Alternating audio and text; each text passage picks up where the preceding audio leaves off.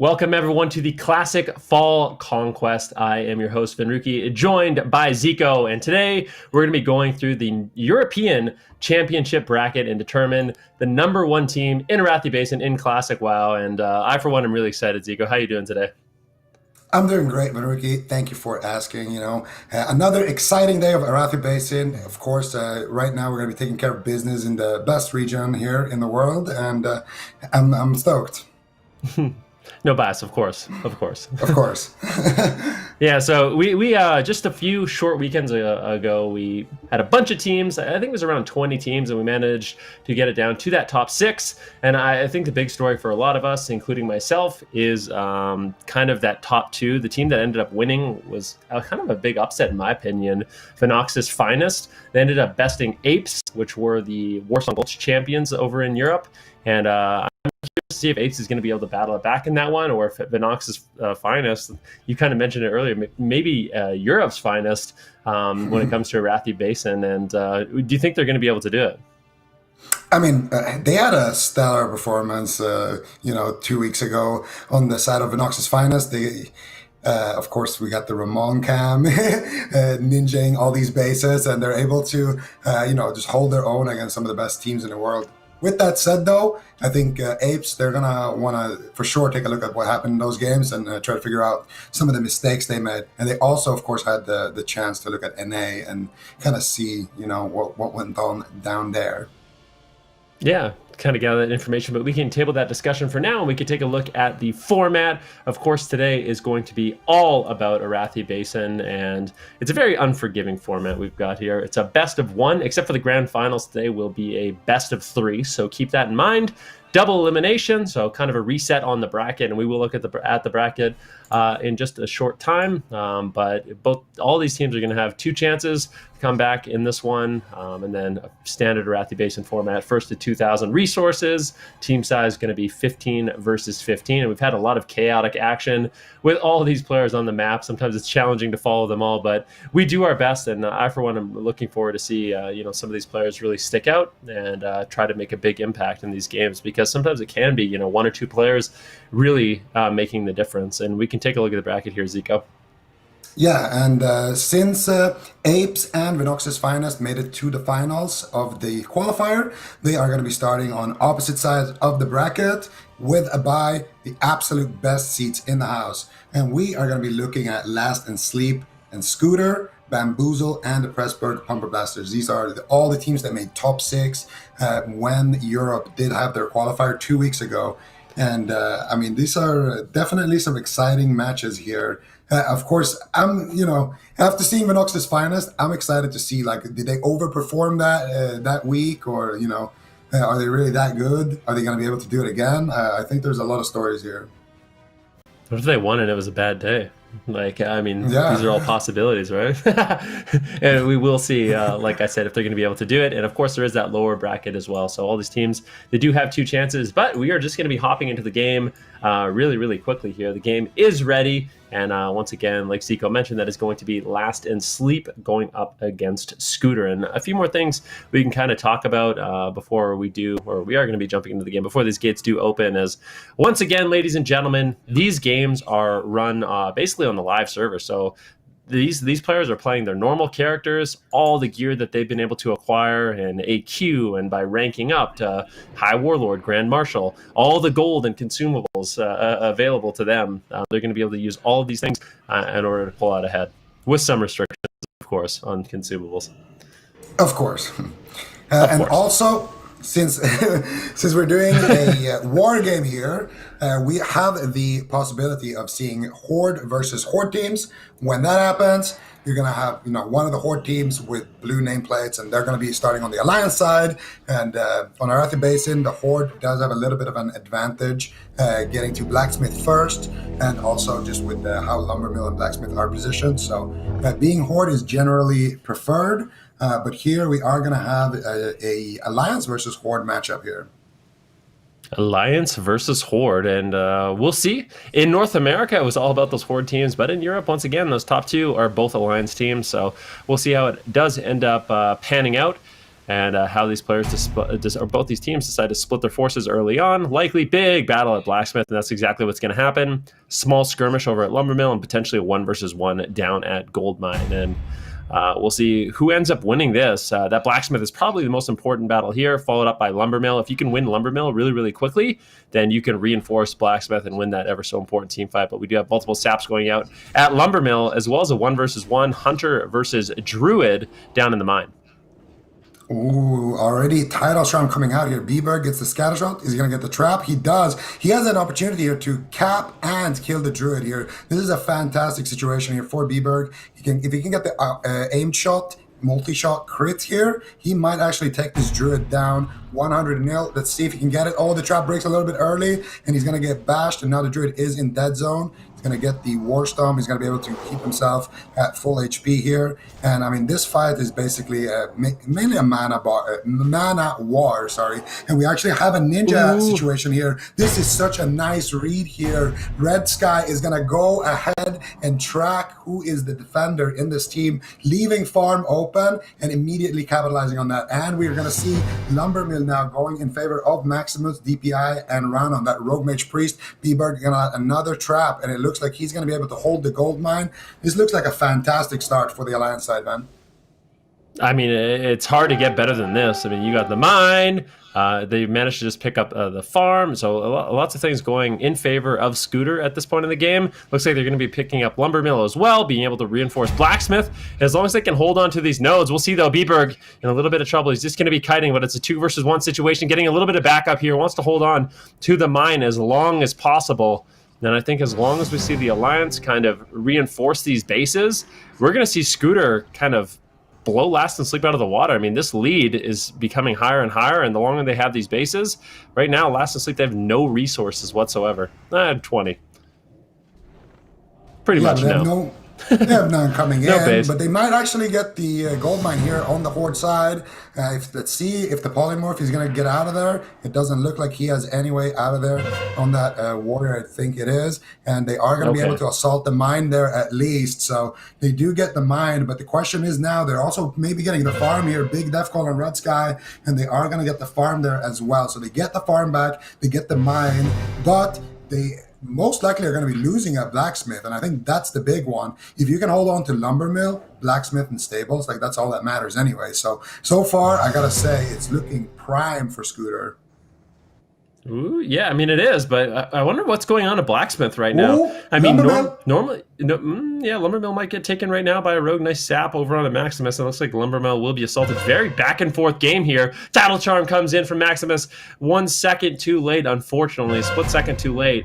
And that does mean that the Lumbermill will go in favor of the Horde. And all of a sudden, we've got Blacksmith. But at the same time, we can see Mine is under assault once again. A nade comes in from very far away. And that will shut down this Warlock from Golmag. Rodal won't be able to pick that up. Now, big Alliance forces going over to the Lumbermill. If they can pick up that base really quickly, you can see the Horde actually managed to pick up Blacksmith. And despite everything that went in favor of the Alliance early on in this game, I feel like now the Horde, they have the golden triangle. They have Lumbermill, they have Farm, they have Blacksmith. That they can just hold on to these bases. They're going to be looking really good in this match. The Horde's got the golden square here. They got Blacksmith, they got Goldman, they're getting Lumbermill. No, it does get a bit of a misplay there. I would like to see somebody spin the flag there, but the Alliance side will hang on to the Lumbermill here at least. Now they do need to wipe out the Horde base here, but since they defended it, they're going to have the graveyard on the Alliance side, so the Horde and Lumbermill should definitely get wiped if things go according to the plan there. And then you're going to see the Alliance are swarming in more and more here into the gold mine, but I do think the Horde should defend this one. If they can send some more reinforcement here, they got some people trickling down from the road. All they need to do is just spin the flag for a little bit, let the graveyard do some of the work, and they should be okay here. It's a pretty even numbers fight in gold mine, but I do think it's going to be going in favor of the Horde if they can send somebody from farm down there as well. They have more people on the road. I do think the Horde, they should be in control here. And now for the Horde side, I mean, it's looking fantastic all of a sudden. They got Goldmine, they got Blacksmith, they got Farm, and they started off with basically the worst possible scenario. Yeah, I mean, things are definitely looking a little bit better for them here. And the Horde, if they can just hold on to these three bases, they're going to be looking solid in this match. Lumbermill right now, there's a lot of alliance there, so they have to kind of decide: are we going to go assault, potentially farm? Are we going to go for blacksmith? And I think these questions are really important to ask. And maybe they even split their forces because there's not too many defense at both of these bases. Horde are kind of tied up right now at mine, so there is an opportunity for the alliance to come back in this one, but have to give big props to Last and Sleep. They managed to play it calm, cool, collected, and come back in this match when it really wasn't looking too good for them. Oh, big push coming in here on farm. They got a lot of people here. They're crowd controlling one guy with the rocket helmet. They're getting a sheep here, fearing people in the water, improved counterspell on the people on the graveyard, and they actually get the farm. What a nice little ninja there coming in with the just team coordination on the crowd control. I think that nade, that was the only thing that they actually could do right there to try to interrupt the cap, and I think the nade missed one person, or maybe it resisted, and that's going to result in a cap just because of that perfect CC chain. So very nice moves here still from Scooter coming in with the ninja place here onto farm. Now they're going to have some resources being sent over there and potentially send another big squad over to Blacksmith, because I do think Blacksmith is the one that matters the most. I mean, farm here, actually, they're getting wiped out on farm. They might actually take you back here. Rodal coming in with the nade from downtown. Can he do it? He gets charged. He gets executed. Now they have more members trickling in here trying to spin the flag, but Virixlol in a full fear here should have no trouble getting that farm base back. But actually, Maximus. No, more people coming in, and Maximus going for a 2v1 here on Blacksmith, man. Ooh, that was a really nice Skull of Impending Doom. Maximus, he went for the Mind Control, he went for the Sap. The Mage ice blocked out of the Sap, and then actually got blinded, but he managed to get the Skull of Impending Doom off, and that allowed him to break out of the crowd control and stop Maximus from the base. So good attempt there by Maximus, but obviously that mind control cap, quite a long cooldown, which means he's not going to have that available for the remainder of the match to try something like that again. It was a nice try, but at the same time, great defense there by the Horde, holding on to Blacksmith. But now they really have to worry. I mean, once again, Scooter, they've managed to put themselves in this situation where they have the outside bases, stable farm, big battle right now at farm, actually, and we'll see if they can pull out ahead. It's quite back and forth. Let's see, Horde are going to end up losing a few players, but constant reinforcements here, and that is that defender's advantage. You always have reinforcements rotating in when they die, and that's why it makes it so difficult to assault bases. Yeah, but they actually did get the farm here on the side of Scooter, so it's not looking too bad for them, but it's going to be tough for them to hold farm if the Horde decides to attack stables. And now we are also seeing a bit of a 1v1 potential here in Goldman. Maximus sneaking around, being ever so annoying here for the Horde side. After that beautiful attempt on Blacksmith, he's going to go and try his luck down here at the gold mine, and that's exactly what he needs to be doing. He just needs to try to apply as much pressure as possible. He rocket arms the pet, he saps the warlock, and now he's going to go for it. Can he get it? And this is actually very, very important, because if you rocket arm the warlock, the fell hunter can dispel it. So he rocket arms the fell hunter, and now he's going to get the mine as a result of it, and then he's just going to sit in stealth. Maximus' job here is just to not be found, because then he can just sap the people capping at the very last second. You're going to probably see it right here, right there, and then he's going to go ahead and do the same thing, and now he gets detected, so now he's in trouble. Now they're forced to fight in a 2 versus 3 disadvantage here. They got Oyestan there. You get the mind control cap. They get a priest on their side, and they can get, they defend the mine there. Nice fear there onto Maximus into the mind control cap. These guys, this game is just chaotic. Everyone is just going for ninjas all over the place. But once again, Maximus applying that pressure, taking that node just even for a few seconds, means farm is going to be completely blue. It's going to be safe for Scooter. Just keep that base for now. Oh no, Maximus caught into the blind of that weapon, and big damage coming in from this Orc Warrior. It looks like he's going to be able to clean up if he can. He's getting kited right now, but it's just so close. Both of these alliances are in execute range. Let's see what happens here. We have the Russian Rogue right now going up to Lumbermill from Last and Sleep, trying to kind of just scout it and see what's going on, but it doesn't that too much is going to happen here. Maximus finding might get dropped, gouging, just kiting around like a true pro. Gnome Rogue trying to even cap the base right now. Yeah, that's not going to happen. I think it was a little bit of an ambitious cap for sure, but that was a good try. And unfortunate, he did get knocked out of stealth. I almost wonder if he should have just tried to fight Like he had a team member who was just kind of getting 1 versus 3. Like I feel like if he had maybe even just attempted to actually do battle, but being a rogue with no cooldowns, what is he really going to be able to get done in that situation? Unfortunately for him, now once again, Scooter find themselves in a position with 3 bases. They are up on resources by about 200 right now, and this lead is developing itself more and more. But this has been probably one of the most back and forth games we've seen so far, Zico. Yeah, it's been a very chaotic game. Usually you see kind of the team throw all of their resources early on onto Blacksmith, but here it's been just a ninja fight. It's been coordinated, ninja attempts on farm with, multiple members going in for crowd control. It's been a lot of 1v1s, rogues running around and ninjaing stuff. We got the Red Sky on that Druid as well, going for that early farm cap. And of course, the Russian Rogue has been, a pain in the rear for Scooter. So definitely a lot of, mixed individual plays here. And that's actually why I have always been a big fan of AB. I kind of like that you're just spread out all over the place and it's like small skirmishes going on. I think that's a really cool part of this BG. And I think that's a really cool thing in general about the Fall Conquest. Yeah, I 100% agree. It's like I was saying, you kind of have this situation where one player really can be impactful. I mean, quite often it's a rogue. I mean, talk about players like Ramon, and even this game, seeing Maximus go for these kind of 2 versus 1 setups using all the engineering gadgets, Druids kind of sneaking around and picking up a base that's undefended. And I think it is really important that you're winning these team fights, obviously, but at the same time, having one player that can be so impactful and go ninja nodes really does have it has a huge impact on the game. And we'll see if anyone's going to be able to do it for the Horde right now. Fast and Sleep, they're getting further and further behind. And you can see this rogue scouting out the stables, but it's a 2 versus 1, so he's going to have to wait for his cooldowns. It's actually a 2 versus 2. There's 2 stealthies here, so let's see if they can set this up. They're kind of just biding their time, really waiting to pick their moment. They're actually going to go for an assault on farm, so you can see from the Blacksmith a lot of Horde are going over to the farm, and that's almost a distraction. You go for the team fight, which you're likely not going to win because of the defender's advantage. But at the same time, it makes it really difficult to reinforce these bases. And now you can set up this 2 versus 2. Maximus actually going for a base once again. He gets the sap. Is he going to be able to get it? The mage ice blocks out into a full blind. Skull impending doom again. Maximus, no. This is the second time he's got his blind skull of impending doomed, and as a result, he will not be capping the space. Although you kind of get the feeling with how fast that reinforcement was, it wasn't going to happen anyways. But a good attempt here. It looks like the rogue will be shut down. Blessing protection does come in from this paladin. Great defense.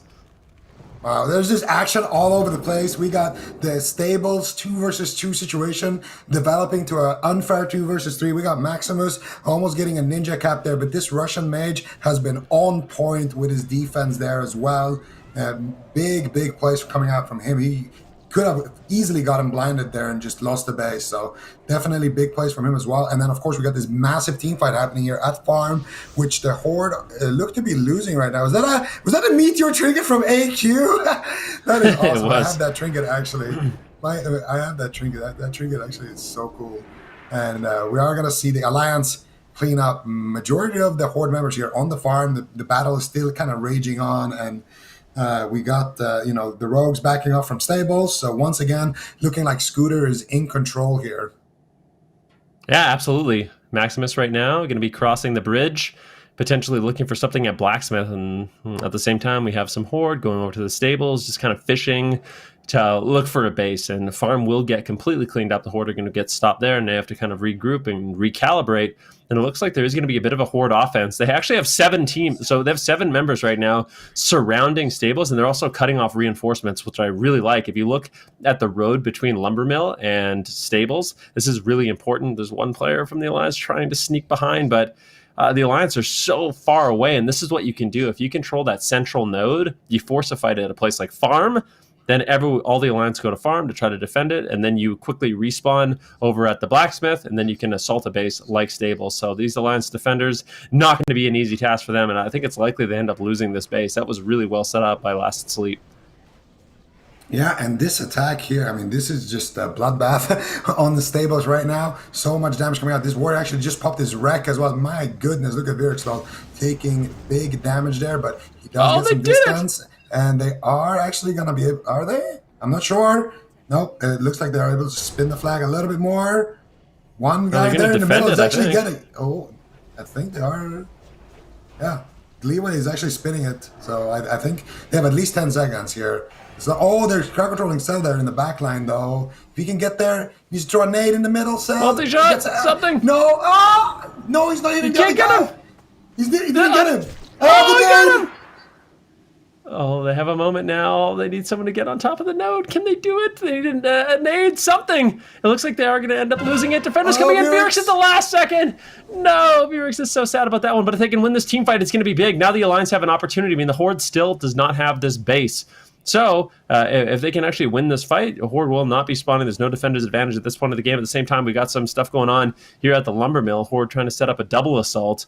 Go for the stables as well. Try to hit the Lumber Mill if you can, but I don't know if this rogue's going to be able to really set up anything. Gets the sap, gets the rocket helm. Maybe he can do it. He's going for the right click. Can he get this cap? That would be massive, and no, it does get shut down by Bjerg.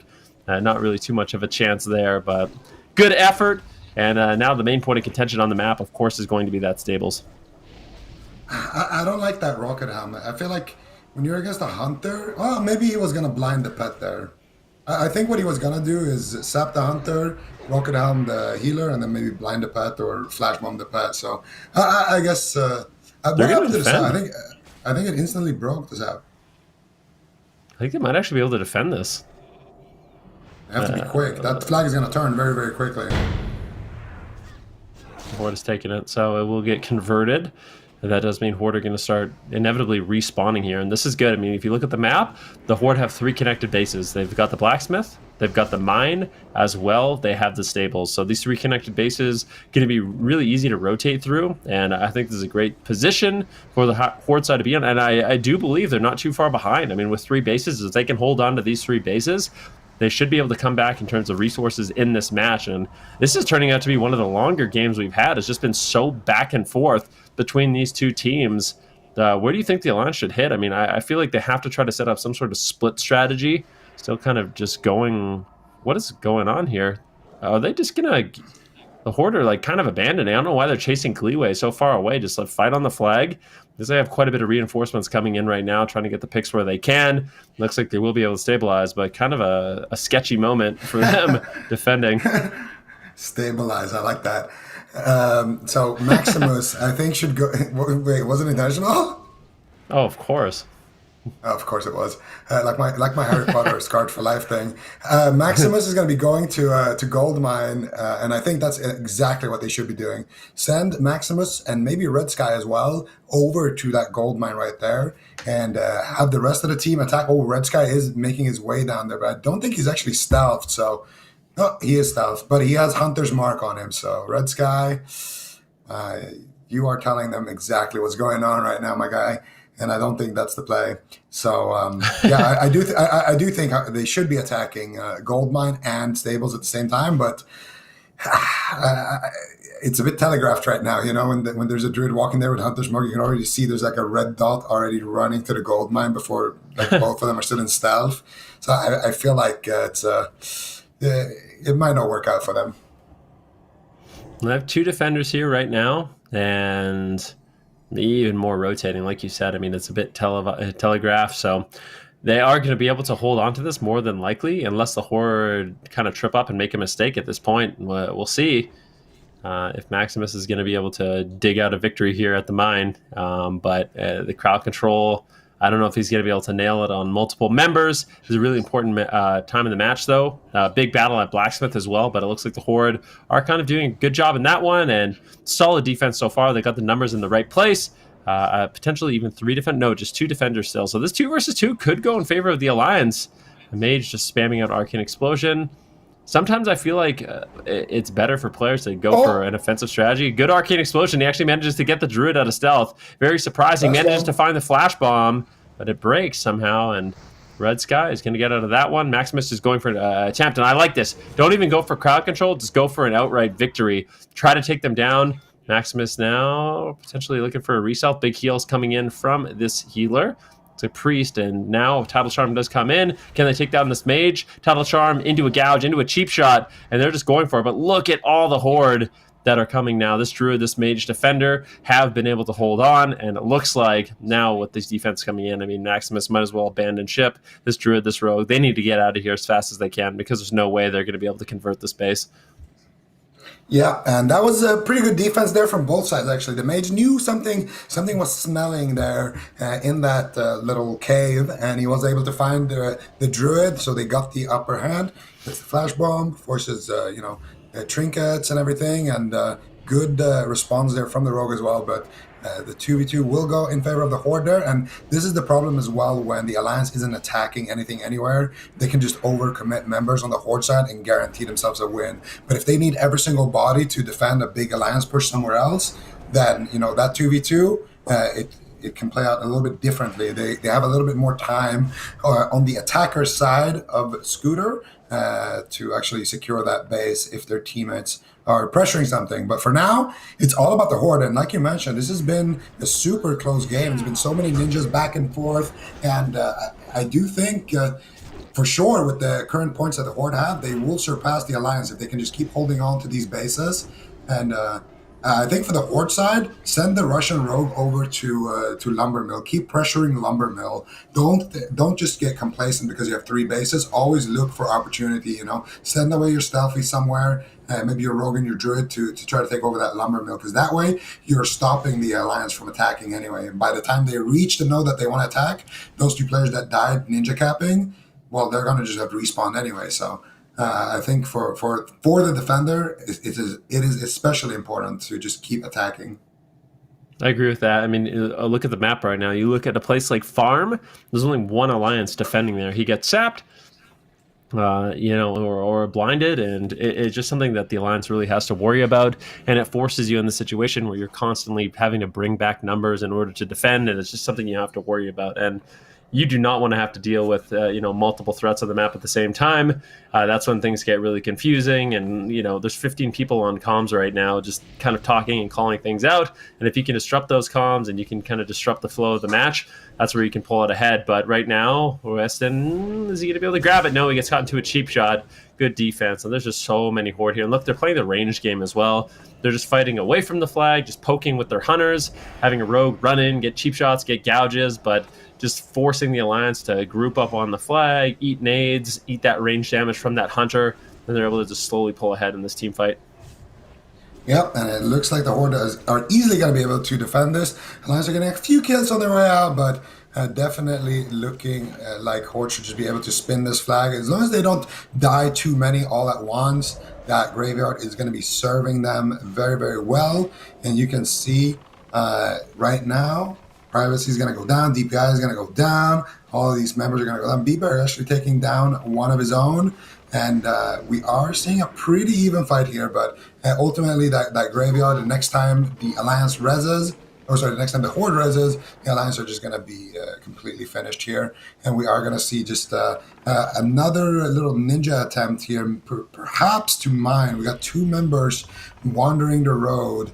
If it's not Red Sky and Maximus coming in hot here on the gold mine, looking for trouble. Let's see, can they find it? There is a stealther right there. There's a good chance Maximus just runs into the opposite rogue right there. And Red Sky is in position here, so they're just hoping to catch something. Let's see if they can do it. The rogue is actually moving away a little bit here. They do see one of the defenders. They get the sap. Red Sky's going to go for the cap here. And Maximus does get taken out. That 10% chance to get taken out of stealth procs right there, but he should be able to get the re-stealth. No, he gets very fired. There's the rocket up coming out, and here we go. This could be big. It definitely could be. Oh, it gets devoured, and once again, Horde, they've got the defenders in the right place. The gouge comes out, the pet as well. Moonfire comes in, 4 members of the Horde.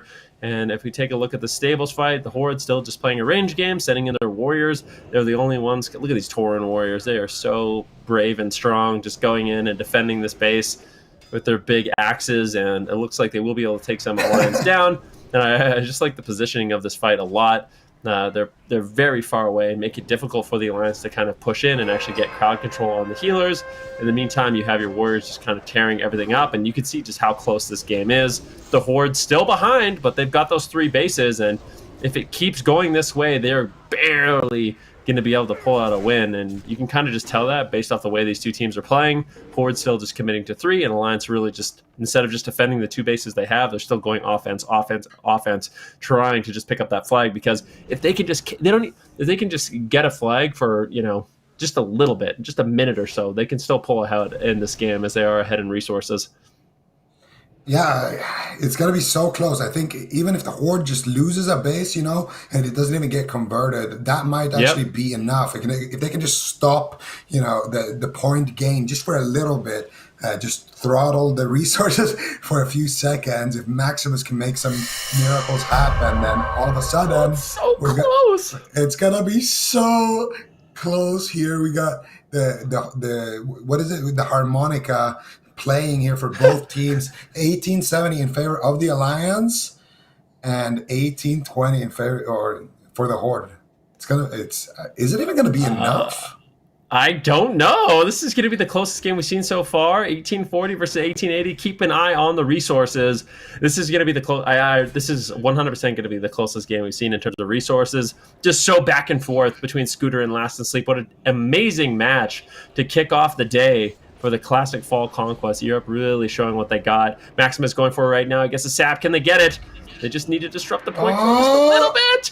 Just a little bit. Can they do it? It looks like they're not going to be able to. Unfortunately, the Alliance, they're trying to assault the mine, they're trying to assault the blacksmith, but Horde they've got so much defense, all at the proper position. It looks like they will be able to hold on, and look at the Horde, they're going to barely be able to catch up. 1930 for the Alliance, they're still ahead in this one. 1910. Are they? I don't know, this is so close. I think the Horde wins, but it's going to be by like a 20-point margin here. Maybe a 10-point margin. I don't know, it's so close right now. It's 1950? It's too close. It's too close to call, man. I don't know who's gonna win. We always know who wins. I think the Horde wins, or otherwise the Alliance wouldn't be spam capping like this. They might actually get it. Arcane Explosion, Cone of Gold coming out here. The Russian Major Warrior coming in, fighting for the last breath. We are tied in points. The Alliance have 10 points more, man. Oh, it's going to be a 1990 game. 1990 versus 2000. No way. No 1980. Way. It's so close. Oh, this is absolutely... Scooter's got to be so sad about this one. There's the 1990, and it will potentially... Is it going to be... 2000 and 1990. What an insane game between these two teams. Absolutely incredible. Too close to really call until the last second of the match. But it will end up being the team of Last and Sleep that does pull ahead on the Horde side. And, look at the scoreboard, Zico. Unbelievable. If they capped that gold mine right there just for a few seconds and then the Horde instantly redefended it, would it have been a tie? Like, what would happen? I don't even know. Yeah. Canada Arathi Basin even tied. This has been the closest match I think I've ever seen. This was insane. Look at all the bases assaulted. Yeah, I know. It was really the most back and forth and most action-packed match I think we've seen in both regions so far. And like I said, this is just a great way to kick off the game. And I think that it actually can tie. I'm pretty sure that it can tie. I've seen it. I think I've seen it before. We'll get confirmation from the chat, of course, but I'm almost positive it can tie. And I don't even what even happens. We haven't run that situation yet, but and maybe we won't. But it would definitely be interesting. Our longest match so far, beautifully done between these two teams, and the real turning point for this match was Last and Sleep. They were able to just get 3 connected bases. They did a really good job defending the 3 of them, just always having the proper defenders, the proper rotators, and it was just too difficult for Scooter to push through that defense. I'm just kind of speechless right now. 10-point margin? If the Lions defended one of their bases in the start for 10 seconds longer, or 5 seconds more, they would have won the game. That's wow. And what a comeback as well from Last and Sleep. They had one of the worst openers, probably the worst opener you can possibly have, and they're able to barely claw their way back in. After that assault on Stables, if that assault right there didn't work, or if they would have capped a little bit later, anything like that, they would have just lost the game. That's it doesn't get better than that. No, it really doesn't. I mean, this is the beginning of what this day has in store for us, and we can take a look at the bracket where we're going to next. The next matchup, of course, is going to be Bamboozle, and they will be playing against the Pressburg Pumper Blasters. And then we move on to the next round. We'll be seeing kind of the first games of Venox's Finest, the team that did end up winning the qualifying stage, as well as Apes. And we kind of talked about it a little bit at the beginning of the show. Apes, I think they are not happy with the result of the qualifier rounds just 2 weekends ago, and they're going to be looking for revenge. As cliche and cheesy as it sounds, they're going to be looking for revenge here today. They definitely want to be pulling out and getting that first place victory and get both the Warsong Gulch and a Arathi Basin champion title. But we do have our game ready, so we're just going to be getting right into these games. And this next one is going to be Bamboozle versus the Pressburg Pumper Blasters. Oh, I am ready for some of that pump from the Pressburg Pumper Blasters. Let's see what they can do. We got how many LA Shamans here? Let's do a little countdown. Let's line them up. We got 2 LA Shamans here, Fancy Fries and Slim OCB. And then, of course, we got how many priests here? Three priests and a bunch of warriors to go with that. A lot of hunters as well. I mean, they got a pretty good comp here, but only 1 rogue. And that's going to be our legendary gamer, Hoo-Ha-Hee-Hee, of the previous weeks, of course. And then on the other side, we are going to have the proud gamers of Firemaw in Bamboozle here representing today. Yeah, no question about it. And there is, I mean, we talked about it a little bit last weekend, but it is. Yeah, this is Earthshaker. This is Hoo-Ha-Hee-Hee. The Pressburg Pumper Blasters did spawn on the Horde side of the map. That's what I was going to mention. They managed both these teams. Both these teams are Horde, but it is going to be the Pressburg Pumper Blasters that do spawn into that side. And some players like to think that the Horde have a little bit of an advantage just based off the map positioning. So we'll see how Bamboozle is going to react to that one. Winning this lumber mill battle is going to be really important, trying to reinforce Blacksmith as quickly as they can. But we'll see in the early stages how many they did commit to mine, if they go for mine at all, if they pull their defense. You can make some pretty risky plays, but sometimes it ends up paying off. I mean, if you have a defender at stables and then you pull that defender and give you an extra body at lumbermill or mine and they don't assault it, that can really turn the tide of a fight in your favor. All right, so we got Firemaw versus Earthshaker here. 2 Horde teams going at it in the upper bracket here. Let's see what they can do here. We got to see a big fight coming out on the lumbermill right away. Both teams sending nobody to mine. I mean, that's something that happens sometimes as well, like in pugs. It's kind of interesting to see how these games are developing here. Last game, both teams pulled their defenders from, or both teams this game have pulled their defenders from stables and farm. They're both just all inning lumbermill and blacksmith. No one is sending anybody anywhere else. In fact, the Horde are going to be sending one of their defenders back to farm. The Alliance, they're just playing with no defenders there straight up. So the Alliance are going to have the numbers edge into this fight, but it looks like the Horde is actually pulling out ahead on lumbermill at least. Well, I mean, they had the first person pull back to the graveyard, so they managed to get some defenders out as they had no choice going back to the graveyard. Now, actually, Alliance sending back a defender at the stables as well, so bodies being repositioned on the map. I can't help but feel like just send one, go gold mine, and you can pull ahead on resources that way. But they really are committing to these 2 fights, and it looks like the Horde are going to be able to pick up the lumber mill, and they do.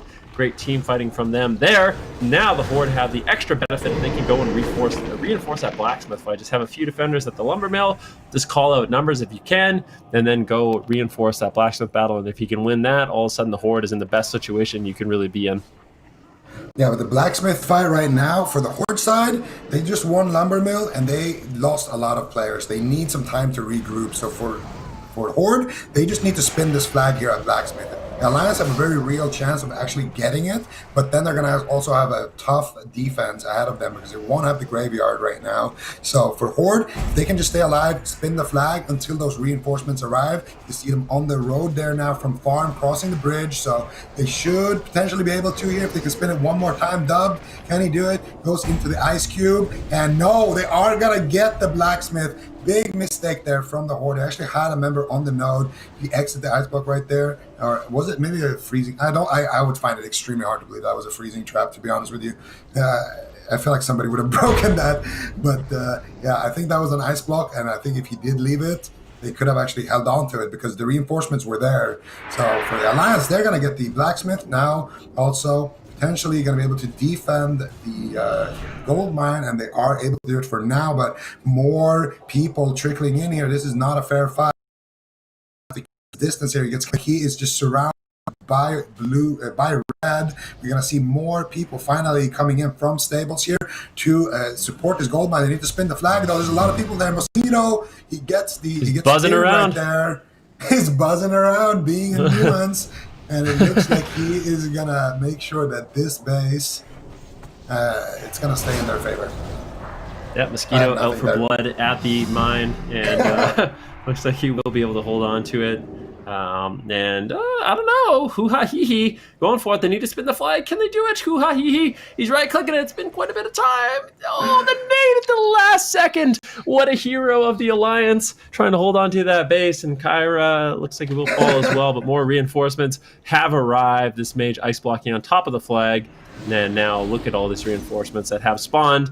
And all of a sudden, Bamboozle on the Alliance side of the map, they've got the blacksmith, they've got the stables, and they've got the mine. And this is the combination we saw our last team win with. And if they can just do a good job rotating in this one, I think they might be able to pull out ahead in this one. Yeah, but there is a big push happening here on the blacksmith. Let's see if the Pressburg Pumper Blasters can find a node. Right now, YWN is doing a great job just spinning the flag, keeping himself alive. And ooh, look at that sword. He's rocking the sword from Twins right now. That sword is actually really bad for PvP, but it looks so cool. So I respect that play there. and handle it, though. He doesn't want that. He's rocking the Cthulhu Axe. These guys are rocking some beautiful looking weapons here from AQ in Phase 5 here in Classic. Yeah. And we are going to see... I was just going to say, and unlike the sword, this axe is actually both beautiful and functional in PvP. So definitely can have a bit of an edge here. And you can see both these orc warriors just running in with their big, strong axes. YWN with a sword trying to get something done. Can he do it? He's almost getting the execute over on the Buzzo. Buzzo getting picked off would be a nightmare for their team. There's going to be no reinforcements coming in from them. And every time the Alliance, I mean, if you're a defending team and you can get a pick early on in a fight, it just puts you in such a great position, as those reinforcements just take so long to get back. We'll see. It doesn't look like anyone's just spinning the flag just yet.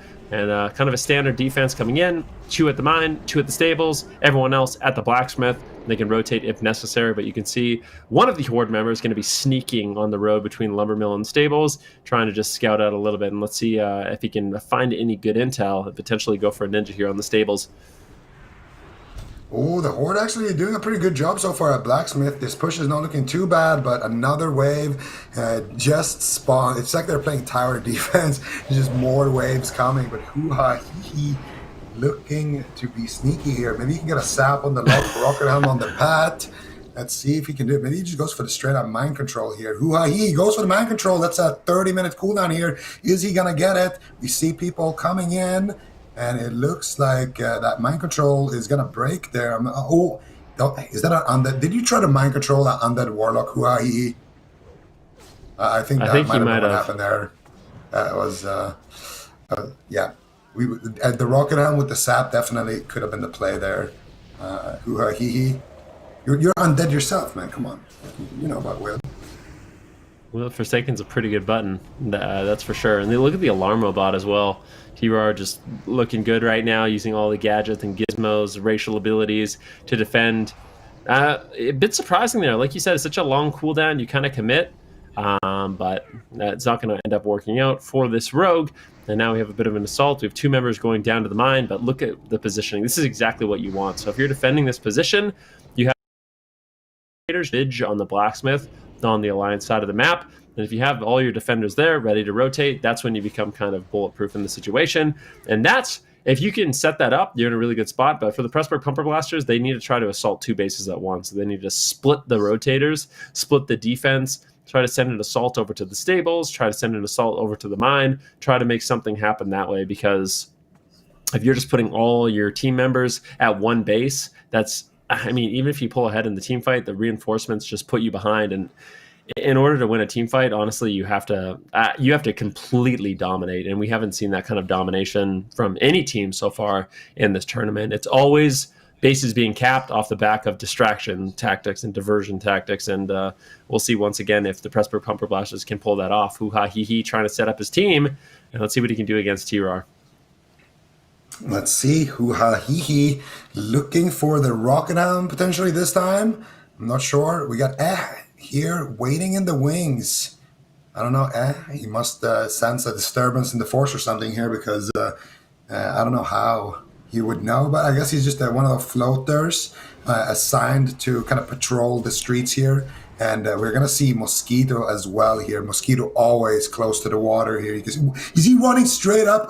He almost just ran at Hoo-ha. He just charged at him, just RNG'd him. But there's a big push happening here on Goldmine. Big chain lightnings coming out here from Fancy Fries, looking to deep fry some of these people here. Can they get the cap here? They got one person going for the click. Everyone else is getting CC'd, but Venom Heals throwing in the nade from downtown. The rank 1 lightning bolt coming in as well. Tsira coming in as well with a few shots there onto the one person capping. Everybody else is just trying to, destroy all the people trickling in, and actually going in for the mind control ninjutsu over here at Lumbermill, man.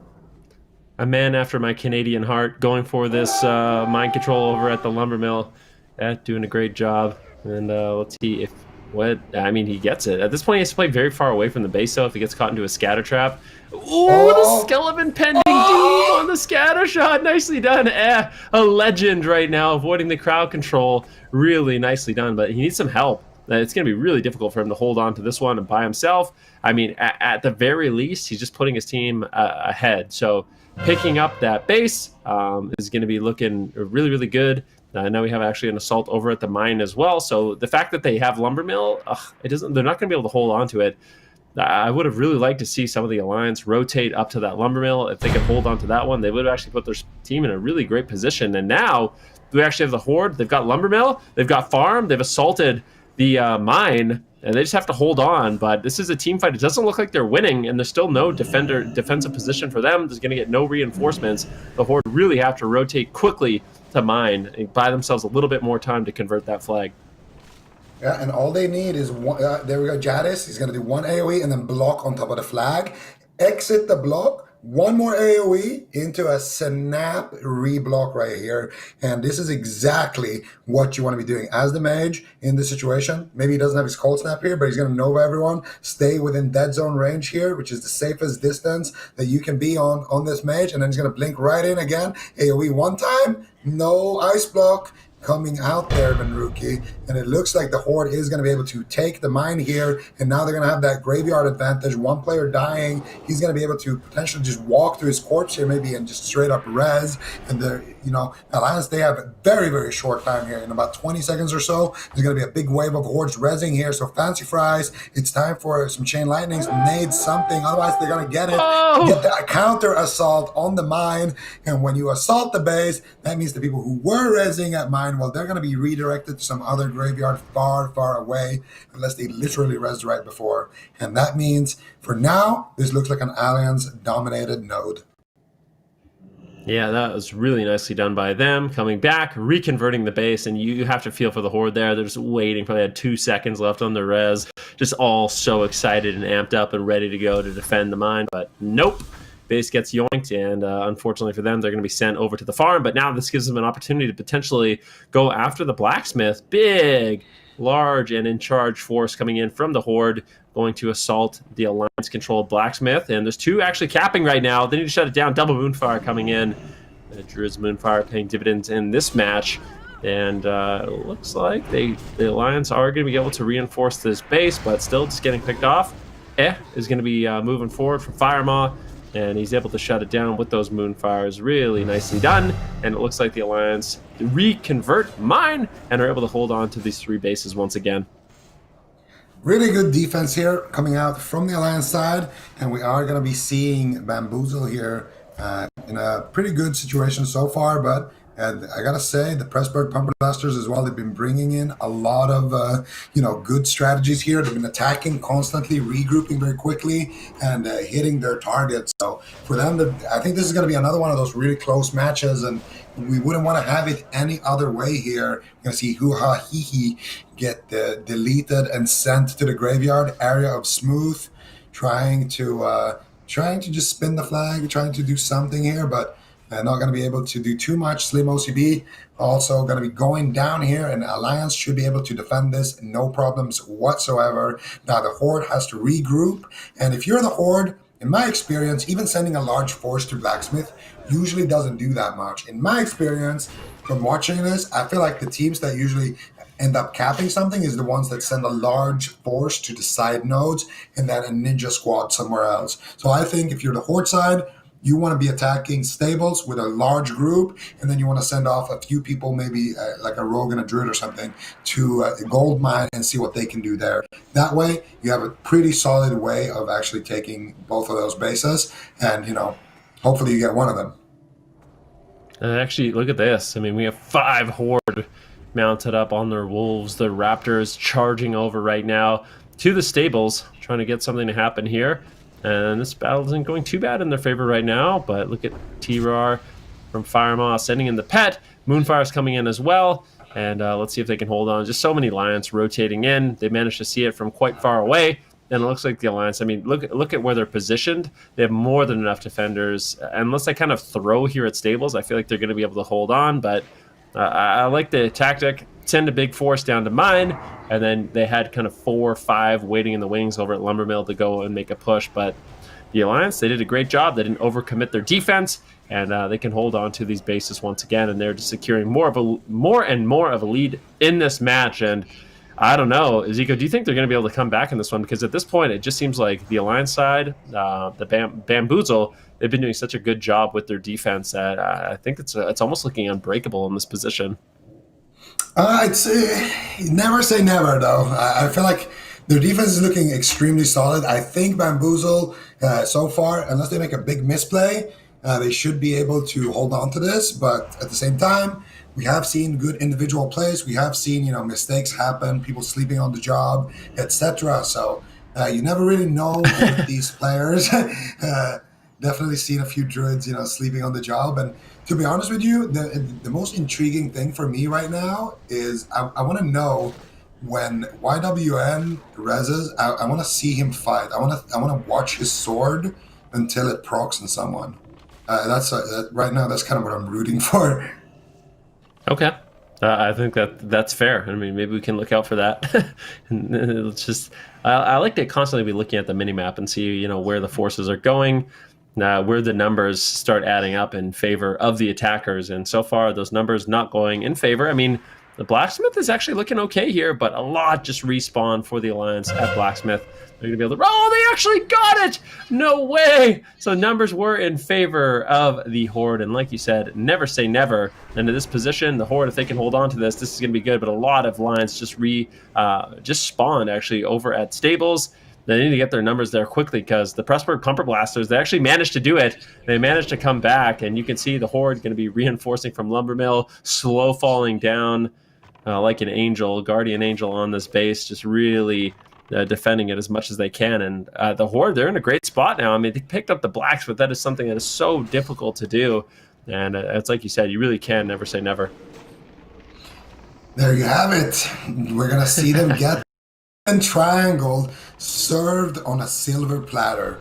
Absolutely beautiful here. The Pressburg Pumper Blasters. Yeah, are they setting us up for another heart racing ending here, or what's going on here? I feel like Alliance have held a pretty solid 3-2 for a while now, and all of a sudden, if the Pressburg Pumper Blasters can hold on to it, are we going to get another close game? The Horde has finally taken the Blacksmith. The points are slowly but surely going to be ticking in the favor of the Horde.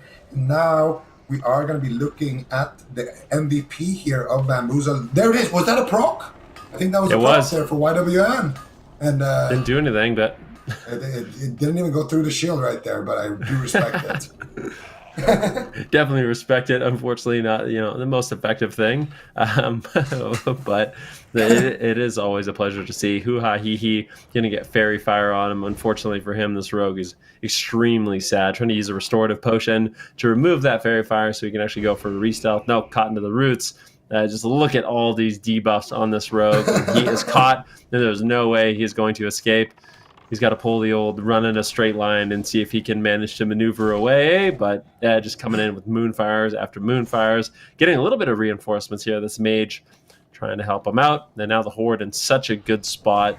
You could make a good argument that this position is even better than what Bamboozle had with the mine. As Lumbermill is just, it's really nice. I mean, this is the problem. So the reason why Lumbermill is so good is because if you assault the lumber mill and then you also try to assault the blacksmith, people at lumber mill, as soon as they clean up, they can just slow fall down, and it's really really quick to reinforce the blacksmith. Whereas if you control mine, it's not nearly as fast. You can't slow fall up from mine to blacksmith, and it just is such a good defensive position to be in. And it's why when teams get in this position, they often end up winning the game. But really, really close in terms of resources still in this one, and I think this is going to be another one of those nail biters. Oh, my heart isn't recovered from the last one. We are going to see right now the Pressburg Pumper Blasters in a very commanding position. Hoo-ha, hee-hee. He's like, come on, man, kill me. And Ciro's like, no, I'm not going to kill you. So he's like, all right. It's all good. I'm leaving. And then Ciro's like, well, now I'm going to kill you. So there it is. Falling 2 here on the mage. Don't go to stables. Whatever you do, dubbed, there's a druid there. There's a SL warlock there. Both of those classes, you hate them. Do not go there. We'll see if he listens. I mean, look at what the Alliance are trying to set up right now. Bamboozle. What kind of trickery are they going for? They're actually just going to do the good old wraparound strategy here at Lumbermill, but they're kind of getting cut off on the road.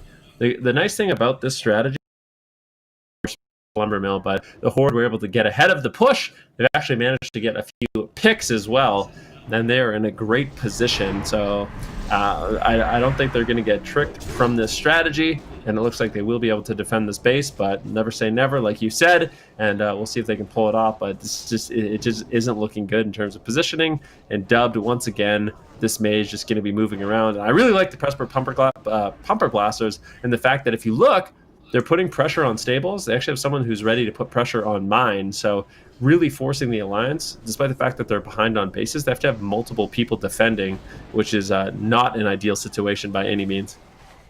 Yeah, and Dub there trying to slow down everyone who just rezzed on the graveyard there at stables, but unsuccessfully so, I would say. He gets,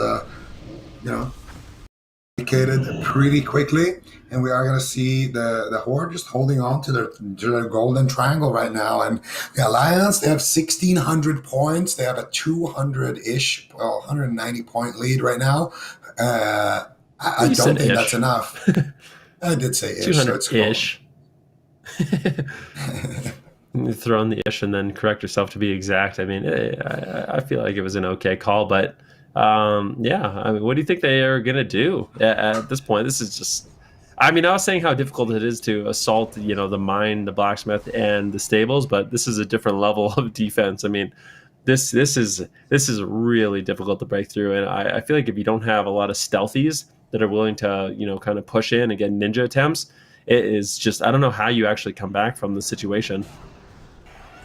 Yeah, I think you just gotta, just gotta send all your forces somewhere and try to ninja something else. And I mean, you just gotta hope that that your rogue knows what he's doing. I guess. I mean, it's either that or you gotta win a convincing team fight, or maybe we'll see what we saw actually last game, where you had 4 different people all with rocket helms just charge a base, try to mind control cap, try to CS, try to rocket helm multiple people, and just try to steal a base that way. I mean, we have seen people get creative with it, and that's the thing. I think for AB, it's just all about the engineering gadgets and just kind of execution. If you can execute a situation where you can control everybody on a base and give someone enough time to actually just steal it. That's all it takes to win a game sometimes. Sometimes all it takes is just your rogue winning a 1 versus 1 or crowd controlling someone and stealing a base away. So it can just come down to anything.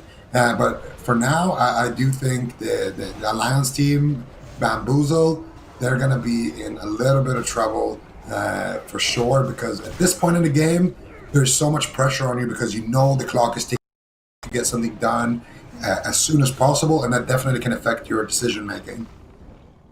Yeah, I mean, time is of the essence. There's only 300 resources left in this game. The Horde's still trying to play catch up just a little bit, but I think they are going to be able to do it in this situation. So the Alliance still, they're trying to make a play and try to just get a numbers advantage somewhere, trying to get a ninja cap somewhere. Looks like they're trying to set something up at Lumber Mill, but it's going to be a 2 versus 1 situation. A little bit of reinforcements, actually. They've scouted it out. Look at this. 2 more riders are coming in from the stables, and this is a 3 versus 2. And if they can get some Alliance to just cut off reinforcements, they need to get someone in position between the farm, the blacksmith, and the lumber mill to cut off the Horde reinforcements, because at this point, look at them. I mean, he's in stealth right now, and doesn't look like they're going to be able to actually assault this base. The Horde reinforcements coming. You can see 3 charging up the road right now. They actually ended up losing the fight anyways, so super unfortunate for them, but that's the kind of plays you really do have to make if you want to end up winning it. And I think that's something I want to see a lot of these teams do more often, is try to just get players, potentially even stealthies, just into a position where you can cut off reinforcements and really secure your numbers lead. Van Flasken going to be going for a cap over at the farm, but he gets shut down. He's going to get dropped. Hoo-ha, hee-hee, potentially going to assault this base as well. He gets the mine. Add insult to injuries. The Pressburg Pumper Blaster is going to pull out even further ahead in this one. Big plays coming out from Hoo-ha, he blinds the Phalanthur, saps the Warlock, and now he's going to get cheap shotted into a trap right there. But, at this point, when a game is this close, even just cutting off the supply of resources, just 2 ticks, seeing what happened last game with a 1990 to 2000 game, I mean, Hoo-ha, he knows. He's like, my job here is done, and then he's gone. And, I mean, seeing how close last game was and how close this game is, the fact that Hoo-ha did that might just be the final nail in the coffin here for them. I mean, ooh, look at that. We've got some added little production there. We can see the Horde wins in 1 minute and 40 seconds, so no more guesswork coming in from us. You can actually see a clear winner. So we've got that, and making additions here mid-tournament. Absolutely love it. And that does mean that the Alliance team, the pressure is on for them to actually try to make a play here, as we've kind of expected. They are going to be pushing over to Blacksmith. Horde, they send in some AoEers to need to try to disrupt this cap, and it looks like they are going to be able to do it on that Druid, going for a bash, going for crowd control, going for a charge, just trying to shut him down, but it looks like this Blacksmith fight is well defended here by this Horde squad. Yep, and you have it there. The Horde will be winning this game if it plays out exactly this way. I mean, for the Alliance side, they don't even have enough people on the other bases to actually make something else happen here. So for them, well, actually, I guess if they take 1 base right now, they have a chance. Well, right. No. Wait, you gotta time it. Wait, it's not this tick, it's the one after. No. Right. Let's time it. They gotta take the base right. No. Oh yeah, right now would have been it. Yeah, that you would have been right about that one. So, is this going to be another 10-point game? Both games today within 10 points of each other? This is absolutely ludicrous. 1970 for both of these teams. And imagine how close it would have been if Hoo-ha he hadn't cut off the resources. Did he just win them? Are they going to pick up Lumber Mill? What's happening? What? In 1990? No, what's happening? What? Just so managed to get the Lumber Mill. Way. Oh my god. No way. What? What's happening? Who's gonna win? Is there a glitch in the Matrix? What? What? The Alliance win! They drop Lumber Mill at the last second. Are you kidding me? What? Are you kidding me? They dropped Lumber Mill at the last 5 seconds of the game, and now we're going down to the lower bracket. Never say never. Me. Something you said is during that game, never say never, and I will never, ever try to call a game like that again. What is happening? The Pressburg Pumper Blasters, they lost. They actually lost. What? They can't believe it right now, man. I can't believe it right now. I thought they would win that for sure. I feel like What? this is In one the of those production, you guys lied to us. You thought they would win as well. Yeah, but they didn't What? lie. I mean, if they didn't get I'm just Lumberville, they would kidding. have won. That is Wow. insane. Production can't see the future, and I'm very upset about it. Yeah, no, this is unacceptable. What? So the game actually got decided on the last resource tick. This is absolutely insane. Like, what is happening? What is happening today? 2 games in a row, 2,000 and 1990 resources. Yeah, they got bamboozled is right. And I mean, this is one of those situations. I mean, you want to talk to your children about hard work and determination and not giving up. I mean, this is the perfect thing to show them. Bamboozle, battling it back. They thought they were going to lose. They managed to pick up a base at the last second and pull out a victory using the power of teamwork and friendship. And it's just a beautiful thing to see. Pressburg Pumper Blasters, they really, I mean, this is kind of like the definition of tripping line. And they're going to go to the lower bracket as a result. Are they going to face? There's no way they're going to be playing a Scooter in the lower bracket. The battle of the 1990 Andes. I don't know. Bamboozle actually bamboozled all of us, man. With that, they're definitely living up to their name, and I don't think it gets closer than that. I mean, no, it literally can't get closer than that. No, you're right. It quite literally can't get closer unless it's a tie, and then it can. But but I mean, Bamboozle, they had it all along. So yeah, yeah, we all knew it for sure. But guess what? Bamboozle's big prize is they get to go play Apes now in the next round. So we got Venox's Finest, the champions from 2 weekends ago. Or maybe don't call them the champions, but the winners of the qualifier round. They're definitely the team to beat right now. They're going to be going up against Last in Sleep. That'll be our next round. And then, of course, Bamboozle has earned. They were able to kind of, I don't know what you want to call that. They were able to do it, though. They were able to battle their way through that matchup against the Pressburg Pumper Blasters. They will be playing against Apes. Now, looking at these two matchups, Zico, what do you think? What do you think is going to be going on in these ones? All right, so let me tell you about game number 1. Venox's Finest beats Last in Sleep, 2,000 points to 1990. Bamboozle loses to Apes, What? 1990 to 2,000 points. You think we're going all the way? Today. I mean, Every single that's game is going to be a 10-point. Well, every single game has been a 10-point so far, so I mean, I feel like it's not that far-fetched, actually. Okay, fair enough. Fair enough. You know what they say, though, about lightning, right? Well, it strikes literally twice in a row at the same place. I think maybe it was. Was it the lightning contained in YWN's sword they were talking about when they said that? yeah, potentially. I mean, maybe that's the one in the game, the mighty lightning and his sword. It's a possibility. For sure. Won them the fight.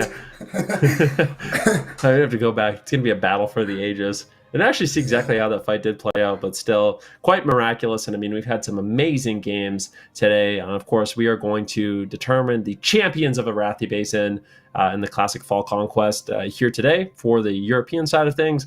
Tomorrow, we're going to be battling it out in North America and determining our North American winners. But I feel like we couldn't have asked for a better start in the day. I think it's quite literally impossible.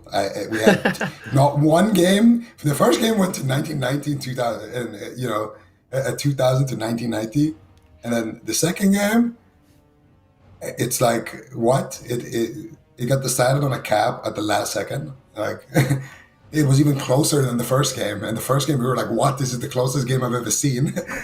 So yeah, how does that happen? I really don't know, but I feel like there's got to be like a glitch in the Matrix or something going on right now. There's got to be full moon or something. Ooh. I'm not sure. All right. Well, I mean, here we are. Venox's Finest, Last in Sleep.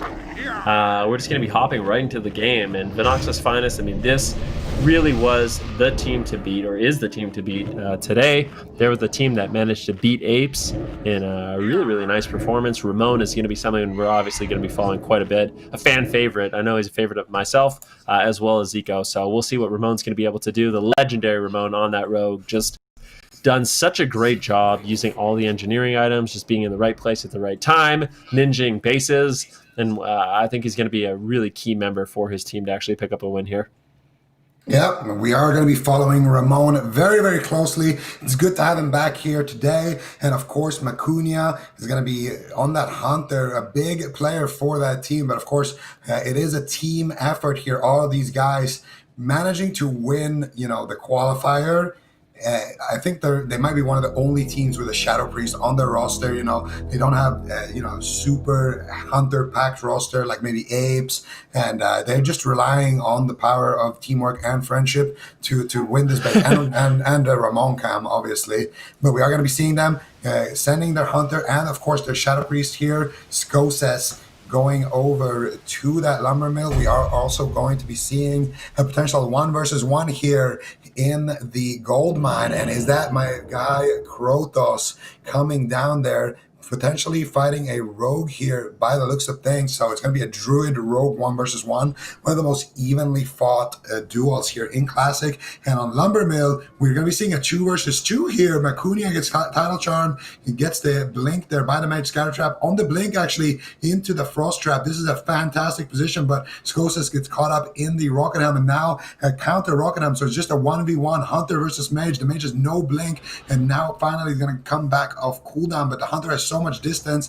The goblin mortar whiffs as well. The warlock gets in with the death coil, and now Skos is finally out of crowd control here. Should be able to heal Macunia a little bit here. Can he get the heal up? He gets counterspelled. That mage warlock duo too strong there. Macunia though with the soul stone traps the warlock, gets dispelled out of it, and Macunia is super far away. I think Skos should just go for the cap there. I think he made a big misplay just running around there. I think he should have just ran straight to the node there. Now he's going to get polymorphed into fear spam here. And it looks like they are going to be able to take... Oh, look at farm. Look at it. Look at who's maneuvering around farm, just going for it. Is he going to be able to pick it up? It's close. Ramon always in the right place at the right time. Is he going to be able to actually get it? Unfortunately, doesn't look like it. It's actually going to be the Russian rogue from Last in Sleeve that does manage to pick up the stables. So in a wild turn of events, it is Ramon unfortunately shut down at farm. Then stables gets picked up by the horde. Now the horde looking good. They've got stables. They've got blacksmith. They have the farm as well. They have a gold mine, not blacksmith. Blacksmith, I'm still not sure. Is it in favor of the alliance right now? I think it might be. I can't actually tell by the minimap, but I think they actually do have it. And now if the alliance can redefend their stables and they can pick up the lumber mill, they're going to be looking good in this one. Very, very good situation here. They are going to be able to defend the stables. And right now, lumber mill also still unclaimed. So the horde are going to kind of overcommit to lumber mill. I think the alliance are smart here to potentially try to just back off from there and send their forces to gold mine. You're going to have, the Bermuda Triangle, which is gold mine, and blacksmith, as well as your home base, farmer stables. So they're going to be getting that instead. It's not as easily to defend blacksmith and gold mine at the same time if you compare to lumber mill, because you can just kind of jump down there. Oh, Ramon, he actually gets it. The first ninja of the game, but Ramon gets taken out of stealth by that nade, and that's going to be an immediate defend coming out from the horde squad there. But he does buy himself a little bit of time. Ramon getting trapped now on 1 HP, but he is going to die right there. And I mean, Ramon buying a lot of time for himself. Yeah, but I don't understand.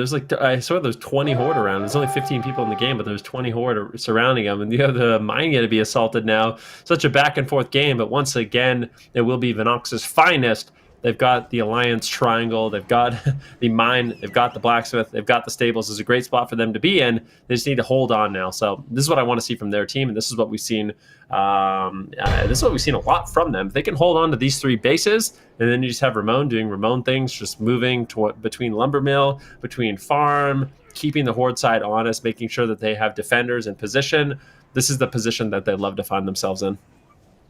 Yeah, absolutely. I mean, this is exactly where you want to be if you are Vinox's finest. Hold on to your bases, send Ramon around to just be annoying, And that's how they won the qualifier, and they're looking to do it again. These openers have been so well executed. They hold on to Lumbermill just long enough for them to be able to trade it somewhere else, and it's you got to give them credit. I think Venox's Finest, their biggest strength is the fact that they are so good at these rotations. They're good at knowing when a base is lost and when they have to trade. On the opposite end of the map, their macro game is fantastic, and of course their defense as well. They always have a lot of defenders everywhere. I mean, you just look at the minimap right now. You got 2 people on gold mine. You got 1 person in between stables and gold mine as well as blacksmith. So they have 1 defender just in a prime position to back up anywhere that they need immediate attention. And then they have 2 people on the stables. One of them presumably is Macunia, the guy at the river right there,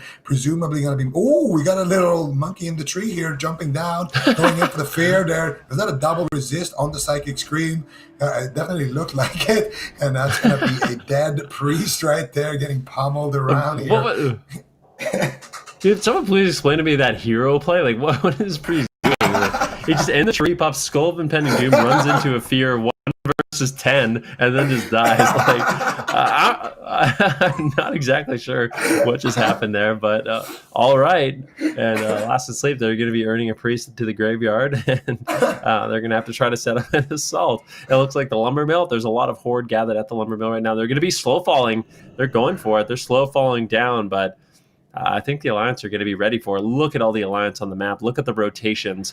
They're able to get there, and now there's a lot of defenders in position, but at the same time, Horde, they're looking to set up an assault at the mine, and this is exactly what you want to do. Put pressure on Blacksmith, and then have 2 offense down at the mine, trying to make something happen. At the same time, you have Ramon waiting in the wings at farm, and this is going to be a very spicy moment in the match. Oh, we got the 1v1 here at Goldmine. Actually, kind of a 2v2 more like it. And we got Ramon with the 30-minute cooldown mind control cap. We got a mage blinking in across the water. I don't think he's going to be able to make it for the nade. Ramon once again here stealing away the pumpkins from Last and Sleep. And now Ramon gets finally caught up in the nade. He actually gets a blind there onto the mage. I believe there's a nade from downtown. Ramon with a little bit of backup here gets sheeped up. He kills the dog right there. But now the mage could be able to take this. Ramon might have PvP trinket. Does he? That is the question. Doesn't look like it. And the mage is going to be able to defend the base. They lost mine. Barely right there, but they do actually lose mine in the process here. The Alliance side should be able to take this back, no problem, though. Once again, because of Ramon, look at him, or definitely partly because of Ramon. Look at him. He's holding many members. I mean, look at that. Crippling show on one guy, gouge on one guy, blind on one guy, kidney. Is he going to try to take somebody down here with him as well? A healer as well? What is happening? Ramon looking like a raid boss. He's going to kill the priest? No way! What is happening? Like, just take him down. Why don't they just... Ramon is an absolute monster. I mean, this guy's literally a legend at this point. And I think it is really important to note. I mean, the Horde was able to pick up the Blacksmith, but because Ramon put pressure on the farm, all of a sudden, instead of Horde going and reinforcing mine, they had to go back and pick up their base once again. And we saw there was 7, 8, 9 Horde at the farm, all because of Ramon. And then Ramon still manages to trade killing blows and take down the priest. I honestly can't believe what's going on in this game so far, but Venox's Finest, they're still looking good in this one. Yeah, and we are going to see another Horde attempt here from Last and Sleep, pushing in, trying to get that Blacksmith, but it's looking like they're not going to be able to do it. 2 good defense coming out from Venox's Finest. And, this ninja attempt right here, a less experienced team would have 1 member only on this base, and that would be extremely tough to defend against these 2 stealthies here from Last and Sleep. But they got 2 members here at the gold mine, and they have they had a floater in that position on the kind of Alliance side of the bridge leading to Blacksmith, and that member has been pulled in to kind of assist here at Blacksmith instead, but he was also ready to potentially defend gold mine.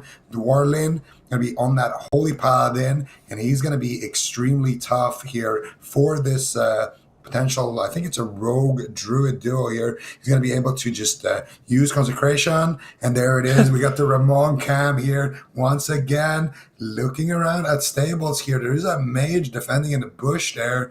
Ramon I think he knows there could potentially be more members. He's scouting the area here, trying to see what he's working with. And now we are going to see that 2v2 happen here at Goldmine. They get the mind control cap. They force out the Divine Shield there, though, from the Warlin. And that is why Paladins are such a nice defender. You're going to be able to guaranteed buy your time with that Divine Shield. And now Valerie should have enough time here to potentially come out from that mind control cap and potentially spin that flag for a little bit longer. Ramon now going for the sap here, going for the ninja cap here onto farm. Can he get it? He does get discovered. The sap breaks, actually. He's going to go for the 1v1 against the mage. He pops a free action potion. Gets purged, though, by the shaman in the back line there. Flame Shot comes in, and there it is. Chain Lightning. No, Lightning Bolt, actually. Ramon reflecting a Frost Bolt and killing the mage in the process. My goodness. This guy is an absolute legend. If there's 5 people at farm, he's going to take somebody with him. If there's a 2v1, he's going to take somebody with him. He does not care. Ramon, absolute legend. That dude, I already know Ramon's. He's going to go back in this VOD and watch. He's really feeling himself right now. Taking down priests 10 versus 1, taking down mages in 2 versus 1 with reflected frostbolts. He's making a montage in this tournament so far, but beautiful plays to see. You can see Crit right now is getting Crit just a little bit into a mind control cap. Going to be run around. Look at this gnome go. He is quite fast in this position. But the Alliance still looking good in terms of numbers on their defense. A bit of an attack here over on the stables. Let's see. Horde manages to get a few picks. They might be able to actually make something happen here. Some reinforcements have arrived. And at the same time, we have the Horde assaulting mine. And I have to say, Last in Sleep, I do want to give them credit. They're doing a really good job making sure they have pressure points on multiple nodes on the map. And so far, this has been a really, really great offense. And you kind of get the feeling if this keeps playing out, they do have a chance to pick up one of these nodes. It's not looking too bad, and I mean, we just can't call any games anymore, guys. Like, after what we've seen today, I think it's fair to say we don't know who's going to win. It's impossible to say who's going to win. Some base might get ninjaed, and the game might just end with a 10-point differential that was decided within the last, 3 seconds of the game. That might happen. It could. It has. And now we are going to see big flag spins coming out here, once again, from Venox's Finest here. Doing a good job here. Mr. Crit, getting a few of his own right there. Going to be taking down all of those zombies there that he had to ZF down really quick at that base. And now he's going to be returning back to his post. We see a nice kind of quick push here happening onto Blacksmith, but I'm not sure if this is going to be enough. They need somebody on that bridge to cut down reinforcements. They do have someone actually that's being sent over there, so potential here for this Blacksmith, but so many people just res that lumber mill. They're going to have to slow fall across here. Let's see if they can find it. Oh, he's full-blinded! Ramon! And Ramon once again. My goodness. Is this the 3rd time he takes farm this game? Oh, we got it at the last second! Just constantly getting this base. Ramon, it looks like he will get dropped relatively soon. Manages to hold on a little bit. Potion's coming in, just trying to heal himself back up, using the Fire Reflector to avoid some Fire Blast, but can't reflect those Arcane Explosions. Nicely done by the mage, just spamming Arcane Explosion and taking him down, but man, if you're this mage defendant, you got to be feeling really bad right now. It's not a great feeling to constantly be losing these 1v1s, these exchanges, but I actually don't even like the fact that they have a mage on defense. It feels really hard for him to actually hold on to the base. I mean, he was able to buy a little bit of time, but I honestly feel like they need to have someone else on defense against Ramon, because this mage, he's got no ice blocks left, I do believe, and if he just gets sapped, they lose. Who can defend against Ramon, man? We've seen him steal the base from basically every class in the game. This guy is unstoppable right now, and we are going to be seeing... Maybe C-Rap is the only counter here. We did see him take down Bobka in North America, but for Ramon, he's just been a menace here. And look at him, already in the water, swimming across, looking for some pumpkins. Yeah. Yeah, I mean, there's no better time to do it, really. I mean, the fall season is approaching, Halloween is on its way, so picking up the farm, picking up those pumpkins. I'm just gonna keep making that joke over and over. Ramon once again moving forward. Here we go. I know you'd expect no less from me at this point, so I do appreciate that. And Ramon, I'd be Go ahead. disappointed if you stopped making that joke. I mean, we are just getting closer and closer to Halloween, the Nox's finest, getting closer and closer to putting Last in Sleep to sleep in that lower bracket. And we're going to have to wait around a little bit for the next opponent. And we're going to see Ramon here looking to take another one of this, another one of these points from his mage. I do want to say the only thing looking spooky in this game is going to be Ramon once again.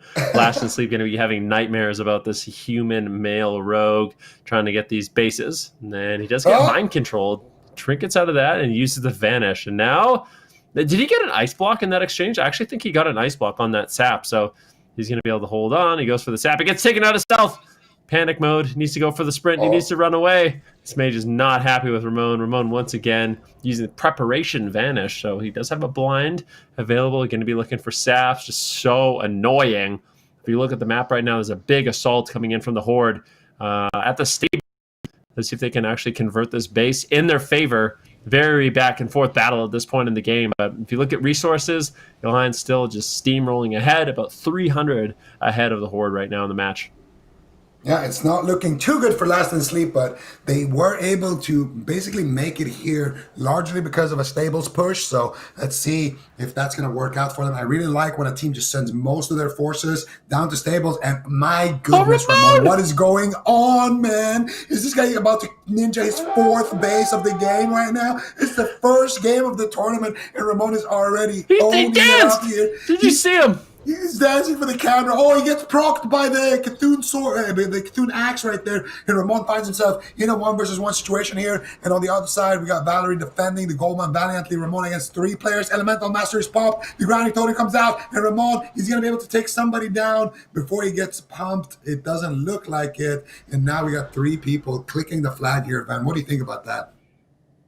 Ramon, I mean, this is exactly what you want to do. Yeah, Ramon, instead of these 3 members going and helping out on a fight, look at that, an elemental shaman, a warrior. These are key members that you want to have, assaulting these different bases. But if they just have to come back and defend the base against Ramon, who's literally just capping farm again, capping farm again, capping lumber mill, and then slash dancing on your team. I mean, it is definitely something you want to try to shut down if you can, but not an easy thing to do. One of the best base assaulters we've seen so far in this tournament, or in these tournaments. And we do see the horde. They're trying to set up a push here at the mine. Do they have a split push? So we're always looking to see a big force go to one base, cause a distraction, and then a few others go somewhere else. It does look like there's a few numbers lingering outside of stables, but nothing too committed. Sap comes out on the hunter into a flash bomb. Is he really Ramon? Are you really gonna get this base? What is going on? He actually is going to get it. Look at the minimap, dude. Look all around Ramon. It's just like a swarm of red just closing in on him. Like a little... what? They get Blacksmith, though, on the Horde side. Unbelievable mistakes here, potentially coming out from the Alliance side. We didn't really see exactly what happened there, but they definitely had the numbers advantage here. Horde's going to be able to defend the farm. Last in Sleep. Is this the curse, Van? Wait, look at the points, Van. Is this going to be enough for a victory for Last in Sleep? My heart can't handle it the third time. I don't. Production, don't show us. We don't want to know. Yeah, don't show us. We don't want to know. We definitely don't want to know. Don't want to make any, I don't want to see it at least. And we will see what ends up happening here. Can the Alliance pick up this bases? It's actually kind of a disaster. Ramon did manage to go to the farm. He managed to pick up the base, and there was quite a few horde around him, but I think it was just a little bit of an exchange that ended up going in favor of the horde. Really nicely done. I mean, I didn't see exactly how that fight did play out, but the fact that they were able to get Blacksmith, quite beautiful. The Alliance really have to battle it back, but they're winning this team fight right now, and keep in mind, there's not going to be a lot of reinforcements coming on the side of the horde. They just convert the Blacksmith, and now this is where things are looking good for the horde side of things. Last in Sleep, they get this base. They managed to hold on, and now they're getting the reinforcements. They've got the golden triangle, and Ramon, he's been working his magic all game, but he's going to have to do it again if they want to have a chance of coming back in this one. Yeah, can he do it now when it matters the most, though? Ramon vanishes off with the Hunter's Mark. He's going to be looking for a restuff here. He gets taken out by the flare right there, but clever line of sight here from Ramon. Could buy him a few extra seconds to enter stealth, and there it is. He's going to be back in stealth, and now already moving for Lumber Mill potentially this time.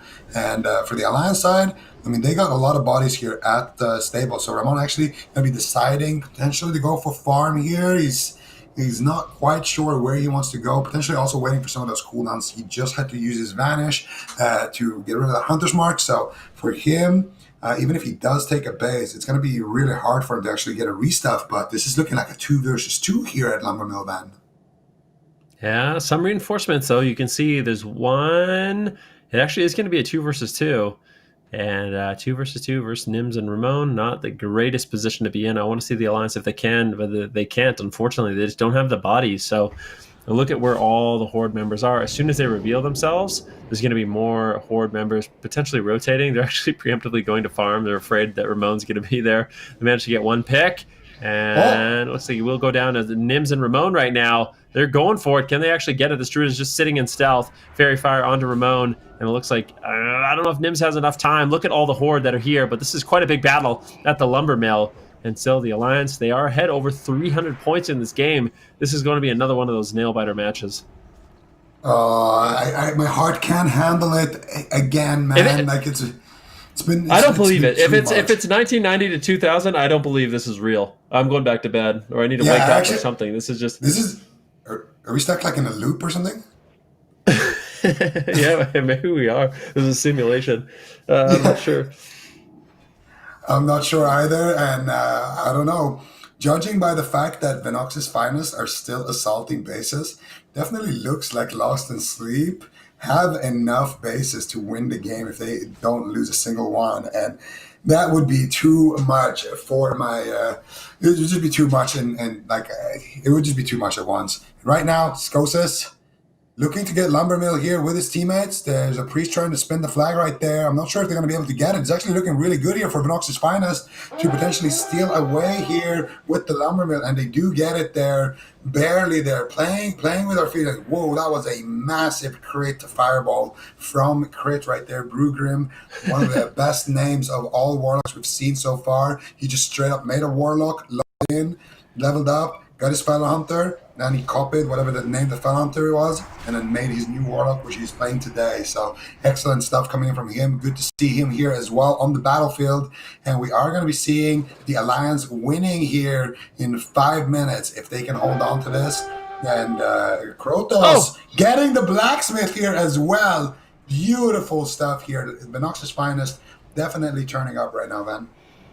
No, there's no question about it. I mean, and at this point, if you're last in sleep, that, you lose the Lumber Mill, not super happy about that one, but then you lose the Blacksmith. It's like, it's hard to stay positive in this situation, but they cannot give up. There's always a chance that they can come back in this match. Still quite behind in terms of resources, about 300, and now they're down, 3 bases to 1, shortly potentially 4 bases to 1. They're actually going for the mine. If they could pick up mine, that would be big. Put them potentially back in the game, but Valerie just spinning on that Gnome Warrior with Pit Pats, and the Alliance doing a great job defending. Ramon, I kind of wonder if Ramon is just going to play defense at this point. I feel like he can, right? Just play defense. Ooh. Is he really going to go and assault the farm again? We'll definitely have to see. They're going for it. They might actually get the mine. Valerie's so close. They pick it up. Ramon is just a little too late, too slow. Very close call actually defending that node, but still, as the Alliance, you can't be feeling too bad. Did they lose the Blacksmith? No, the Blacksmith does get converted. So the Alliance, they're still looking good. They got the 3 connected bases. They've got Lumber Mill. They got Blacksmith. They're way ahead on resources. They just need to hold on. And I kind of feel like in this situation, if this goes on for another 30 seconds, the Alliance are going to win this with just 2 bases, no problem. Oh, yeah, no, I think even now, yeah, I think the Alliance wins for sure with 2 bases at this point. I'm better safe than sorry. I'm going to overestimate them. No, it's definitely looking good for Venox's Finest, and we are going to hear the harmonica come out here, letting us know that this game is coming to an end very shortly here for Last in Sleep. I'm not sure. I think they're going to need a 4 base cap or something here, and to be honest, I just don't see it happening. We can meme around about the 1990s all day long, but at the end of the day, this is Vinox's finest. This is the team that won the qualifier, and they show up big on the day. They use exactly the same strategies that we saw last week, looking very refined here today, and they're able to do it. They have great defense, great rotations, great ninja capping, of course, with their rogue as well. So they just look like they have the full package here, and they're ready to play. And we haven't seen Apes yet, but this is the team that did beat Apes in the finals. So I think for Vinox's finest, they're looking good. And for Apes, they might be shaking a little bit in their trees. What do you think, Ben? Shaking a little bit in their trees. Yeah, I don't know. Maybe. I feel like Vinox's finest, they're looking good in this one, although there was a few close calls. Points in the match where they were behind, but they managed to battle it back. And I don't know. They're definitely looking good on the day. Last in Sleep, obviously not. They're not an easy opponent. So, we saw them play earlier today in a really close game, but you can kind of tell they've given up at this point. There's not too much they can do. They're super far behind. I think one base does end up winning it for Vinox's finest, and they're going to call this one GG. But that does mean they have an opportunity in the lower bracket. Ramon giving us a slash wave, waving at all his fans. Look at this handsome rogue just running. And I feel like he's been, when we look at the scoreboard, how many times did he assault the base? I think around 5 or 6 for sure. If it's 7, I'm going to be absolutely blown away. 6. That's still crazy. Yeah, that's definitely crazy. 6 bases. If you look at the Horde team, they assaulted 1, 2, 4, 5, 6 bases total. So I'm over here. Ramon doing a phenomenal job here. Actually, no, the Horde team assaulted 4 bases. So Ramon by himself assaulted more bases than the entire Horde squad. So that is definitely some impressive stuff there coming in, and you gotta love it. You gotta love it. Vinox's finest, looking like they didn't skip a single beat here during this little break while NA were doing their qualifiers, and they come in here to play. Last in Sleep, gonna be moving on to the lower bracket, and I don't know. Are we gonna see a repeat here of the qualifier, Van? I don't know. We have yet to see Apes play today, and that actually is going to be our next matchup. But before we kind of get into that one, just look at the scoreboard. In terms of killing blows, it was a complete blowout. It wasn't even close. You have players like Brugrim, Pitspass, getting over 20 killing blows. Valkyrie close behind, Crit as well, and it was a story of bases assaulted, winning the team fights, but you really have to give credit to Last in Sleep. They made that one pretty close, and there was points in the game where it actually looked like they could potentially even win it. So big shout out to them, and we will be seeing them later on today in the lower bracket, but Vinox's finest have earned their position. They got the bye from actually winning the qualifier stages, so they got that top 2 bye, and now winning this game puts them in the upper final. So already a guaranteed top 3 in this tournament. Really nicely done by them, but now we get to see the team. They've got the name Zico Apes. They're the Warsong Gulch. In fact, in the Warsong Gulch tournament, they actually had top 2 teams. They had 2 teams in the Warsong Gulch tournament that managed to make it to the final. So quite impressive. And they didn't end up winning the qualifier stages, but they still have a chance to battle it back. And their first opponent in this one's going to be Bamboozle. Yeah, and we did just see Bamboozle kind of bamboozle us all with that last cap at Lumbermill that got them the victory with the 10 points margin. And they're going to be going up after that sweaty game 1 that they just played, up against Apes. Meanwhile, Apes chilling. They just came from the previous finals. They had a bye. They've been sleeping. They had a chance to kind of scout out the competition and figure out what they want to do, scratch each other's backs as they do. And I think Bamboozle, they're going to have their Bamboozle, they're going to have their work, definitely cut out for them here today. I think that's going to be a really tough match for them.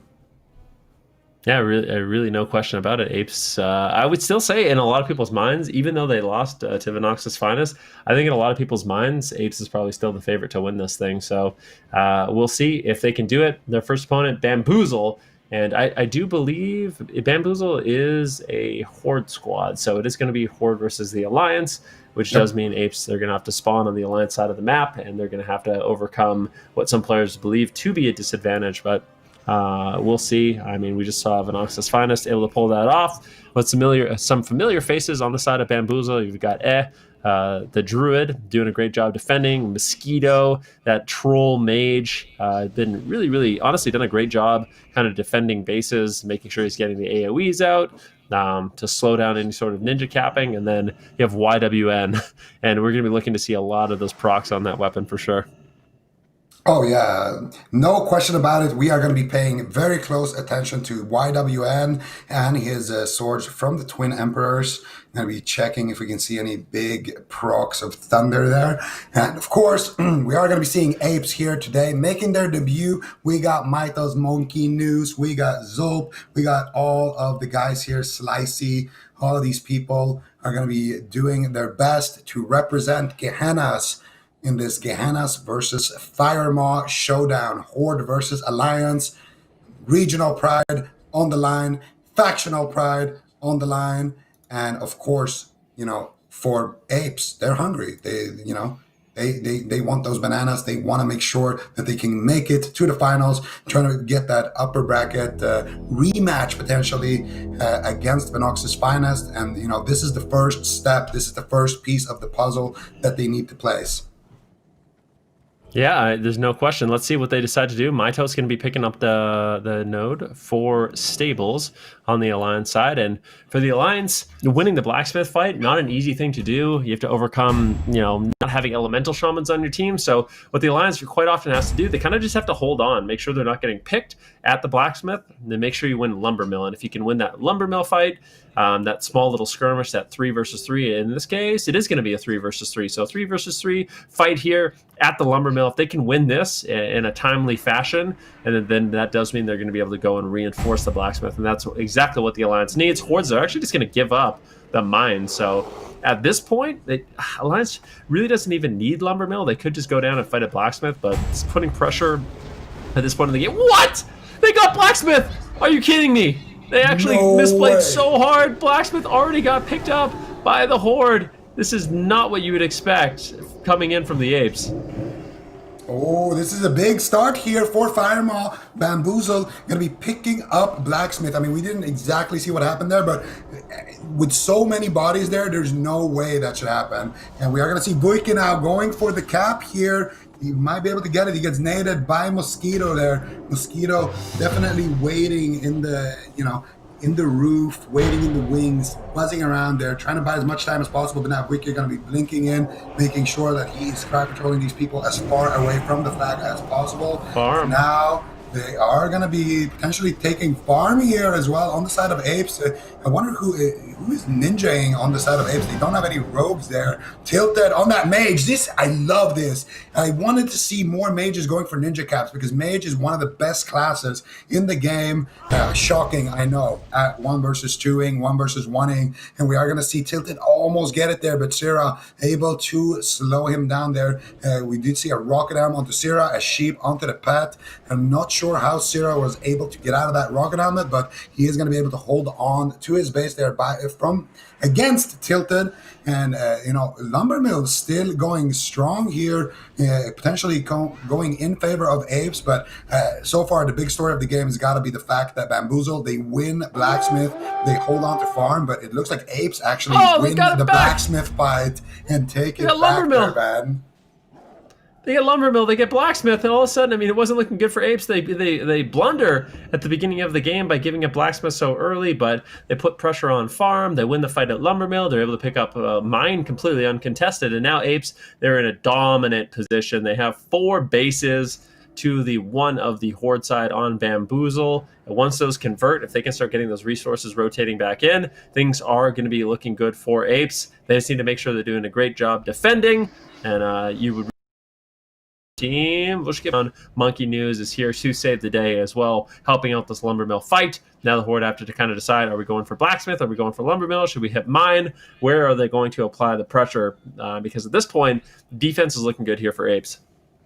Definitely. I mean, despite the fact that they sent all of their, reinforcements to Blacksmith, they were able to take it for a short second there on the side of Bamboozle, but Apes so good at those team fights, able to battle it out at Blacksmith despite that graveyard disadvantage and actually take the base back there. Impressive stuff for sure. They're able to take Lumber Mill, and of course they got Gold Mine completely for free. And there is somebody trying to infiltrate here on the back side of the Blacksmith here. He might be going for a play potentially on Stables. Definitely not sure here where he wants to go. You can see that little red dot is going to be committing to the Blacksmith there at the end. And we are going to see Apes just complete control right now. They have a 1v1 situation though at Gold Mine. So the Horde have some opportunity there. We got going up against Tubster here. Druid, if he can find him up there on that roof, he's going to be looking inside the actual mine itself. And not going to be able to find anybody just now. Presumably using, a cat's eye goggles or maybe a little elixir, something to potentially detect more stuff here. Because Tubster, of course, is just hiding there. I think he's in Shadow Meld. I'm not sure because he's just that. No, he is moving. So Tubster and who is going to get the better opener here and who is going to be able to. Okay, so it is a Hunter. He's going to be Mind Control Cap coming in from and now he's jumping down. He's going to be able to take this, Van. Doesn't look like it. I mean, look, Alliance already have people coming in. It's going to be really close. Really, really close. Can they actually get down? Look at Kelsey. Oh, it looks like Ed's going to be able to do it, and he does get the mine, and that's one step closer for Bamboozle being in a better position. Still not the best position. I mean, they lost Blacksmith, and, they were behind on resources, but definitely having two bases better than one, and limiting Apes bases to three instead of four is going to be going, in their favor. I am confident in that for sure. My math skills might not be great, but they're at least that good. Yeah. Definitely better to have two bases over one. And we're going to see here Apes. I think they're just going to clean out the Blacksmith. And for the Horde side, you can see they're already doing it. They're trying to regroup there at farm and potentially clean out the last members of the Alliance there at the gold mine. So for the Horde side, now they need to regroup. And I think they have to attack Lumber Mill and Stables at the same time. If they attack Blacksmith, I think it's going to be too tough. We're going to see what they decide to do here. Two more members being sent over to farm, kind of taking the long route, which kind of suggests that they're just going for a big team fight at Lumber Mill. But I do think the defender's advantage is going to be in favor of Apes, and also the team fight advantage in favor of Apes. Their composition has no rogues. It is selected to win these team fights. It is selected to have a good defense all over the place, and we are going to be seeing something happen here, Van. Yeah, it was a chain lightning that happened, and chain lightning literally just deleted someone. So, but still numbers advantage for Apes. So losing one member to that chain lightning doesn't really matter when you still are 7 versus 1 against the Shaman. Venom Heals trying to be the hero. Look at this troll trying to make something happen, but there's just absolutely no way in this position. Apes going to be rotating down to Blacksmith now. They need to hold on to that if they can. And Stables hasn't even been touched. No one from Bamboozle has even attempted to go over to Stables, and if you do that long enough, potentially the Stables defender, alt-tabbed, hopefully not alt-tabbed, reading a book, something like that. That's what can happen quite often when you do play Arathi Basin and Pugs. So at least testing the waters there, I think is going to be important for the Horde side if they want to actually pick up a base, but so far Apes is looking really, really strong in their defense. Apes definitely came out to play so far. Just complete control, holding 4 bases for a really long time. Now just going to be holding on to the golden triangle here of Lumber Mill, Blacksmith, and Stables. So getting coiled up here. Mage is there though with the quick dispel right there. And Apes actually getting pressured a little bit here in this Blacksmith fight. A lot of people still coming in. YWN getting those big sword procs here with his 3.2 attack speed sword right there. And let's see if he can get it down here. Looking for a couple of more swings. Got more reinforcements from the Horde side. And honestly, this game is one massive brawl here at the Blacksmith. We're going to see finally more Apes members rezzing at the graveyard, but they're getting crowd control here. We got this mage here blinking in very far, trying to CC as many people at the graveyard as possible so that he can give his teammates enough time to steal away the node. But unfortunately, Apes going to be too good on the day with those Hunters, with those multi-shots, with those long-range nades, spinning the flag, and the Horde, for them, the longer they stay in, the less likely they are to actually win this fight. You can see already people are being spread out all over the map. So many people farm trying to make it back to the fight. For the Alliance side, they're just rezzing with full mana, with full HP every single time. So they're going to be in a pretty good situation here on the side of Apes. Yeah, I would say so. And I mean, resources are just getting higher and higher for their squad. Their defense is looking good. They have kind of a scout. If you look at Lumbermill, we have a very forward position defender just so he can see where the numbers are going. And there's not too many surprise attacks really going on. Almost everyone on the Horde side is on the Horde side bridge to Blacksmith. Actually going to be making a charge here at Lumbermill, but already Apes peeling away from the Blacksmith. There's no one in position to really cut off their reinforcements, and if they have just an extra 20 seconds, they will be able to reinforce this fight. But let's see, Bamboozle, if they can steamroll this fight, if they can get a few picks, they might be actually able to turn this fight in the favor of their team. This is going to be quite a battle here, Zico. Big fight happening here on Lamberville. Kozu definitely going to be cozy on the graveyard there. Monkey News takes him down immediately there. Zolp has to be a little bit careful there. Almost going down there to that Warlock damage from the back line. That boy Murphy almost being taken down as well. And I mean, this is just pure domination from Apes. They haven't lost a single member yet on Lumbermill. They've already taken down 3 people and now looking to get a few more here. Zolpi very deep there in the back line. Monkey News already disengaging from the fight, just considering it won already. And I mean, we got a 2v2 situation here happening on the stables, but it's not really going to be a fair one because I do think Apes had a quick rotation there and made it that at 3 versus 2. Things are getting very hectic here on the Lumbermill, but it looks like the Apes are going to be winning that fight very, very decisively. And I mean, this is what I mean when it comes down to these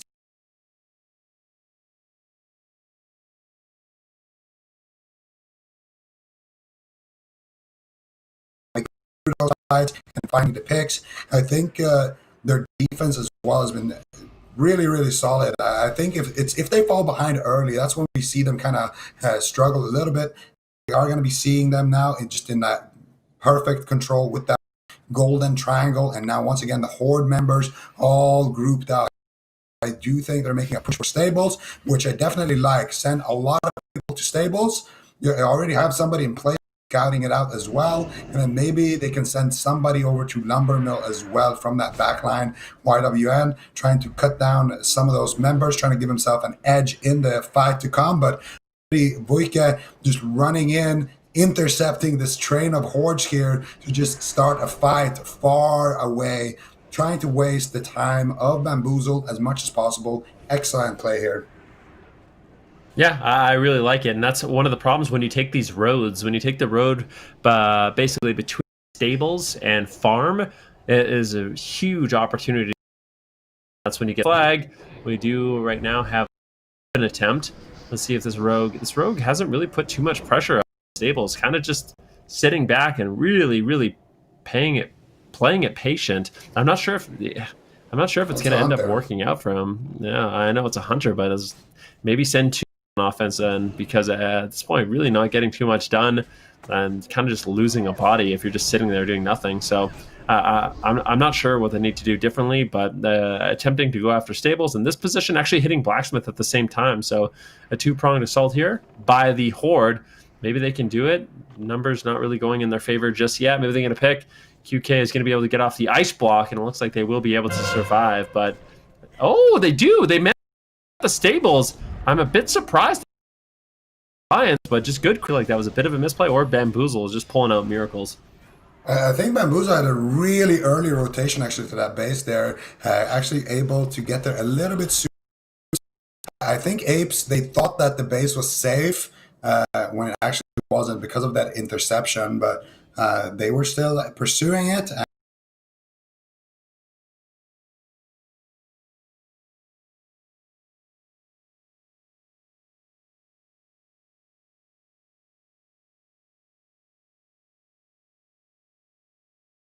Bamboozle there, but they do lose stables. So stables is not the worst situation to be in. And also, as you guys can see by our new beautiful addition there with that weak aura, you can see that the Alliance wins this even with 2 bases. Apes are that far ahead now in the map.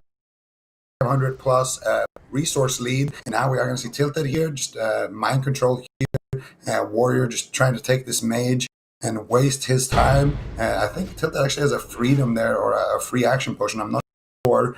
He is going to be slowing,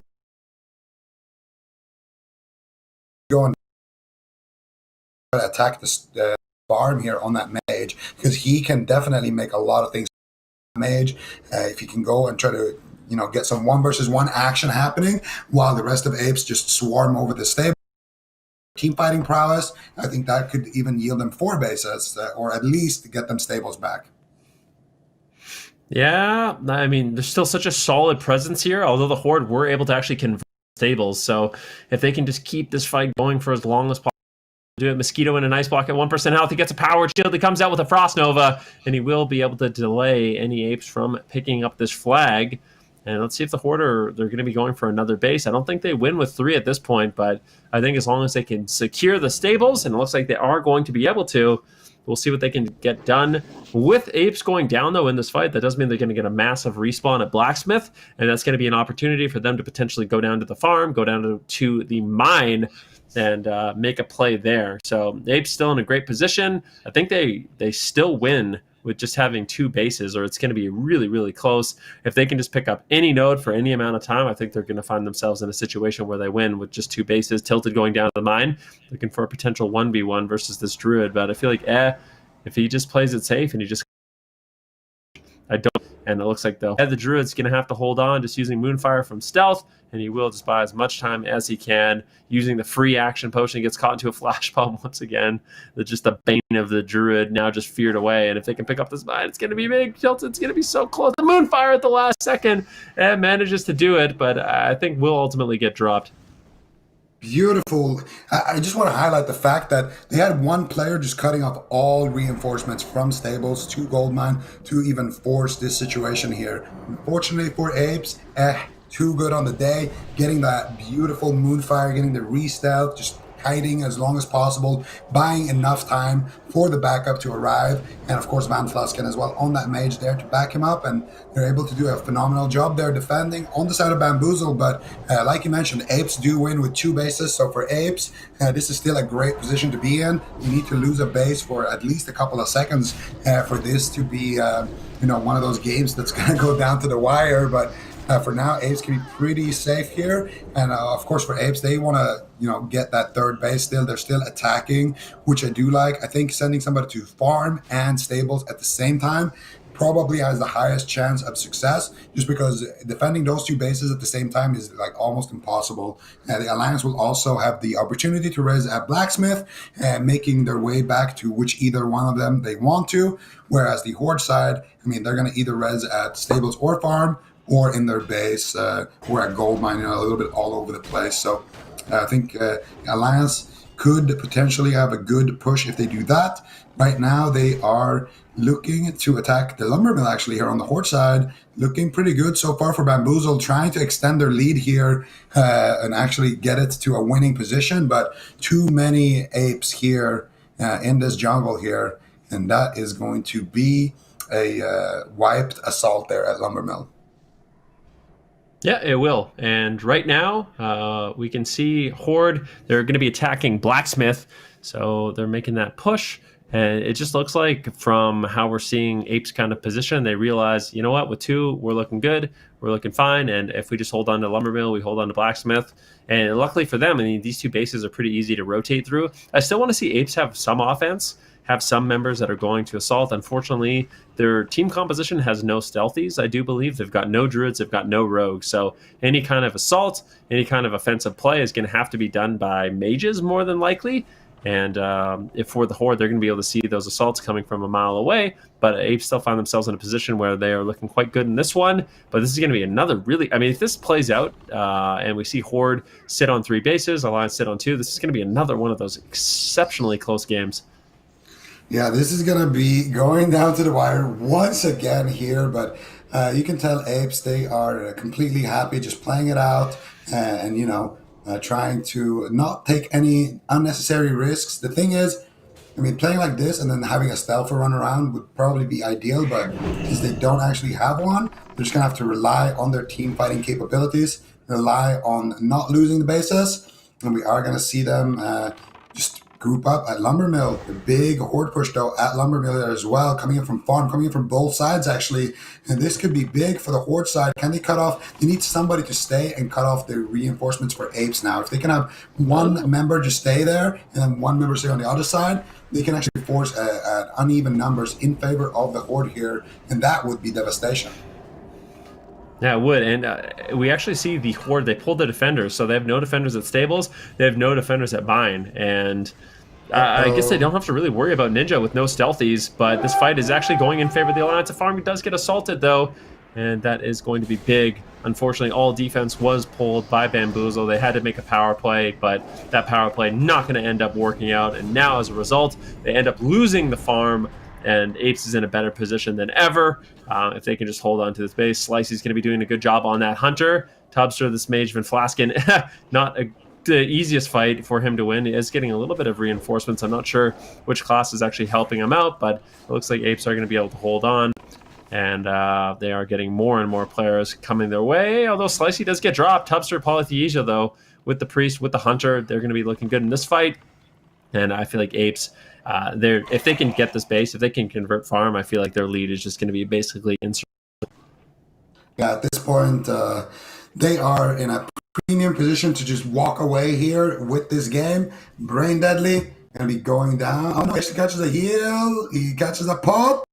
Can he get one more heal? There's no way. He's actually dead zoning against the other Hunter, trying to stay alive, but he will be falling. Alliance will be claiming the pumpkins here in time for the season, and we are going to be seeing PK and Tubster and the rest here just clean up here at the farm, but a big wave of hordes coming in here. Also, a lot of people at Blacksmith kind of battling it out there on the side of Apes, so definitely looking good for them. We're going to have the harmonica as well, about to make its beautiful noise here. Ooh, they might actually get this blacksmith cap here, but Tilted is there, and there it is.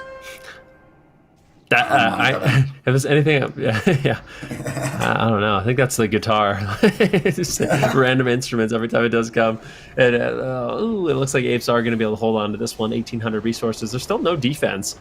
There's no defense stable. There's no defense mine whatsoever. I would really like to see Apes just to send someone to go at least just attack those nodes. I mean, if they do hold on to the 3 bases, they're going to be guaranteed a win, so maybe just don't play it risky whatsoever, but at the same time, you pretty much get a guaranteed win if you do just send someone to look at those bases. It looks like Horde will respawn at stables, as well as their original spawn point. But yeah, Apes, if we just looked at this game overall, I feel like they did a really good job rotating. Their team fight capabilities were good. They managed, even though they lost the Blacksmith very early on, they managed to battle it back. And when I look at Apes, a team like Apes, in these situations where you have 2 versus 2, 3 versus 3, 4 versus 4, you really do get the feeling, at least for me, that they're always going to be pulling ahead in those situations. They're just such strong players individually. That they're going to be really difficult to take down. And I think, judging by this game, it definitely seems like they're here to play today, Zico. Absolutely, but I don't know. I feel like this wasn't it was kind of a convincing victory, I guess. We'll see. What they can do in the rest of the tournament. But for sure, Apes, starting off pretty strong here so far. And, I mean, they did exactly what they wanted to do with this setup. They wanted to go in, have a good control on Blacksmith, eventually pick that up, pick up Lumber Mill, and they just have solid defenders, good communications, and I like what they're doing with the mages running around being the ninjas of the team. I think that's definitely something that they could look into a little bit more, but the thing is, those mages are so good in those team fights as well, slowing down people in the graveyard, helping you, get a cap, because you crowd control healers, just securing the fight as well with the team fighting prowess of that class. I don't know. It's a tough choice to make for sure, but definitely like to see these mages kind of going for those farm missions from time to time. And as you can see on the scoreboard as well, it is all about Apes. It is. Now, so we can talk about this game. I mean, Apes, you can tell just their team fighting capability really put them ahead in this one. They're able to just win those bases, and the scoreboard is just really convincing in this one. But what's really interesting about this to me is this sets up our lower bracket. Our next matches are going to be going down to the lower bracket. We are going to be looking at elimination games, Zico, but every single team in the lower bracket, literally all of them, were a part of that 1990 to 2000. Oh, So I don't think we can safely, at least I won't be able to make like a call on who's going to be winning that lower bracket and actually able to make it through that lower bracket, because so far we've seen them very evenly matched.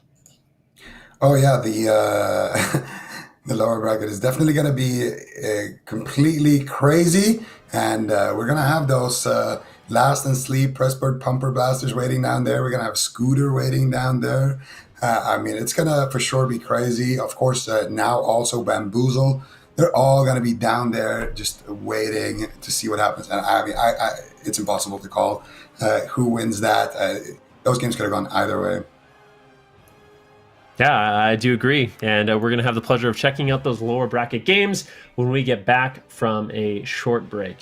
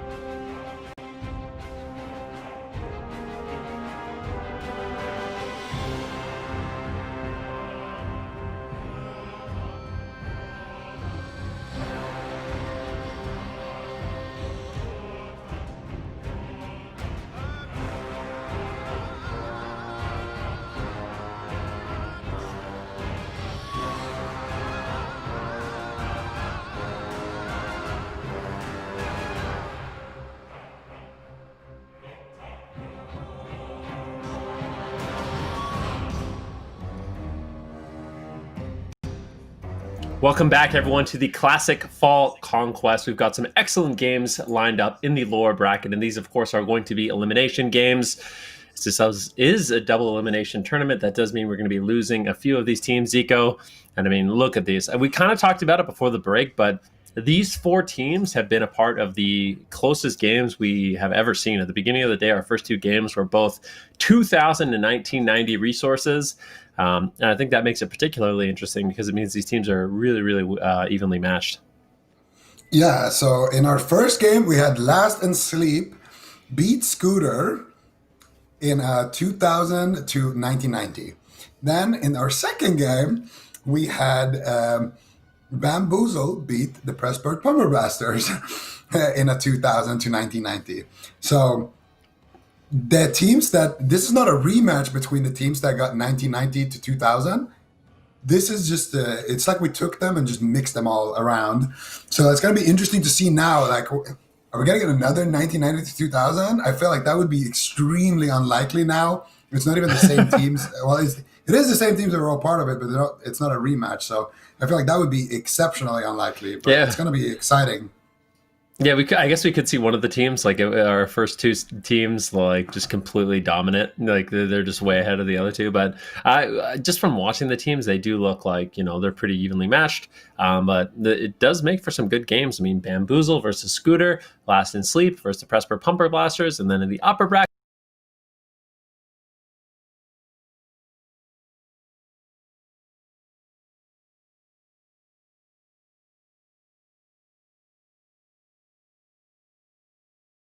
Noxus and Apes. Both those teams looking really strong, and the winner of that upper bracket finals game or team could be the one that does end up winning it all in the finals. So really, really close to these teams, really putting on a show for us here today. And I, for one, am really excited to be getting into these games because and we actually did just get confirmation that the game is ready. So we'll be jumping into that one really, really soon. But Bamboozle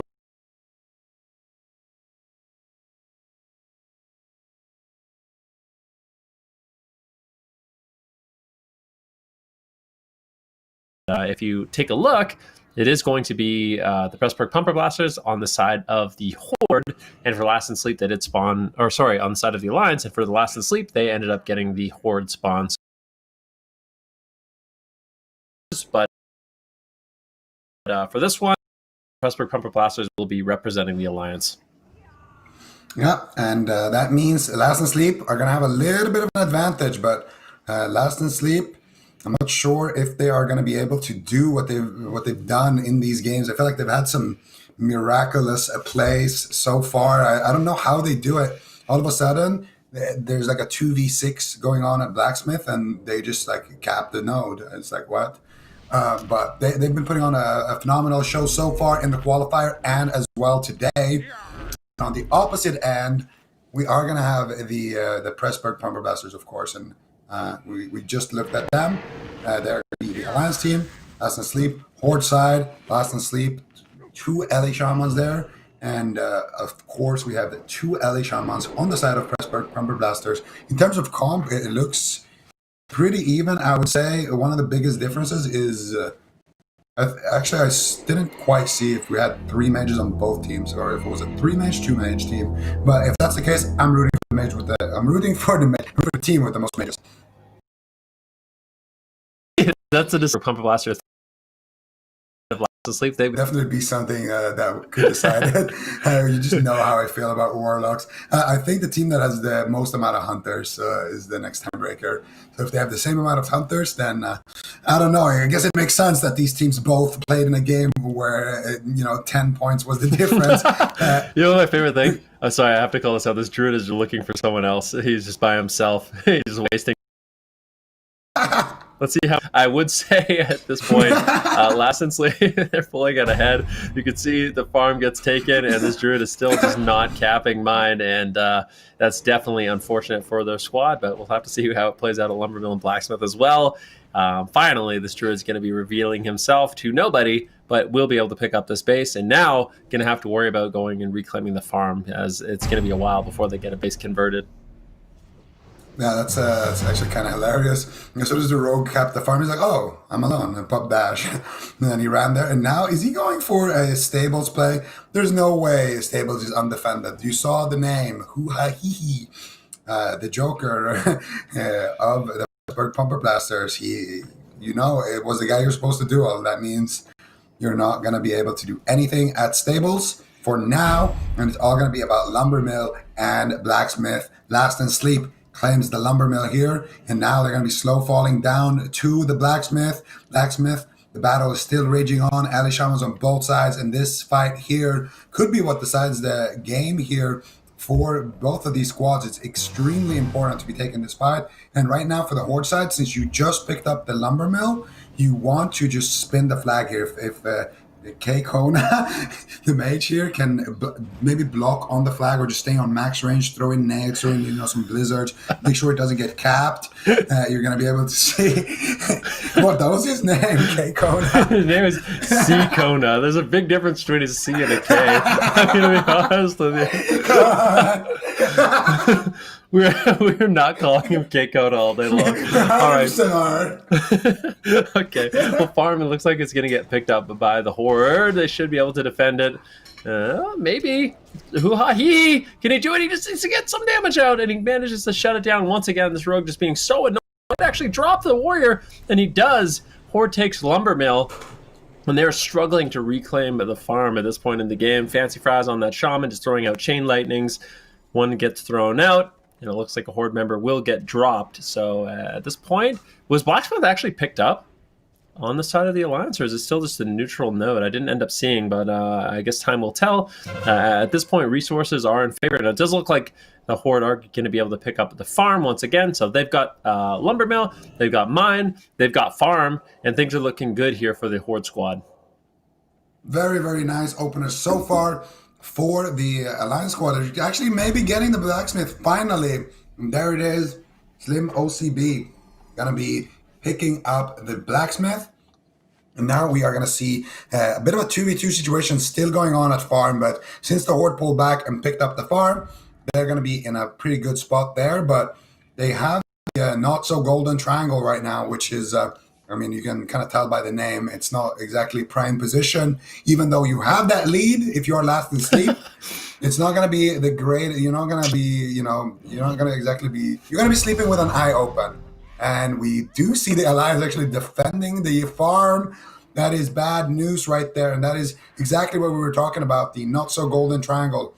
Very hard to defend all of these bases because they are just so spread around from each other. You got gold mine and lumber mill on basically opposite sides, and both of them very long travel to farm as well. So it's going to be a nice assault here coming in from the Pressburg Pumper Blasters. They're going to be able to pick up the farm for now, but they themselves, they have the Orion's Belt formation here on the map. So also not very easy to defend there, Van. Yeah, I mean, you're right about that. Rotating from stables and farm and blacksmith, not going to be necessarily the easiest thing to do, but at the same time, the Horde reinforcements are going to be kind of split between the lumber mill and the mine, unfortunately for them. So still having that 3-base lead, pulling ahead on resources is definitely going to be the move. Hoo-ha-hee-hee right now from Earthshaker, kind of maneuvering his way down towards the mine. We'll see if he can make any plays down there right now. At the same time, you have a few Horde members kind of just moving towards stables to see if they can pick up anything there. Still a big battle over at the farm. Just very back and forth. Elemental Shamans throwing in lightning bolts, throwing in chain lightnings. Handle it. Might just get dropped. Handle it. Doesn't look like he's going to be able to handle the pressure, and then will end up falling down in this situation. And when you're attacking a base, the longer you're assaulting that base, the lower your advantage is. You just slowly fall behind on resources. Your healers run out of mana. And this is an endless supply of reinforcements coming in. Hoo-ha-hee-hee, he's going for it. But unfortunately for him, there is a druid kind of waiting in the wings. What is Hoo-ha-hee-hee going to do? Fairy Fire now applied. Not going to be able to go for a re-stealth. Potentially, if he uses a restoration potion and or restorative potion, will be able to, but now more than enough time has been bought for this mage to reinforce mine, and it looks like Hoo-ha-hee-hee not going to be able to really get too much done, but with his team being ahead, this is exactly what you want to be doing. You pull some of the potential offense of the Horde back to defend, and it makes their offense a lot weaker. And Hoo-Ha Hee-Hee doing a great job on that rogue. Yeah, hoo-ha hee-hee, laughing his way to a victory right now on that rogue, but he's going to be in a 1-versus-1 potentially here against Kekona. We're going to see choose to leave him as a defender. I think the druid should be doing it. It's kind of beneath us mages to hold bases, if you ask me, but hey, if that's what Kekona wants to do, who am I to say no? You're going to see a bit of a 1v1 here happening on the way to farm. Sound effects are going to be disabled for this one. Nade going to be completely whiffed right there, and Soleil getting completely erased right there by the big, strong Tauren warrior here, swinging his axe on Slim OCB. Looking for some crits. Oh my goodness, I can feel it. It's about to be a big execute right there. No, he's not going to get it right there. He gets slowed by the mage trying to make his way there, but just waddling. That big clunky Tauren getting stuck on the fence. Gets a big fear actually, but just looks like this is going to be easy pickings here for the Pressburg Pumper Blasters. They're going to be holding on to the farm and the delicious pumpkins that grow there for a little bit longer, Ben. Yeah, I mean, who knows what they're going to be able to make with those pumpkins at a later date. We'll definitely have to see. Alliance, they don't have the easiest formation to defend, but so far it's been okay. If the Horde can get a big respawn at Lumbermill and slow fall down to Blacksmith, that might be an opportunity for them. But once again, I think we have Hoo-Ha Hee-Hee on the map, charging towards Lumbermill, and be looking to set up his team and make a play. One defender at the mine. No one's really going for an assault there, but I really like the fact that the Alliance are still keeping up the offensive pressure. They're still going to cap a flag. Horde's still trying to get something done, but the longer this fight goes on, they're just falling further and further behind. They are getting reinforcements, though. The one nice thing about the Horde fighting on the pumpkin side of the map is that's where their normal respawn is. Their spawning point for the matches, and they do get graveyard reinforcements from that position. Lumbermill right now under assault by Hoo-Ha Hee-Hee, I do believe, in a 1-versus-1 cheap shot into a kitty shot. If he can win this exchange, he might be able to just pick up Lumbermill. It looks like the graveyard potentially might be able to do it. We'll see. He's getting closer. He sprints over. Let's see when the reinforcements do come in. It doesn't look like anyone's going to be able to get there at a time. He's going to get it and putting his team further ahead in this match.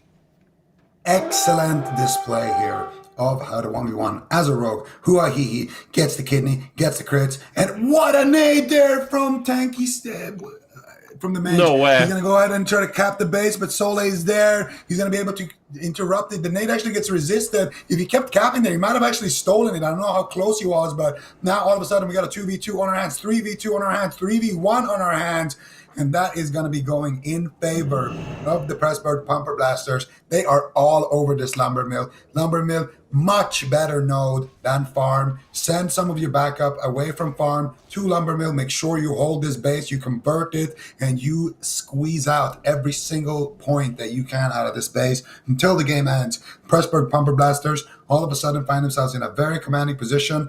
Holding on to the farm now is like a bonus, you know? If you can hold on to it for as long as possible, that's great. It's going to get you some points, but the priority has to be Lumbermill, Blacksmith, and Stables. Hoo-Ha Hee-Hee really just laughing here at Lumbermill. He gets it, but look at this Horde assault. There's a lot of Horde right now charging towards Lumbermill, and maybe they could do it. This is quite a fight, and if too much, it doesn't look like they're fully committing their offense just yet either. Potentially wanting to cut off reinforcements, and this is something we talk about quite a bit. Instead of just moving everyone up to the flag, just send your offense. You're going to probably win a 5-versus-3 fight, and then with the rest of the team members, just delay anyone else getting to that base and just keep your numbers advantage. And we'll see if they're going to be able to do that. But 4 bases to 1, Pressburg Pumper Blasters, they were looking really good in this game. And the longer this goes on, the more and more of an edge they will have in this match, is collecting more and more resources. Last and Sleep falling further and further behind. And this is the point in the game where desperation starts kind of setting in. I mean, you really need to pick up a base, because if you wait too long, you don't strike fast enough, things start spiraling out of control. And you can see some Horde are actually going towards the stables right now, and they actually get it. He's just waiting in stealth, just trying to bury his face in the flag and just right-click it without anyone noticing. But it doesn't look like he's actually going to go for that play, still just hiding his position. Now potentially going for it. He's trying to hide himself. He's going to go for the right click. Let's see what WG decides to do. Does he actually get noticed? Does he get spotted? And it looks like he does. Moon fired. And a fairy fire, everything kind of shuts him down. So unfortunately, going to be no re-stealth action going on there. Bash. Oh, Can they actually get it? They get the flash bomb. They get the sap. oh, They're actually going to be able to do it. Fancy Fries. he No, Fancy breaks. Fries moves forward. That is so unfortunate. What a great attempt there by Last and Sleep. But Pressburg Pumper Blasters with a little bit of good fortune are able to hold on. Fancy Fries coming in there, just beautiful heartbeat there. You can tell these fries, they haven't raised his cholesterol whatsoever. That heart is just ticking like it should, breaks the sap. He interrupts the flag cap all of a sudden, and now they're going to be holding on to stables. And that was a situation where they were actually undermanned. And that's important because you're holding on to 4 bases. So winning those fights where you actually don't have that much resources to work with, those are the biggest fights, because that means you can just keep your big reinforcements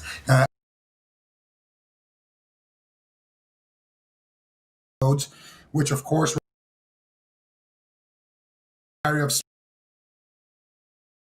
here, just moonwalking all over the place, looking fantastic on that mage. You can see making his way down there for the Nova. He's trying to control the situation, trying to buy time, trying to stall. But that was a massive double crit there from these 2 cows. And now finally, looks like the horde. One of those is an orc. No. Oh, okay. 2 cows, man. You can't call an orc a cow. That is not a nice thing to do. But that was a big crit. I will agree with you there. Well, that's fair. That's fair. I mean, at the end of the day, I think cows are a little bit cooler than orcs anyway, so he should be happy I called him a cow. But now we're going to see Jatis, who definitely isn't an orc or a cow, go in and get 1 Arcane Explosion, 1 Nova. Oh, look at that. That 1 auto attack almost taking Jatis down. Jatis, where's the mana shield? You got deep wounds on you, man. He's going to die. Ah! 1 HP. Absolute legend. This guy is a mathematician, PhD. He knew exactly how much HP he had to work with, how much the dot was taking, how much he could use, how many globals he could use for damage, and when he needed to shield himself. And he only did it when he absolutely had to. But right now, this is looking like a cap here at Stables. Finally, Slim Soleil so close with the nade from downtown. They're swimming in the water there. But unfortunately for Soleil, he is looking a bit like a stranded whale right now in that in that other side. Actually going to be taken down, I do believe. And now you're still in a good spot. You're holding on to 3 bases on the side of the Pressburg Pumper Blasters. You got yourself a massive lead, and you got yourself a little hoo-ha-hee-hee moving in on the base here. We're going to see if he's able to take it. That Druid just showed himself up, pretended toss for the charade, the decoy. At the same time, we have... at the same time, we do have a rogue going to potentially go for a ninja here. Mind control cap and sap. It gets blocked immediately. Dub is not messing around. And it looks like the blind will break. And it looks like Dub will be able to hold on. Unless he gets dropped. Big cold-blood eviscerate. Chain lightning comes in. Goodbye, Mr. Mage. And now the Horde are all over this Alliance base. And they might be able to actually... if they can cut off the reinforcements, it's looking good. They need to slow it down, though. One of the Alliance members is coming in. Can he actually shut it down if he can throw a nade? The nade lands, but at the same time, no, that is such a close call. But all of a sudden, I don't know. Pressburg Pumper Blasters, they had the 4 bases for so long. Look at the resource difference. At this point, Last and Sleep, they need another base. I think they have to actually go up 4-1 if they want to win this game. So not an easy situation to be in. Pressburg Pumper Blasters, what do you reckon they do? Do you think they should just hold on? Just hold on to Stables, hold on to Mine, and just turtle it out? Yeah, I think for them, hold on to Stables, hold on to Mine. Blacksmith, sorry. No, hold on to Blacksmith, hold on to Farm, sorry. So hold on to Farm, hold on to Blacksmith, and send hoo-ha-hee-hee around to look around, One of these bases, like the thing is, the more you wait, this is a patience game. If you are on the Pressburg Pumper Blasters, at some point, they're going to have to send all of their team to attack those 2 bases that you're holding. And when that happens, they're going to have no defenders. You just have hoo-ha-hee-hee run around. You wait until they get desperate and ninja it. I mean, look at right here, hoo-ha-hee-hee, looking like he is about to steal away the golden mine here for his team. That's it. That's literally all you have to do. Now, hoo-ha-hee, if he can get into stealth here potentially, that would be fantastic for him.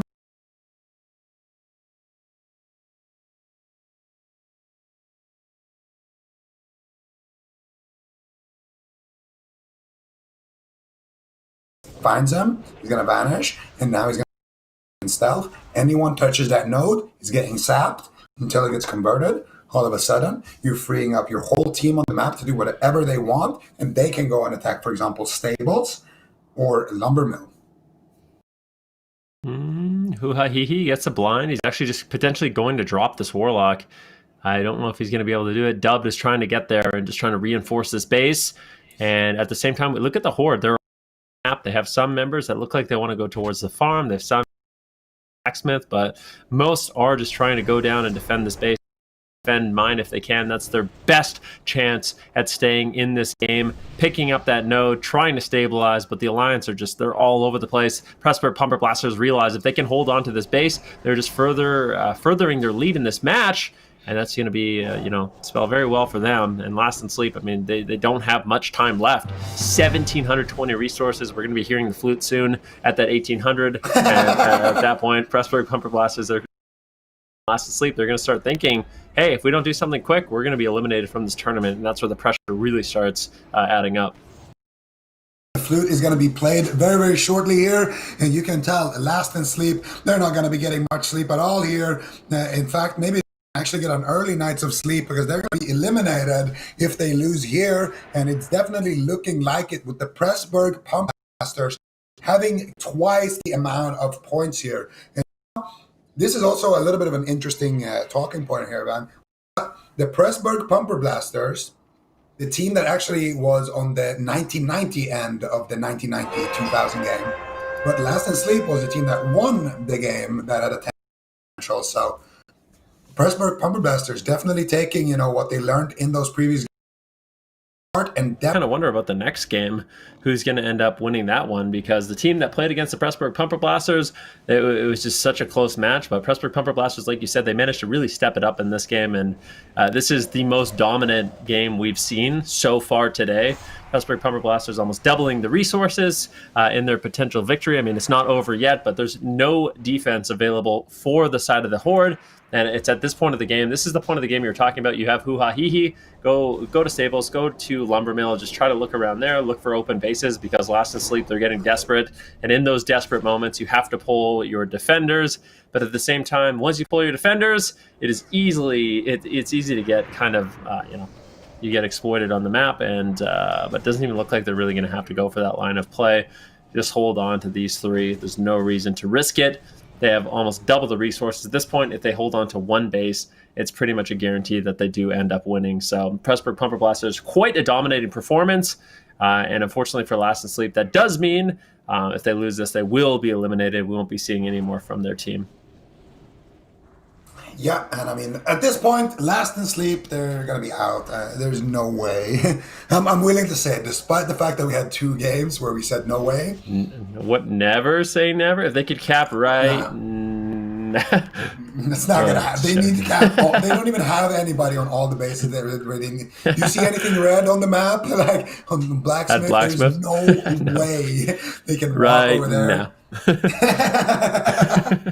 Right. No, you had it. If they got 5 bases all at the same time as when you said it, they could have still won. But for now, it's going to be the Pressburg Pumper Blasters chucking through in this lower bracket. Last in Sleep, it's been a great team to watch. They had some phenomenal plays, and it's been a joy to watch them. But they're going to be eliminated. Yeah, and that's the thing. A very unforgiving tournament, double elimination, 1 match of Arathi Basin outside of the finals, of course, which is going to be a best of 3. But if you look at the scoreboard, in terms of killing blows, bases assaulted, this game was really, really close. Hoo-ha hee-hee potentially making the difference on that road, capping 3 bases or assaulting 3 bases for his team. And little plays like that definitely end up mattering quite a bit, but that doesn't bring us to the end of this one. And now we have another lower bracket game available where we can see the 2 teams we've seen lose today in that lower bracket. And I'm curious to see which one of these 2 teams does pull out ahead.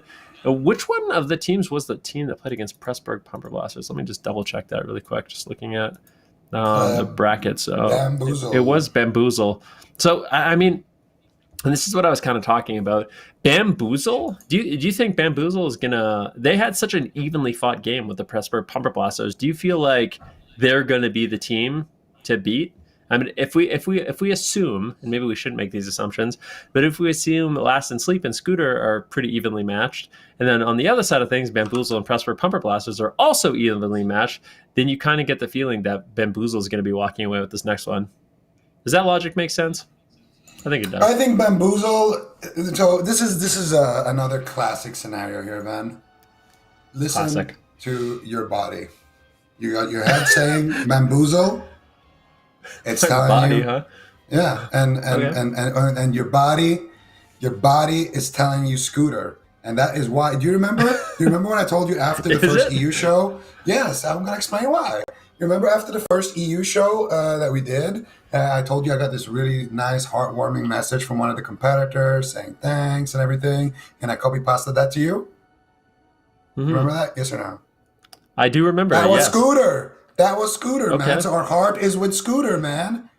I mean, that's how it works. They, I think it was one of the priests on Scooter actually that sent us that message. So obviously we have to be biased now and talk up Scooter and cheer for them here when they're staring one of the scariest team of the tournaments straight in the eye in the lower bracket. No? Okay. Well, it's really difficult to argue with that kind of logic, but I still think that, despite the nice messages, Bamboozle's going to win this next game. I'm sorry to say. I'm going to be going in favor of Bamboozle. Pressburg Pumper Blasters were able to best Last and Sleep. And this next match, Bamboozle versus Scooter. This is actually interesting because if Scooter does end up winning, we're going to see a rematch. Or sorry, hold on. If Bamboozle ends up winning, then we're going to see a rematch between Pressburg Pumper Blasters and Bamboozle. And that was by far the closest game. That's the closest game you could ever have outside of an outright tie. So at the last second, Bamboozle ripped away the victory from the Pressburg Pumper Blasters. Pressburg Pumper Blasters are going to be waiting. Do you think they want that rematch? You think they want that rematch, or they want to just 100%. Wouldn't you? You think so? Oh, I would. You had sure, it. Yeah. Your rogue was already dancing on Goldmine after he ninja'd the base. Everything was looking prime. And then all of a sudden, your dreams of staying in the upper bracket are just taken away from you. That's a rough place to be, for sure. And we'll see how they kind of handle that pressure, handle that situation. They want the rematch. We've decided on the desk. And let's see if they're going to be able to get it. At this point, I think for me, I'm going with Bamboozle. Zico is going with Scooter, and we shall see which one of these two teams does pull it ahead. Once again, we do find ourselves in a situation where one of these teams is going to be eliminated. Scooter on the side of the Alliance representing, and they actually are just straight up playing Alliance, and Bamboozle, they're going to be playing Horde. We'll see which one of these two teams can pull out ahead. Yep, it's going to be interesting to see here what Scooter can come up with. And I just want to say, Van, would you like to put 50 gold coins on this match here? Just so I can say I'm going to take my Scooter to the bank after this. So you're putting 50 gold pieces in WoW, of course, classic WoW, Scooter, on Scooter, and I am okay. Yeah, I'll take that. Yep. All right. I think Bamboozle's going to be walking away with it. Listen, DPI, bro, send me a nice message. I'm expecting big things now, man. I put 50 gold on you guys, Scooter. Don't let me down. But of course, on the side of Bamboozle, they've been looking very, very dominant. Throughout the qualifier, they looked very dominant. They won with 10 points, so I guess not that dominant in their first game of the day. But here we are in the lower bracket. The gates are open. We are seeing a big Horde swarm get to Blacksmith before the Alliance squad, of course, and they're already looking to potentially steal that node. Not going to be able to do it. Nade's coming in from downtime, and now we got ourselves a nice little duel happening here on the Lumber Mill. The Alliance are just going to get the gold mine for free here by the looks of things. And now there's no way the guy who kept gold mine gets farm as well. Oh my goodness. This is looking like a premium over there for the Alliance side. Yeah, not looking too bad here for Scooter. They managed to pick up the mine. They managed to pick up the stables. They're actually rotating and going to pick up the farm as well. But Bamboozle, they're putting a lot of their efforts on this team fight. And if they end up winning the team fight and they could win Lumber Mill, they're not going to find themselves in too bad of a situation. But this Rogue obviously doing a tremendous job here, going down to the farm, managing to pick up so many bases. And if they can hold on to those bases, as soon as that gets capped, you're going to see Horde members rotating back. You already see it, some peeling off from the fight. Not a situation you want to find yourself in where you have no bases going your way. You're fighting for Blacksmith, you're fighting for Lumbermill, but at the same time, every other base on the map is being converted in favor of the Alliance. Definitely looking good here for Scooter, and not so good for my gold count. Yep, looking good so far for my trip to the bank later. And Bjerksvold, he's making it look even better right now. Is he going to get the Lumbermill? There's no way. Oh, the nade! No! 50 gold nade coming in there from downtown. Can they CC him though? They have a rocket helm here on the Mosquito. He's trying to buzz around. Ooh, he's making his way there. Another nade coming in there.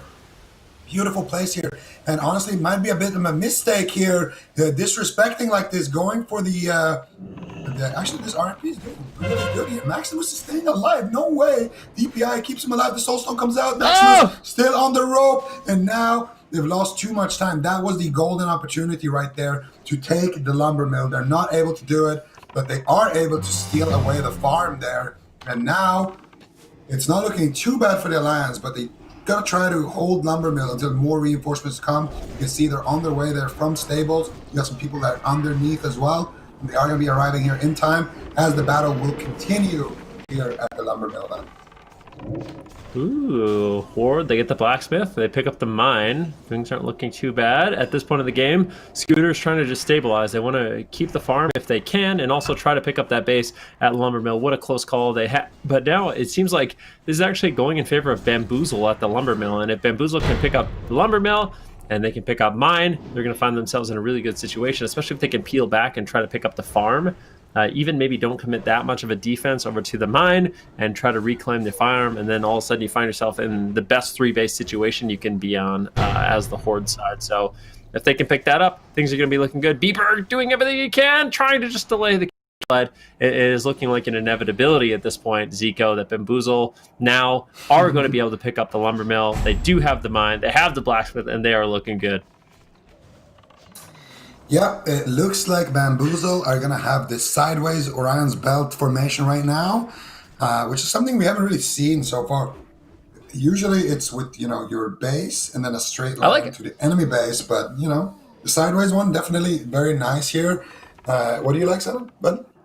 I think it's an arrow. If you imagine that, like, it's a bow where stables and farm form like kind of a... Oh, yeah, I see it. I see it. Bow. Yeah, they got the arrow. We're gonna call it. So is the that the arrow, right? And the other one is Orion's Belt? Yes. All right, chat. Are you guys writing this down? we are seeing Scooter here trying to desperately hold on to their pumpkins. Actually, winning a fight here at Gold Mine, and speaking of gold, that would be devastating for the 50 gold Venruki put on this match here, but a nice res wave there for the side of Bamboozle should allow them to hold on to the gold mine a little bit longer here. And we are going to be seeing another assault here potentially on farm by the Horde squad here. Bamboozle really looking to run away with this game, but a big alley res wave is going to shut that down in its tracks. And I think at this point, attack LM and GM at the same time. That's got to be the best move if you are Scooter. I think going for a line of play like that, hitting multiple bases is definitely going to be what they want to try to do. Maximus getting a sap over onto Air, and the Alliance still putting the pressure down over onto the Mine. At the same time, sending a squad over to Lumbermill, and this is good. Numbers in favor of the Alliance. Scooter might be able to actually come back from this base deficit if they can make enough progress at the Lumbermill. These defenders from the side of Bamboozle, they're going to just have to buy as much time as possible. It's not necessarily about taking anyone down, but just make sure you stop them from capping the flag. They've got a Hunter, they got a Mage, playing the range game quite well. Mosquito buzzing around all over the Lumbermill and really just trying to be a nuisance for this team and delay this cap as long as they possibly can, but it's getting close. Can they actually pick it up? He gets Hammer of Justice. Mosquito, he needs a Fire Blast. Gold Stab does come in. He's getting close, though. He needs to actually stop him. The pet is still hitting him, so Mosquito just staying alive and allowing that pet to interrupt the flag caps. Very nicely done on the side of the Horde, and it looks like they are going to be able to hold on to Lumbermill. Yeah, it looks like Mosquito will be able to hold on to the Lumbermill here for his team.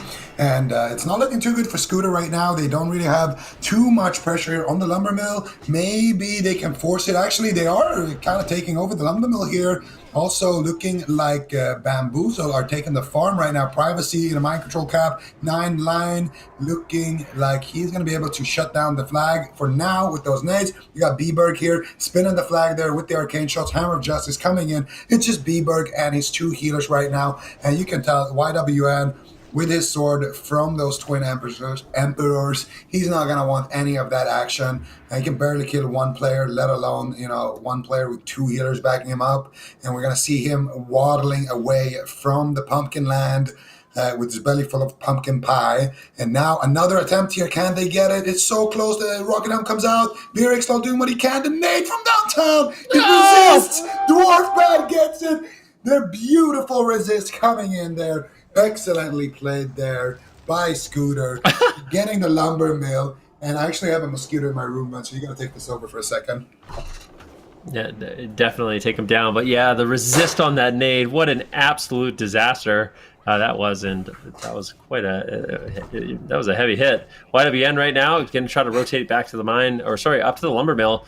And there is a moment after you cap a base where all of a sudden the team fight matters a lot. If you cap the base, but then lose the team fight, you're not going to be reinforced there. But luckily for the side of Scooter, they're going to be looking good. They managed to get the lumber mill, and it doesn't look like there's much of a horde offense there to shut that down. And now they have the stables, they have farm, they have lumber mill. Once they can convert it, they're not too far. They're actually still ahead on resources. So Scooter's looking really, really good in this match. And I feel like Bamboozle, although very frustrating, they ended up losing that base off of a resisted nade. They just got to refocus up and try to pick a new point to try to hit. And I feel like a good point for them would be try to get back the farm. Like force a fight at stables, force all the alliance to go to stables so they're committed over there, and then you get your nice little respawn at blacksmith or potentially your starting zone, and that allows you to go for a cap over onto the farm. And I think that's their best position they can hit at this point. Ooh, looking like Horde might actually get this. Stables under heavy fire. You can see there's 2 people standing on the flag, but no one is clicking it right there. But they were going to get naded anyways. It doesn't matter too much. Now we got Brain Deadly here trying to click the flag, but he's not going to be able to get it. And we see B-Berg going in for the anti-cap right there. So he is defending that farm right. And we got Venom heals there as well. This is a big fight. B-Berg already positioning very defensively, but there's a lot of backup down there. And on the Horde side, it still might be taking the stables here. This is exactly what you want to be doing as the Horde side. Attack the stables, attack the farm, break the not so golden triangle at its head and its tail. And now it looks like they might be able to do it here. Sal coming out with a big multi-shot there, but I don't think it hit everybody. They are able to spin the flag a few more times here on stables. And now a Brain Deadly finally killing the last one, but DPI rezzing, and now a big res wave here. Now all of a sudden there's no way the Horde wins this, and that is the devastation that you have those. You're on that timer to kill everybody and click the flag before a res goes off. And unfortunately here for Bamboozle, they're not going to be able to do it there. It was pretty close, but a nice flag spins there coming out from the last couple of members. That last multi-shot and Hammer of Justice really kind of sealed the deal right there. Now we're going to see, there it is, another massive res wave coming out. And you can see the Horde, they're running out of mana, they're running out of HP. As soon as these reses come out, everybody who just res at full HP, full mana, and it's a kind of an unfair fight. The longer it goes on, the Horde just ends up losing their resources here. And now you're going to see Venom Heals finally get the farm, though. And that is the beauty of this double assault. You're going to have some people, die here at stables, but you are also going to have some people die on the opposite side at farm. So you can potentially pick up one of those nodes because they're so far away from each other. Very nice stuff here from Bamboozle, tying up their bases for now and potentially looking to get a lead here, man. Yeah, I mean, it is looking good. And I feel like they've actually favored their position now that they have this kind of these 3 connected bases, the mine, the farm, the blacksmith. These 3 nodes connected are going to be a lot easier to defend than the arrow formation. of the mine, the blacksmith, and lumber mill. So a lot easier for them to defend, and all of a sudden Bamboozle is looking a lot better in this game. They are behind on resources, like we did mention, but this is a great opportunity for them to get back into the game. They just have to make sure they have multiple defenders. So keep 2 defenders at blacksmith, keep 2 defenders at farm, at mine, and then have everyone else kind of rotate, float, have scouts kind of look at the numbers. These are the things you really need to be doing if you want to not get ninja capped on and be able to maintain that lead that they're developing. Yeah, a lot of it is actually about tracking how many players and also which players are the ones, going for the ninjas and which players are the ones holding the bases. Anytime you see the rogue anywhere on the map from the enemy team, you always got to be calling that out, call out his position so your defenders know, okay, right now he's going to be really far away from me. If I want to leave my base and go somewhere else, I can do that and help out or whatever. It just having that key communication and knowing at all times where the enemy ninjas are and how many people they're sending where, so you don't overcommit with your own assistance that you're sending in to defend. I think that's some of the most important things when you are in the lead, to make sure that you stay in the lead. Wharf pad now trying to take the gold mine here. Not looking too likely though for him. They do have the graveyard here on the side of Bamboozle. So Bamboozle, they're going to be outnumbered, but they're also going to be rezzing, getting back to their corpses. Sierra now taking some damage here. Gleeway finally. Oh no, he gets juked by the feigned death right there. And I do think Sierra eventually did go down there to a bleed or a dot, but still a nice attempt here coming out from him. Big damage here from Gleeway in this gold mine, but once again, Hectic is going to be there, and he is going to turn him into a little Soul Shard Majin Buu cookie. And now, once again, it's looking like Bamboozle. Ooh, Maximus, man! Yeah, No Maximus, he's going for it. Is he going to be able to do it? This would be so big if he could actually pick it up. He might be able to assault the blacksmith. An absolute hero play from Maximus, really making this game a close one. Picks up that base. Absolutely. Right now, you have to imagine the Horde side of Bamboozle. They are super sad that just happened to them. I mean, giving up that base, they could have even just been a little bit more spread out, and that Maximus wouldn't have been able to set that up. So a little bit of an error there. Can they actually get it back? There's a lot of Alliance coming in, and it looks like the Alliance are actually going to be able to hold on to this one, Zico. My goodness, Maximus all of a sudden gives his team the golden triangle. Absolute MVP plays coming out from Maximus here. Saps one guy, blinds the other guy. There was a hunter and a pet as well that were attacking from far away. I don't know if he CC'd those guys with something as well, but it wouldn't surprise me. Maximus been one of the big playmaking rogues in this tournament, and so far he is making his team stay in the fight. He just gave them a golden triangle, basically serving the win here for them on a silver platter. All you have to do now, Scooter, is make sure that you are rotating, calling inks, calling how many are incoming, calling where the selfers are, all that good stuff, and they are going to be able to defend this golden triangle for a really long time here. And now for Bamboozle, for them, it's all about finding that weakness. Usually Blacksmith is extremely difficult to take. So if I was on Bamboozle, I'd be going with a massive force from that road across Blacksmith and go straight to stables, and then maybe send a couple of people back on the Alliance side, up the hill to Lumber Mill, attack both at the same time, and see what you can do that way. Ooh, Maximus eats a big chain lightning. Massive damage coming in there by Bamboozle as they look to clean up the Lumber Mill, potentially assault that base, putting them back into this game. The resources, once again, going to be in favor of Scooter in this game, but this is still way too close to call, and anything can really happen with how back and forth it has been in this match so far. Venom's potentially going for a cap. He does get shut down. Very unfortunate for him. Virix going to just reinforce. The Alliance are sending more and more members. At the same time, we have some Horde. They're gathering at the bottom side of the Lumber Mill on the side of the farm. And they can basically decide where they're going to go.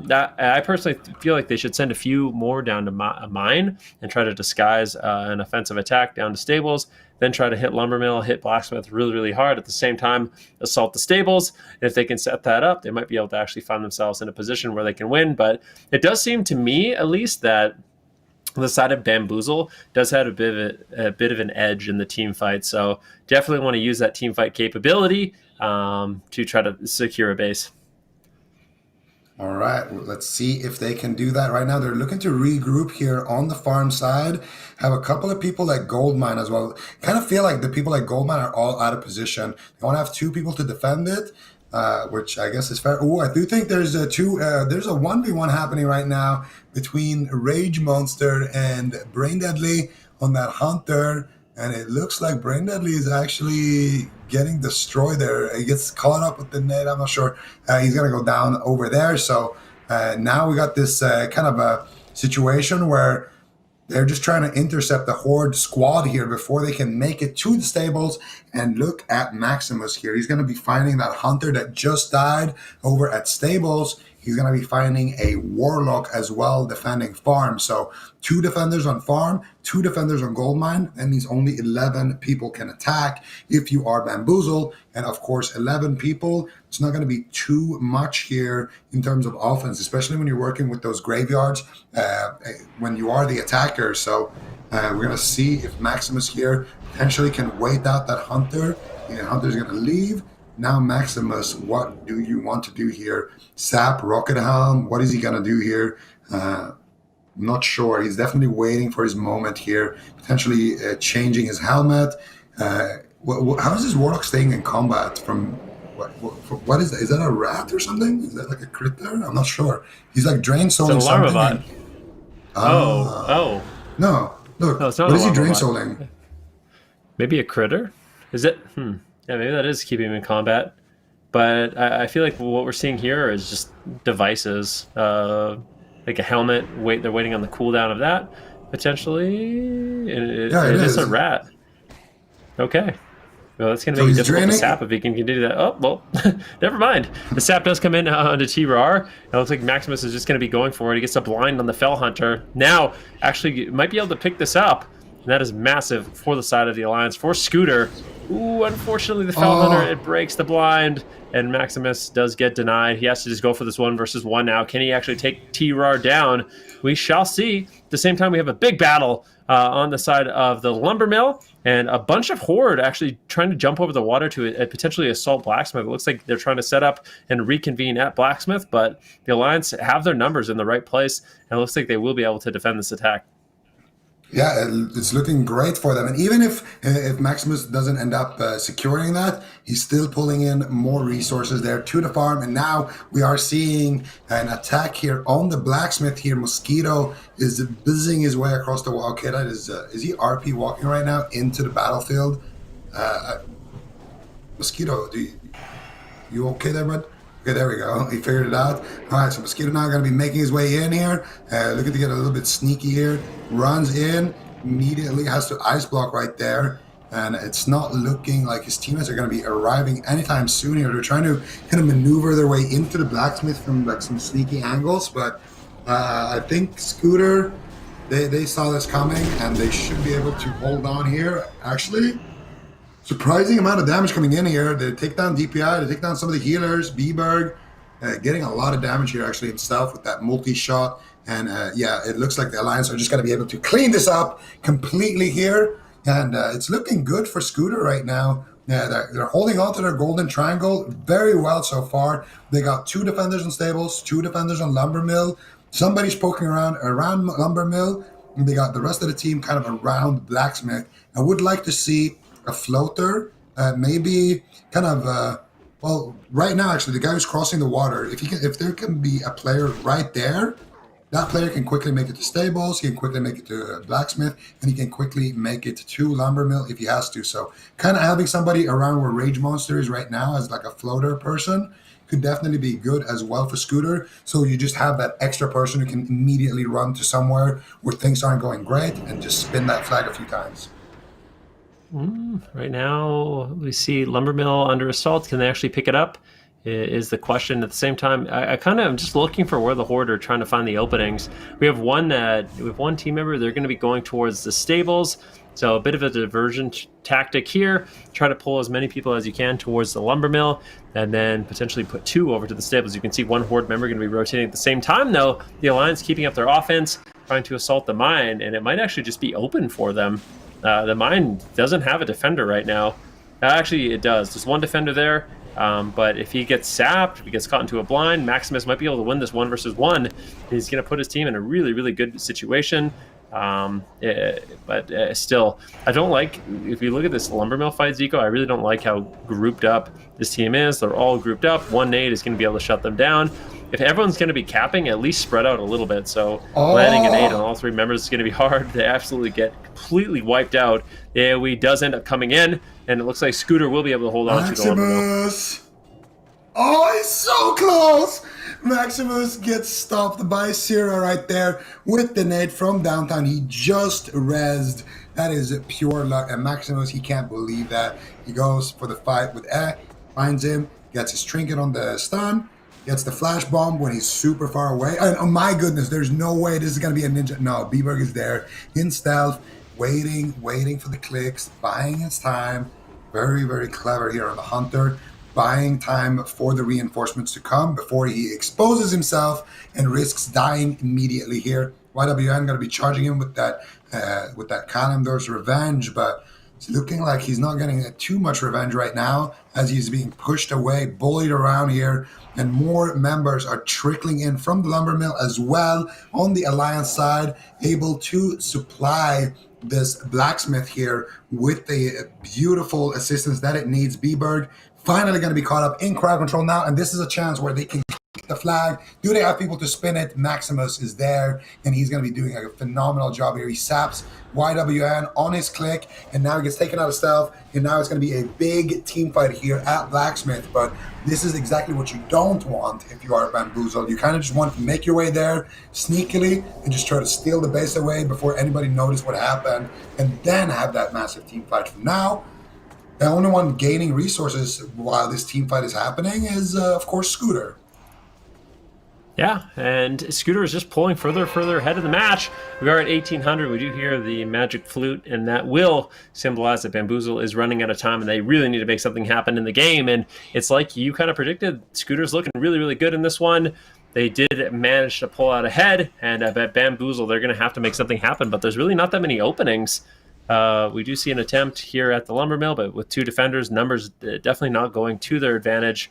And Bamboozle's actually pulling a lot of their defenders as well. So this is a prime opportunity for Maximus to just go move around as the rogue, go to the bases that the Horde control, and make sure that they have defenders. And if they don't, you get an easy base. And if they do, then at least they're keeping defenders there. Look at this Hunter. Just so close! The nade resists! Is he actually going to be able to get it? He does get taken down by an execute, but that resist on the nade definitely made that base cap a really, really close call, but good defense coming in. Blacksmith does end up getting assaulted. Bit of a misplay there. Look at Renowned. Renowned, I feel like there was a lot of Alliance there that just blundered really hard, just completely ignoring the flag in that situation. There was 2 mages, I do believe, that just, I don't know if they just spaced out or what. They got distracted in the team fight, but they could have easily held on to that one. I don't know. They might be a bit spaced from the fact that they are 1 minute away from winning on the side of Scooter, regardless of what happens here. All they need is 70 points. The Horde side needs 500 points, and that means Bamboozle. I mean, they've had a great showing in this tournament and in the qualifier as well. And, a lot of entertaining matches from them. But I do think Bamboozle will be going home, or will be sent out of the tournament. They're already home. For Scooter, they're going to live on here in the lower bracket. We don't like calling the game before it's completely called, but I think we can call this one. I think it's it. This one is over, man. I would say so, unless they cap all the bases right now. Okay, it doesn't look like it's going to be now. But no, it is going to be. It really isn't. And you were right. I mean, you called it. Scooter, they are going to be able to pull out ahead on this one, the Alliance squad. And I do believe, correct me if I am wrong, which I don't think I am. I do think, actually, no, I am wrong. Never mind. I was going to say it's all Alliance teams left in the tournament so far. Scooter, they will be advancing. Bamboozle, unfortunately for them, they will be sent out of the tournament. But that does mean we're going to be turning our attention to the upper bracket once again. We've got the upper finals between Vinox's Finest and Apes. And this is going to be a rematch I think a lot of people are really excited about. Venox's Finest against Apes. I mean, this is the repeat of the grand finale of the qualifiers. Very, very close series there as well. And I mean, I'm excited to see here because this could potentially also be what the grand finals could look like here. I mean, Venox's Finest hasn't lost yet. Apes hasn't lost yet. So maybe whoever loses ends up cleaning up the lower bracket and then making their way back to the good graces of the finals. We've seen things like that happen before in tournaments. And I mean, the most important thing here is going to be, I think, who wins this is going to be one of our finalists. Yeah. And who do you think, if you had to make a prediction, I'm going to put you on the spot right now as we take a look at the scoreboard. Who do you think is going to win between Venoxus and Apes? My heart is telling me Ramon, and my brain is telling me Apes again. Last time I listened to my heart, actually both last times I listened to my heart, it did work out. So I don't know. I'm gonna go with Venox's Finest. They're gonna win, but it's gonna be close. I think so. I think they're gonna win, but it's gonna be one of those close ones, one of those nail biters where we're like, is 2 bases enough? You know? Okay. I could get on board with that. And I mean, we'll end up seeing who does walk away with that one. I mean, for me, I feel like I'm more inclined. I kind of feel like you, where I want to see Ramon able to step it up and get those ninja caps. But I feel like Apes is one of those teams where it's like, fool me once, shame on you, fool me twice, shame on me, and they're not going to let that happen, kind of thing. So I think their defense is going to be really solid, and I think them really focusing their attention on the blacksmith battle and making sure that they can pick that up, and then just really focusing on not allowing Ramon to get these 1-versus-1 cap situations is going to be really important for them to actually walk away with the win, because the composition Apes is bringing, we did mention it, they have no rogue, they have no druid, so there's not a lot of stealth action going on from their squad, whereas Venox's Finest, they have players like Ramon that can kind of maneuver their way around the map. And if they do fall behind, they can find themselves in a situation where they pick up a base. And I've been curious, since this match played out, I've been curious to see what kind of adaptations Apes is going to make and where it kind of all went wrong for them. And we'll see if they're going to be able to capitalize on some of those errors and make up for those mistakes and find themselves in the grand finals, because this is going to be a really good game. Yeah, absolutely. It's going to be a very, very close match here. And I think the most interesting thing that I've noticed so far for Apes is once they actually lose a base, I feel like it's really hard for their comp to actually take the base back. So for Apes, I think for them, it's all about having those good openers. But more often than not, in Venox's Finest games, we've seen them actually be the team with a very strong opener. So I think a lot of it might be decided here in the initial couple of fights. Who gets ahead on Blacksmith? Who gets ahead on Lumber Mill? Who gets the gold mine? I think all of that stuff might have a very long-lasting ramifications on the rest of this match here. This is, of course, a upper bracket game, like we mentioned. That means, unlike the game we just saw, whoever loses here still is going to be in the tournament here. Both of these teams haven't lost yet, but we are about to change that today. We got 2 Alliance teams going head-to-head here in the upper bracket, and Apes are going to be on the Horde side. Yeah, they are. This is the second time, actually. The first time these two teams did meet, it was the same matchup as this, where Apes spawned on the Horde side, Venox's Finest spawned on the Alliance side. So, once again, Apes going to be representing the Horde, and we'll have to see what can happen here. The last game between these two teams was actually, I think it was decided by Ramon capping farm. So, being able to sneak in, pick up farm, and then just defend that base was what ended up winning them the game. So I'm curious to see what Apes decides to do in the early stages of the game, how many they're going to commit down to the mine, how many they're going to commit down to or up at the lumber mill, and how hard they're going to really focus on this blacksmith fight. But we'll definitely have to see. And also where Ramon's going to go. I wonder if Ramon's just going to be moving forward to Ninja Cap very early on. Oh, Ramon versus Tilted, Mage versus Rogue. I think this would be insane. This Mage Rogue, Rogue versus Mage is one of my favorite matchups to watch. Actually, I think Tilted is quite a great dueler here. Oh, he gets Ramon out! Oh, this is going to be big here, Tilted. Can he do it? Let's see what the consumables coming in. He's using the anti-venom right there. He gets a full polymorph. He uses the nifty stopwatch, I believe that is. There's a free action potion too. On Ramon? Oh yeah, there is. Oh yeah, he sheeped the free action potion. So that's why he's not opening. He's going to go for another sheep into a third sheep here, trying to stall as much as possible. And then potentially going to go for the fireball. Is he trying to resheep? Okay, there we go. He gets the last triple DR sheep there. And is he going to actually try to get that base on the triple DR sheep? It blinks in. He blocks the blind. Dude, if Ramon vanishes, sheep shots him. He has no breakers for that. Tilted taking massive damage here from Ramon. He's going to be forced to use the cold snap right there. The nade from downtown coming in.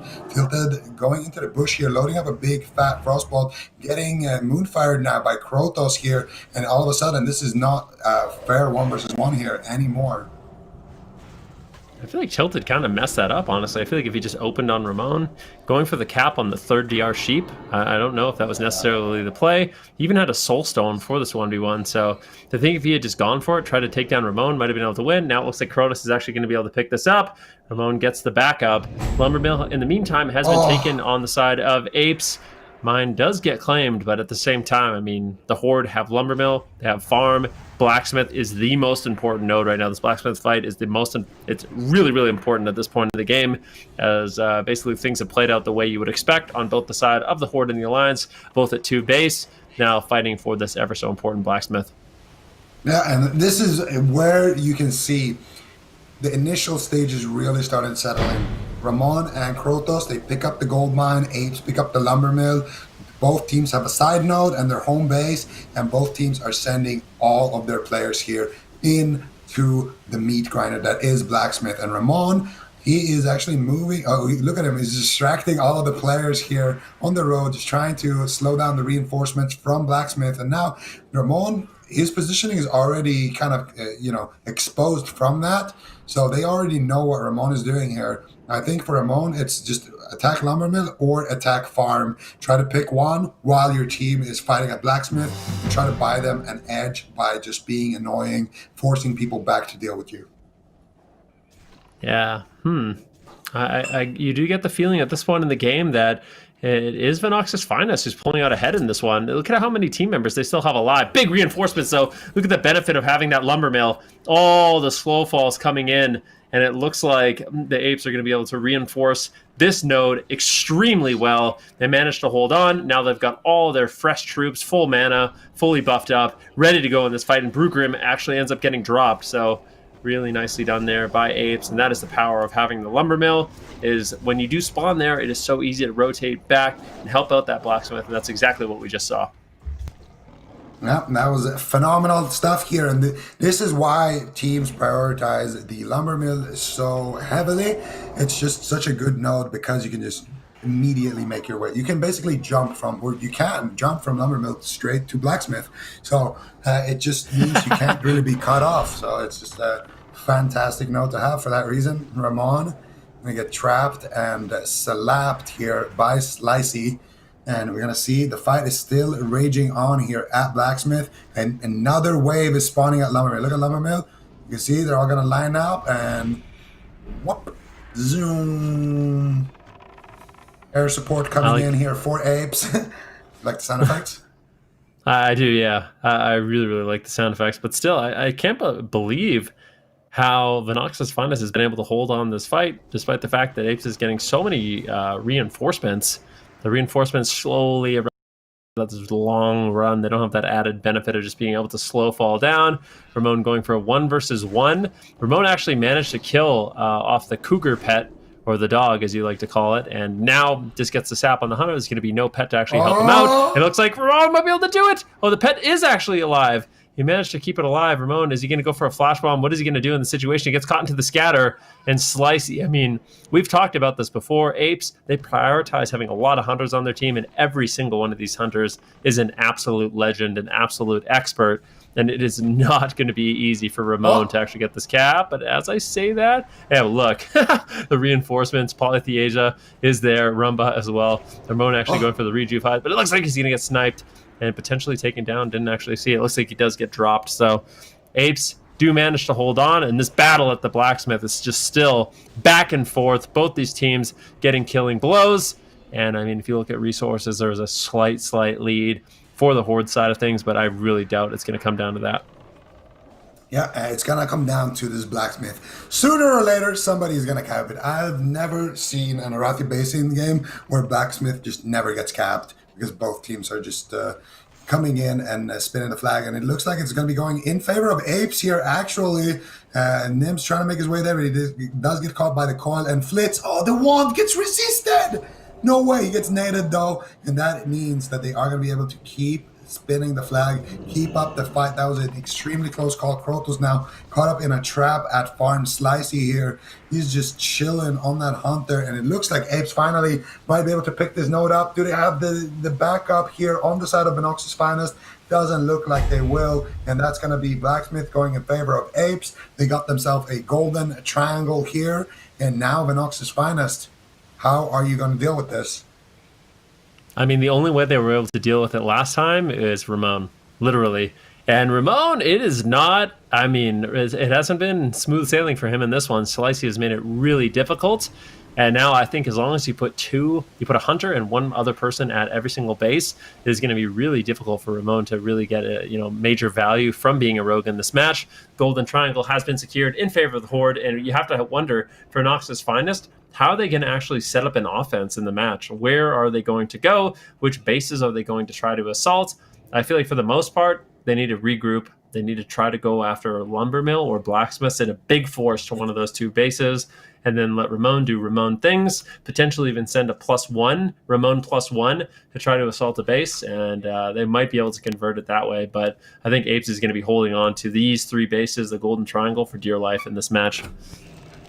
Yeah, Ramon and maybe maybe Krotos and Ramon can get something happening, but right now they've kind of been discovered here on the lumber mill, just trying to slow down the supply of hordes running in, but I don't think it's going to be enough here. There's so much red here at that lumber mill.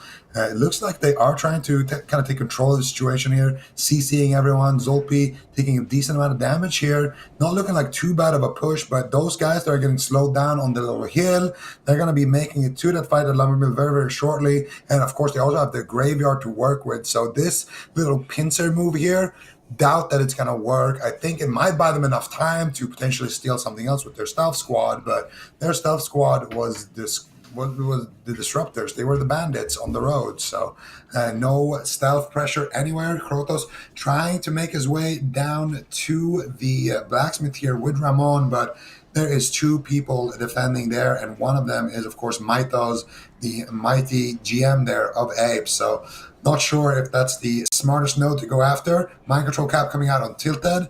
Not offensively, though, just kind of to waste his time here as he is trying to steal away that gold mine. Yeah, trying, but I think just putting the pressure on the base is a really intelligent thing to do. And I like the fact that they're committing more offense and just they're committing some offense, which I think is really important, even when you are in a winning position. We've talked about it time and time again, just really keeping the enemy team honest, making sure they have the proper amount of defenders. And if they don't, you can easily pick up a base. And I think just constantly fishing for that is really, really important, especially as a mage. I mean, you talked about it, Zico. Mages are really, really good in those 1v1, 1v2 situations. Ramon Ramon really spicing it up, going to the blacksmith. Let's see what he can do. Is he going to try to just bury his face right in that flag? I don't know if he's going to be able to actually pick up the flag here against a paladin. I think that's extremely unlikely, but you can see just with the positioning on the map, Apes are in a position where they're spreading out their defenders, but everyone is within those three bases. Everyone is ready to float if they need to. They're sending out basically scouts. As you can see at the bottom of a lumber mill on the side of the Alliance, they have people in a very far position, just poking with frostbolts, poking with snares. Ramon gets a sap. Looks like Ramon actually will get taken out of stealth. And now a two-pronged assault. The Alliance are going for a power play here at the farm as well as the lumber mill, Zico. Yeah, exactly. Ramon just trying to kind of show that he is at the blacksmith, sapping people around, just making himself a kind of a distraction. But the farm is the real kind of point of contention here. They probably snuck around here, mostly undiscovered, because there wasn't really that many people from Apes rotating for this farm push. And they also were able to just res a gold mine and then go straight way there to farm, which means you're going to be getting to the farm, before Apes have a chance to rotate here. So now it's all up to these defenders here at farm. Can they spin the flag? Can they hold on? And right now, that looks to be the case. There's also a fight happening at Lumber Mill, though, so I really like what they're doing here. They're sending Ramon to Blacksmith to keep people there busy. They're sending a hit squad over to farm, and they're also pressuring the Lumber Mill. So pressuring every single node on the map here, Venox's Finest, trying to do what they can do, but Apes, they are hungry for revenge. They don't want to lose like they did last time these two teams fought in the qualifier, and right now Apes are looking like they're going to be holding on to all three bases. Blacksmith completely uncontested, Farm just got wiped out, and now it is LM here. That is the big question, but it looks like it's going actually a little bit in favor there of Venox's Finest, but a couple of members of Apes standing very far away, just kind of poking there, people in the fight there, so should be completely safe. And now another massive res wave coming out there for Apes means that Apes are going to be able to hold on to Lumber Mill. They're going to be able to hold on to their golden triangle, but Venoxes are putting them to the test. Yeah, they really are. And I mean, there was a little bit of an effort there by a mage to try to attempt to go after farm, but it just didn't end up working out. And once again, you can see the Alliance, they're trying to just regroup, and they're going to buff up and try to come up with a new plan. Because at this point, they have quite a few members on the Horde side of the map, 4 players right now. And I'm not sure if those 4 players are just being like held hostage, because sometimes that's what a team like Apes will do, is they're tracking the res timer. And basically, they try to desync the reses and slow down assaults as long as possible. And if you can basically pin down, 2-3 people and then take them down right as they want to make an attack, then all of a sudden they're down multiple team members. So doing stuff like that can be really, really intelligent. You can see Venox's Finest right now. They are regrouping essentially everyone. They're missing 3 team members at this point, but they're really going to try to make a play. Maybe go for Lumber Mill, maybe take the road less traveled, go to farm, wrap around to Lumber Mill, split off to Blacksmith. I'm really curious to see what they decide to get up to here. Yeah, they have some options, but they don't have a whole lot of time. The more they wait, the more those resources are ticking in favor of the Apes. Let's see here, Zulp just going in on a bit of a hero mission. They're trying to just take down the entire team, slow them down, buy time. And, it's one of those things that you actually can do here on the Arathi Basin. There's a lot of traveling on this BG. It's a very big BG. And, of course, if you die, it doesn't really matter if you're the defender, because you can just res for the most part, unless, there's no other defenders and you have to kind of be the one who spins the flag, or, that's not the case, though, for Monkey or for Zulp. He just kind of can go in and do whatever he wants at that point. He's going to be rezzing while that fight is still going on. Ramon getting discovered here on his way up to that fight in Lumber Mill. So Ramon actually team fighting now with the team. Gets caught up in the mind control helm. Trinkets out of that. And now he gets a gouge on Polytesia into the Vanish with the Hunter's Mark. Now he is just doing a straight up U-turn here. Where does he want to go? Oh, the fall damage takes him out of stuff. QK can see him. Ramon has to go for the Blacksmith. He fakes for Blacksmith, but then he moves towards farm. But there's Slicey and QK there. Look at all the Alliance. They're all jumping down to Blacksmith from Lumber Mill. That is amazing. But they should have kept one mage up there to slow everybody else. That was actually an insane maneuver, though. That was a really beautiful maneuver, and let's see if Apes are going to be able to defend this. Farval going for a cap, but Mytos is there. He's spinning the flag. He does not want to leave that job to anyone else, realizing the game is potentially in his hands as long as he can slow it down. Mytos does get dropped. A really good push here for the Horde side. Apes, they just need to hold on a little bit longer. We do have reinforcements going to be spawned, but you can see the Alliance, they already have people in position to slow down those reinforcements. So this push from Venox's Finest, this is kind of as good as it gets, honestly. They managed to completely overwhelm the Blacksmith, but the one thing that they kind of messed up on is they didn't sit someone back like Crit or another mage to just try to slow down everyone, delay them mounting up and getting the slow fall. And if they had done that, maybe they would have been able to convert the base, but it looks like Apes is going to be able to hold on to this one. That was a really insane idea, but kind of like we mentioned, if you do that, you have a mage sitting back, Ice Block or something, and then you can just Nova everyone, slow them as much as possible, and then even if the mage goes down and you lose that mage and you're not going to have him even before the node is decided, the fact that he's able to stop literally their entire team from backing up the Blacksmith is going to give you like a 6 versus 2 or 7 versus 2 or even more.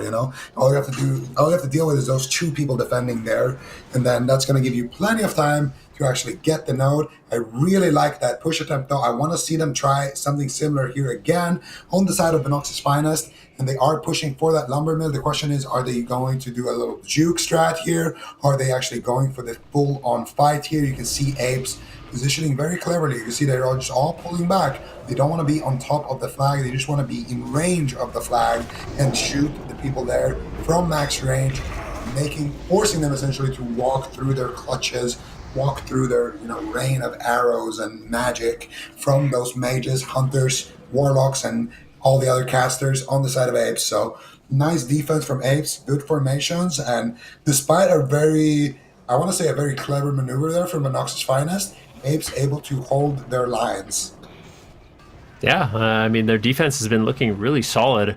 Ramon really was that X factor the last two times, or the last time these teams did meet, and now really hasn't been able to get too much done. I mean, they've constantly had tabs on him, bringing him out of stealth, making his life pretty miserable trying to go for a flag. But we see two members of the Alliance on the backside of Blacksmith trying to maneuver their way over to the farm, and maybe that's an opening for them to defend. Apes, they don't want to get capped on so bad that they're committing 3 defenders to every base. 3 defenders to every base to make sure they don't get ninja'd on once again, as they probably feel like that's the only way they're going to lose this. In terms of team fights, they're looking really, really good. Darwin, though, trying to get it, gets caught into a nade, and now all the Alliance are grouped up. They're all getting AoE down, and Apes have respawned at the lumber mill. And it looks like this fight is going to go in favor of Apes.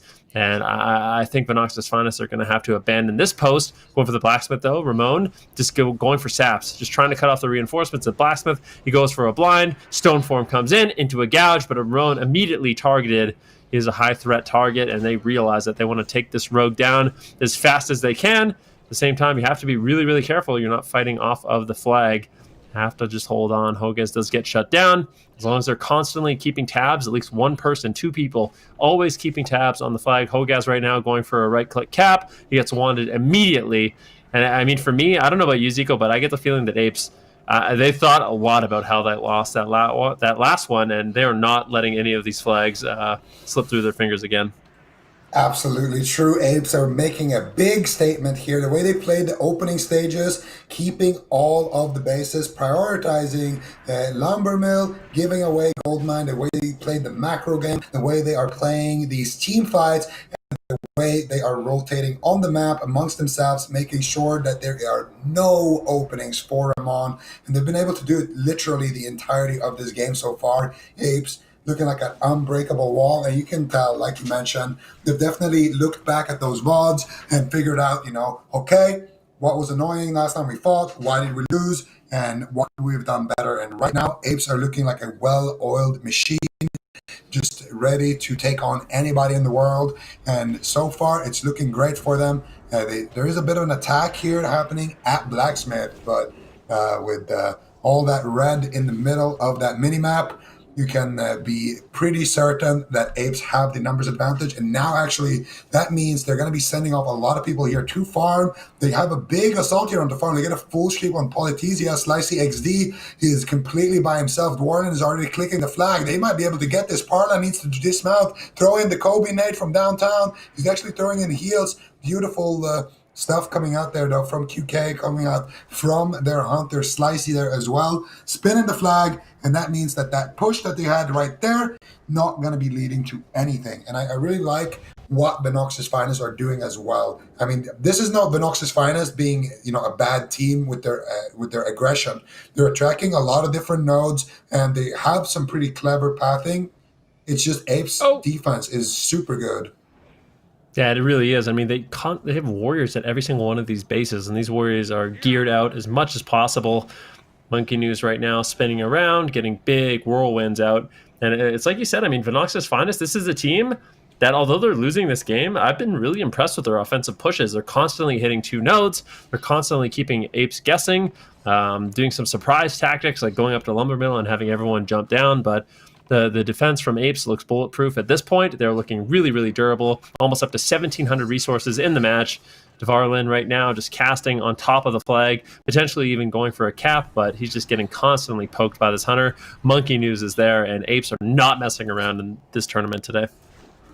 Apes definitely looking laser focused here on the task at hand. Remember, guys, this is not a lower bracket match. This is the upper bracket finals. Winner of this match will be advancing directly to the grand finals, putting themselves in a guaranteed top 2 position here in this tournament. Loser will have to go down and play the lower bracket finals after the lower bracket semis are played. And right now it is looking like Apes. I mean, let's be realistic here. The harmonica is about to play, and at this point, you are almost 500 resources behind. If you are Venox's Finest, you're going to need 4 bases potentially, like now, soon to be 5 bases. And let's be honest, Apes not really the type of team that's going to be giving away those advantages. I think Apes so far, they just played a phenomenal game, very clean defense, very clean macro, and now they're reaping the benefits with that trumpet playing in the background then. Yeah, the trumpet comes in. Ramon once again gets scattered. He gets flared. And I really believe that the strategy of Apes is you take Ramon out, find Ramon, take advantage. Like, where's Ramon? Where's Ramon? It's like it's like that book I used to look at when I was a kid, trying to find that fella in the toque, you know. But it is Ramon right now, who unfortunately, I have to say, this is probably the least effective we've seen him, and I think that's just a testament to how strong the defense of Apes is. And we did talk about, I mean, this specific composition that they're running, where they have a hunter at literally every base, Zico. It makes it so difficult as the rogue, and not only is there a hunter at every base, that would be one thing. It's another thing when you literally have 3 people at every base. As a solo rogue, that becomes it's insurmountable. You have to deal with a pet and 3 players. Just not possible, especially against an alliance team where they have the dwarf racial stone form to remove blind.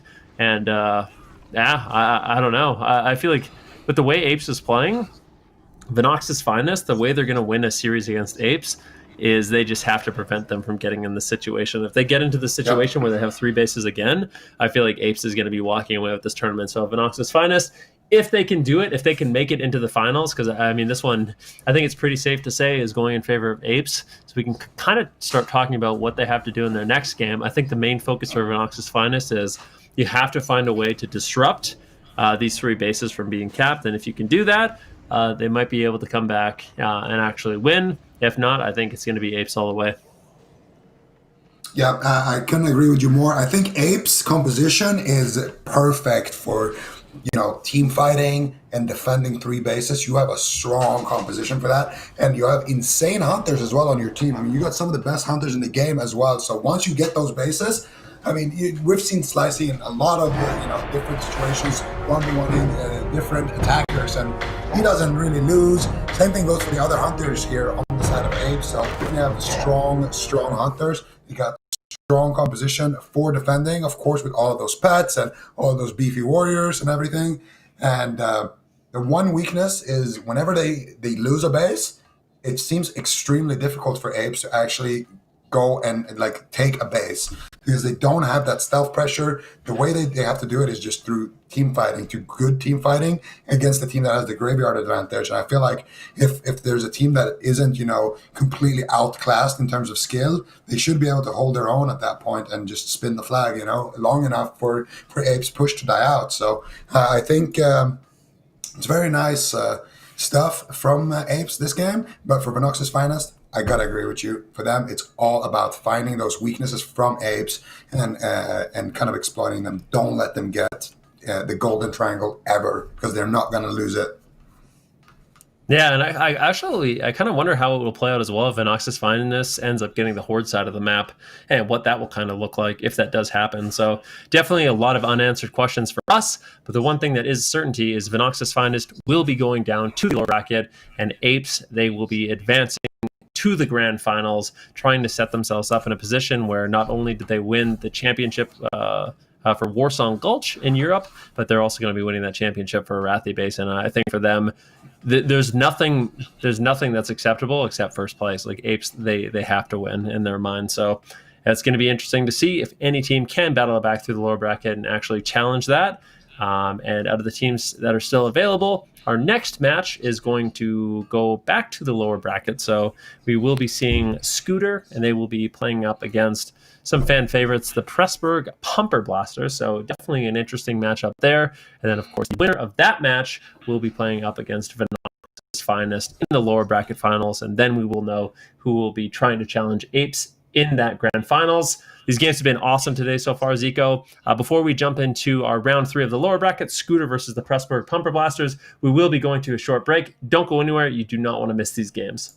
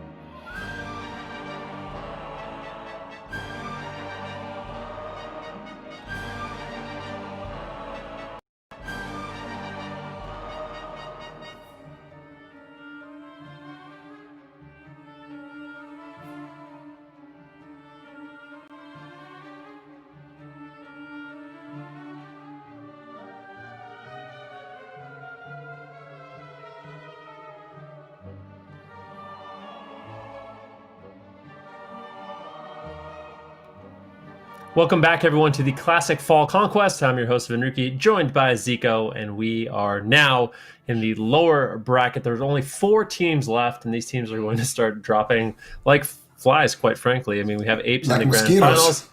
Like mosquitoes, yes. We have Apes in the grand finals waiting to see. I mean, they're going to be just waiting to see who their opponent is going to be.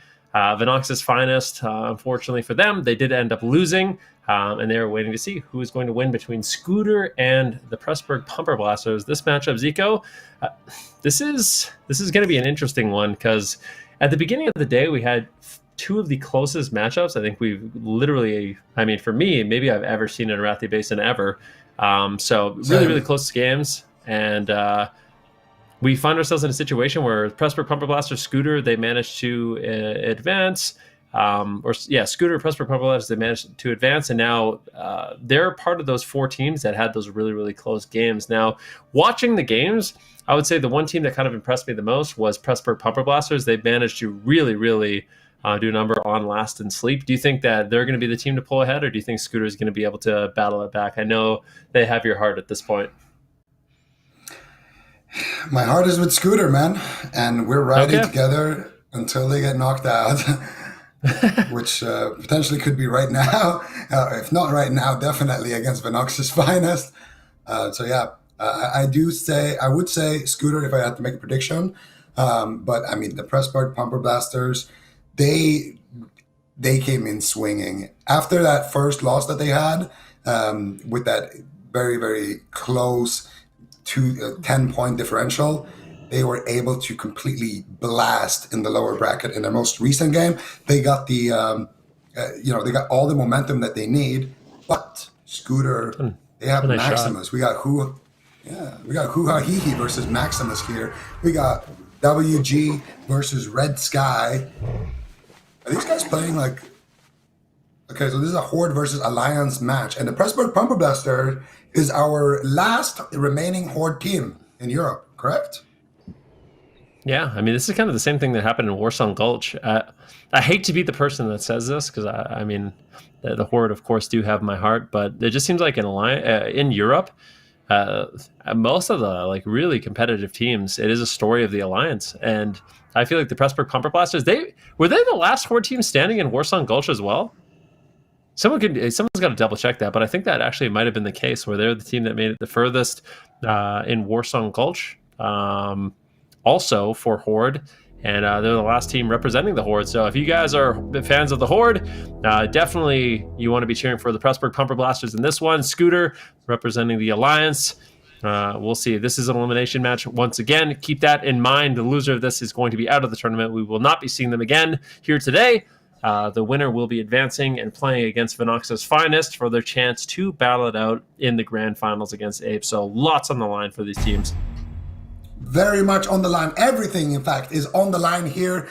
Whoever loses is out of the tournament. Whoever wins gets to keep on playing there. They're going to be battling it out for 3rd place against Venox's Finest and then potentially being able to advance to the grand finals. But now our focus is right here, right now on Maximus in that lumber mill. Not going for any kind of ninja caps here, really. Just going for control here in the lumber mill. Maybe going for a CC play on everybody here in lumber mill. He gets the rocket and he gets the stab. He gets the blind. He's ready to sheep shot the trinket. Can he find it? Red Sky is trying to steal the base, but unfortunately they are able to stop him. Dubbed coming in there with the ice cube on that blind and then able to activate that skull, I think. And then now using his own rocket helmet here onto Red Sky. DPI is silenced, but DPI can dispel that rocket helmet there as soon as he comes out of crowd control. They're still going after DPI though, and now DPI in a rocket helmet. Maximus completely by himself here. It's a 3 versus 1 situation here. Red Sky finally coming out of that crowd control, but now caught up in a fear. And you can see here, this 3 versus 3 is being played phenomenally here by both sides. Both teams really want this one, man. Yeah, there's no question about it, but in the side of paying attention to the blacksmith fight, it actually is the Horde that is way ahead. These elemental shamans just landing Shade Lightnings, getting killing blows, and they have put themselves quite far ahead in this one. And right now, the mine is in favor of the Alliance. Reinforcements coming in from stables to the lumber mill. Lumber mill is going to be a really, really big point of contention in this match so far. The Horde, if they can pick it up, I mean, we saw it in the last game. If they can pick lumber mill, they get farm, they get blacksmith. That is basically the golden ticket for winning a game. But the Alliance not going to be making it easy. Scooter right now really reinforcing that lumber mill as they realize what a priority it is to not allow the Horde to pick up that base. Yeah, very, very nice stuff so far. Horde team, the Pressburg Pumper Blasters really pressing the issue here by getting the most important node on the map, the blacksmith, and now they can focus all of their attention, all of their resources over to that lumber mill. And look at that, they got a little interceptor there, area of smooth, very nice so far, but he gets feared up there. Unfortunately, couldn't get the polymorph in time, so there's going to be two people moving over to that gold mine, but area of smooth knows who is there. It's Rook and one healer, so potentially he can go and try to 1v1 there. Just kidding, it's a warlock, you're never going to beat him. And of course, still lumber mill I think is the most important node right now. Actually, I would want to see just all of the Horde players go over to lumber mill, secure that, secure the golden triangle, be a little bit more like apes in that last game, and focus on getting those 3 bases and holding it. This is an elimination match. This is lower bracket semis. This is a game where you want to maybe take things a little bit slow and play it safe. Yeah, I'm really no question about it. You have to really focus and maintain that lumber mill. Lumber mill, the main point of contention, like we've been saying, and the Alliance at this point, they really can't afford to give it up. Horde are just so secure with those 3 bases. So winning this team fight is going to be extremely important. At the same time, the Horde not overcommitting. I mean, look, they have 2 on the north side of the blacksmith right now, potentially going for the mine, going for the stables, but it doesn't look like there's really too many free openings for them. They should just be reinforcing the lumber mill, because I mean, if they get that, they're going to be likely to win the game. Hoo-ha hee is just making a little bit of a play right now, trying to reinforce sitting in stealth, or is he actually going to be going maybe just cutting off any potential reinforcements, looking for those 1v1s, potentially just going for assault here on stables? That could be the case too. Lumber mill still just so back and forth between these two teams. Yeah, we're going to see still, I would say, the Alliance team actually looking like they're going to be taking this node here so far. If they can get those last 2 kills, handle it. Many whelps here on that lumber mill, but they are going to be taking them down. These flies buzzing around, but they are able to take down that warrior as well. And now 9 line looking like he's going to be able to secure this. I don't see anybody really nearby who can do anything about this. They're stopping them from both sides here, and this is exactly what you love to see. A lot of the times we'll see the more inexperienced teams go in and have multiple people clicking the flag, but not here. They're going to be doing it in style. And now hoo-ha hee-hee with the mind control cap, the 30-minute cooldown here invested. Can he get it? Leeway's there, almost gets it. There's a trap down, but now the hunter trapped his own warrior, but the hunter is going to come out of crowd control now. What is he going to do about the pet? Can he blind the hunter and flash bomb the pet? He gets a sap. He gets a flash bomb. He can get a blind of the warrior. He gets it. The flash bomb was maybe resisted there, or is that a different pet? I'm not sure. He's playing out of his mind. I think that's a secondary hunter actually sending his pet on him. Unbelievable there. He almost does some insane plays there, trapping Leeway with his own hunter's trap and almost ninjas that base, buying his team a lot of time and space, wasting the time of so many defenders there. I love that play. And as a result, they were able to pick up the mine. So instead of sending 2 stealthies to instead of sending 2 stealthies to stables, they split them up. 1 at stables and 1 at mine. And it was mine that ended up getting capped. Beautifully done on the side of the Horde. The Pressburg Pumper Blasters doing a phenomenal job. And now they have these 3 bases. They got the blacksmith, they got the farm, they got the mine, and all they have to do is hold on, really secure their defense. So far, I don't have any reason to believe that they're not going to be winning team fights, not having all those elemental shamans. So for them, it really is going to be a story of just hold on, just like we saw Apes do in that last game. Make sure you're not undercommitting your defense, at least 2, potentially even 3 at every single base. And as long as you can do that, you're going to be looking good in this match. Yeah, and somebody who's not looking good in this match is Leeway, because he just got blasted to the graveyard. And now we're going to see the Alliance try to figure something out. So at this point, I think going after farm, going after gold mine are 2 good options. I don't think you want to be taking a full-on team fight against those Ellie Shamans at Blacksmith because, I mean, you lost the initial fight, so what makes you think you're going to win now, right? And I think at this point, especially now that they have a graveyard there as well, so I think at this point, focus on the sidelines. Try to get gold mine, try to get farm, try to send maybe Hoo Ha Hee Hee somewhere, try to make him, shine. But I think for Hoo Ha Hee Hee, it's going to be hard to actually ninja something now because he used that 30-minute cooldown rocket hammer, but he gets a stab, he gets a sheep shot. He's going for the 2v1. Can he get a big fat Abyss? He gets a kidney shot. Does he have the damage? Can he finish it off with a nade? Abyss? No nade? Hoo Ha Hee Hee. I'm sorry, but like, there's a lot of rogues I know who would have naded there. Let's just say he ran out of nades, so he's going to go ahead and stealth there. Not going to be able to do the 2v1, but let's be honest, wouldn't have amounted to too much.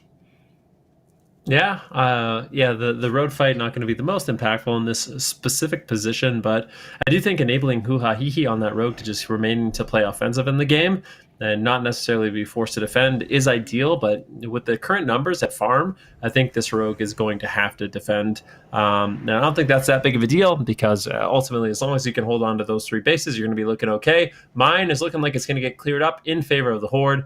The Alliance going to have to go back to the drawing board. Blacksmith looking okay. Farm, kind of a big battle going here. 9-line going to be going for a cap. Buzzle win a polymorph, but WG just moving forward, getting off lots of nades, lots of AoE. Will be able to shut down any sort of a cap attempt. Hoo Ha Hee Hee down to 10% health. Might actually get dropped. Barely holding on. Goes for a kidney shot. It does get resisted. And 9-line will be able to take him down. Hoo Ha Hee Hee is going to be waiting for a spawn, a res spawn, but this fight isn't going too bad for the Alliance. But it's like we said, if the fight goes on for too long, the constant reinforcements are really, really difficult to overcome. And I think for the Alliance, for Scooter, they're gonna have to figure out a way to hit 2 bases. They're gonna basically have to go after farm as well, send some offense down to mine, try to split up the defense, cause some distractions, maybe even send a rogue, Maximus. Yeah, send Maximus over to Blacksmith. Maybe he could make something happen there. But pressuring all 3 bases just consistently over and over and over the course of 10 minutes, eventually you might be able to make something happen. I would love it if Maximus could go to Blacksmith and do what he did in the last match he played. I think that would be fantastic. He should still have his mind control cap. Someone actually did use that mind control cap in Lumbermill. I don't know if it was Maximus. I think he might still have it. So we'll see what he can do with that. He's looking at the gold mine right now as a golden opportunity to steal some resources. He's got Beast God there defending, and of course Area of Smooth is there floating as well. So Hunter and Mage, 2 classes that usually rogues don't have the best time with. So I think Maximus is gonna just wait for a better opportunity to strike. Hoo Ha Hee Hee is on the road to the stables perhaps. I'm not sure exactly. Oh, he stealths right next to Maximus. These guys might just run into each other. Maximus does not want to be found here. He wants to just be completely invisible. Oh, he gets taken out with 10%. Oh, he's got backup. He's got a lot of backup. I didn't see those backup. I don't think me neither. Yeah. All right. Well, Maximus, he's just going to be moving. I guess he's going to defend. So he's just going to be defending stables. A bit surprising to see the rogue go and defend, but that's exactly what's going to happen in the situation. In the Alliance, the team of Scooter, they're going to do a massive assault, big assault, basically committing every single person down to the mine. They're really going all in for this fight, but I'm not sure they're going to be able to do it. Iwi might get taken down, forced to use the Divine Shield, and that was enough for him to hold on, but still very back and forth in this fight.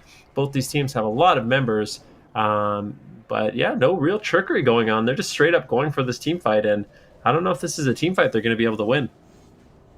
Yeah, I'm not sure. Let's find out. It looks like the Alliance are actually kind of overwhelming, but they sent in all of their reinforcements. So the Alliance are going to have the kind of upper edge in the start, but there is a big Horde res wave, and now they're coming in here. You can see Jatis here on the Mage, gets a big fat Nova, big counterspell there on the healer, and here we go. Arcane Explosion all day, spamming out the Cone of Colds, using the Ice Block, maybe not, And we're going to see Privacy here now, forced to use the Divine Shield. Still, Alliance going ahead here. And they basically need to clean up this and click the flag before the next wave of Horde reses here. It's going to be tough because the next wave res is going to be happening very, very shortly. I think it just did right there. And now you can see there's already Alliance players on the graveyard trying to slow everybody down on the Horde side there. But it's not going to be enough. The Pressburg Pumper Blasters, they punch their way through those guys on the graveyard, make it to the node, spin the flag, and Scooter,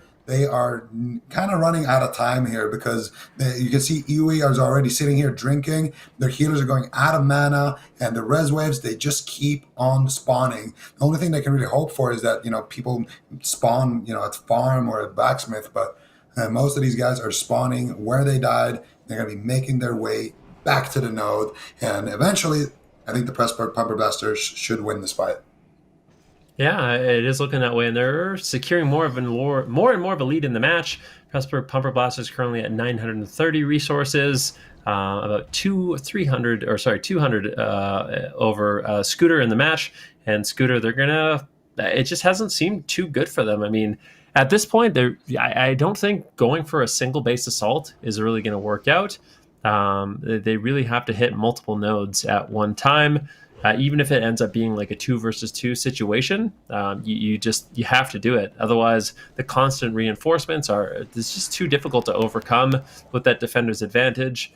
Especially when, like I said, I feel like the Pressburg Pumper Blasters are winning these team fights anyways. So you're going to have to battle it back in a team fight where a lot of people would argue you're disadvantaged not having the Elemental Shaman. That's why I feel like it's going to be an absolute necessity for Scooter to figure out a way where they can assault multiple bases. And if they can't do that, I feel like the Pressburg Pumper Blasters are just going to be able to secure their lead in this match. As time goes on, it's going to be looking better and better for them. Yeah, I couldn't agree more. I think for the Scooter, they ride and die with Red Sky and Maximus. I think these guys have to get a ninja somewhere, and the rest of the team has to assault something. I think that's the way they get it, and then they just need to spin the flag. But they need to kind of hurry up here because we are kind of approaching the dangerous territory. And, the Pressburg Pumper Blasters, famous for playing out those games that end with 10 resources different. They don't mind that. So you definitely want to get a move on here if you're Scooter. Let's see, Red Sky and Maximus are making their way to the farm, but I don't really see too much pressure anywhere else. There's easily more hordes than Alliance at Blacksmith that can disengage. There's also a floater. Ooh. I think that might actually be Hoo-Ha Hee-Hee on the road. What is WG doing? WG gets blinded. They get their full mind control cap. Let's see. Red Sky is clicking. Maximus is there. I think this is a base. This could be a base. Is it a base? Red Sky, is he getting the base? Oh, at the last second. I swear something weird happened with WG there. He came out of stealth and he was just standing still. I don't know if he was having a hard time actually targeting Red Sky, but I'd love to get a replay of that one. I swear he just had his right click open for a good 6-7 seconds before he got caught into a blind. And that could have been the difference. Unfortunately for him, that does mean that Scooter will be able to come back into the game. They pick up the base. They're not too far behind on resources, and there's an opportunity. Although they have kind of the outside bases, they got Lumber Mill, they've got stables, they've got farm. This is not a bad position for them to be in, and it's not an impossible position to defend. So they're going to be looking good. Pressburg Pumper Blasters, they have to try to find an opening now, as I feel like that was definitely a bit of a botched defense there. But you have to give credit to Scooter. They managed to set that up exceptionally well. And as a result, they're able to convert the base.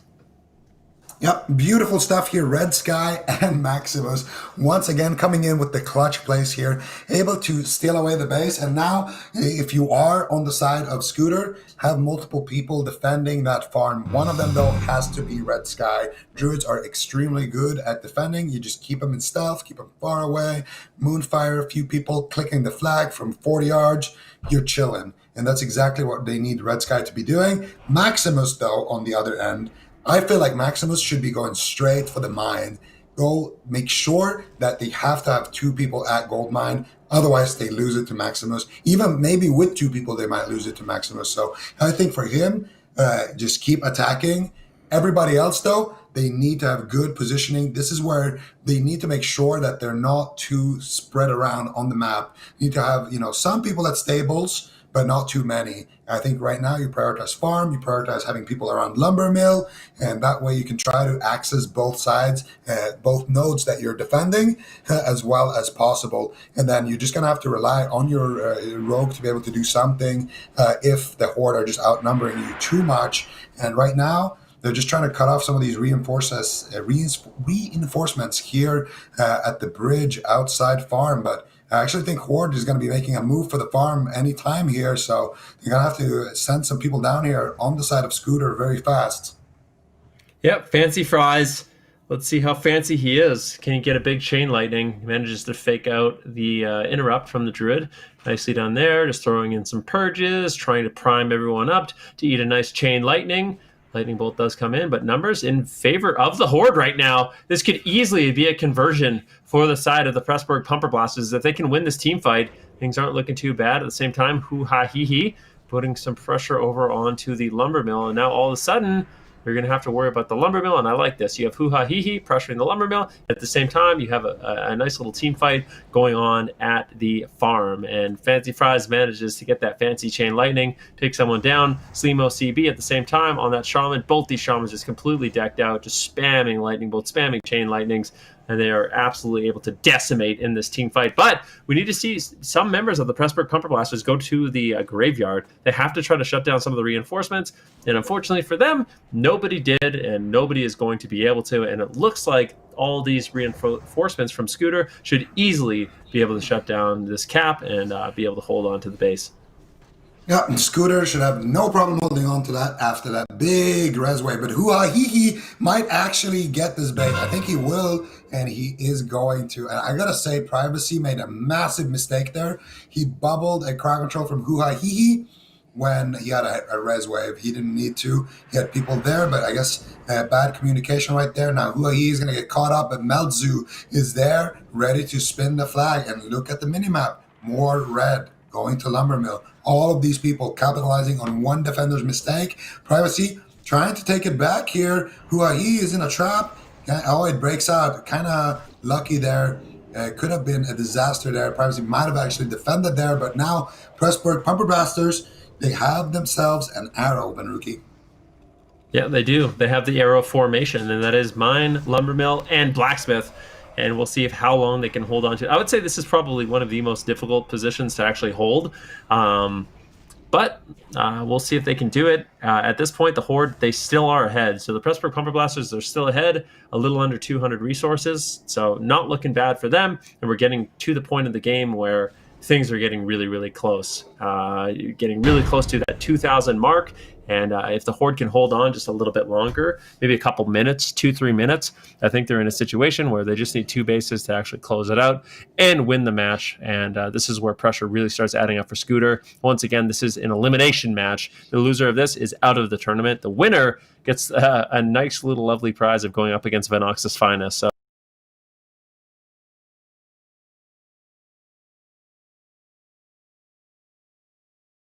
for them, but I think right now Pressburg Pumper Blasters are really making a case for themselves today. They've done a great job so far, and if they can just hold on to this lead, they will still continue to be the only Horde team left in this tournament trying to make it for that finals.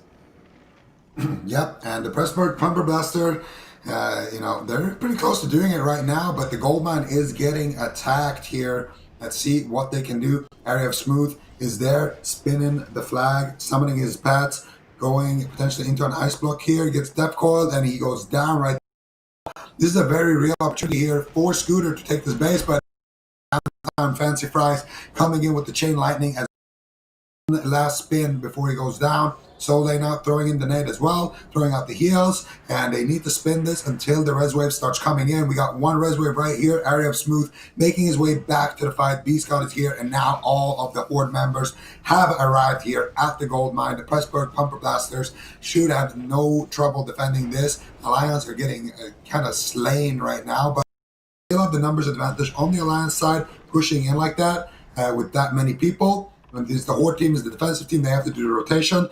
Going to be a little bit outnumbered, but with those res waves, they're going to be able to quickly kind of neutralize that. Now we are seeing a little bit of a 1v1 here between Dubbed and Ranon on the road here, but I think Dubbed is just trying to that road, trying to, I guess, I'm not sure what he wants to do here. I guess just slow down people from going to lumber mill. I'm not sure, but he's probably going to die right there. And hoo-ha-hee-hee, no way he goes for this. There's no way he goes for this and gets it. Ooh, wouldn't put it past hoo-ha-hee-hee. Well, he's at least going to go for the sap. He does get the sap. Where's the pet? Look at the pet. It's prowling over, and it will.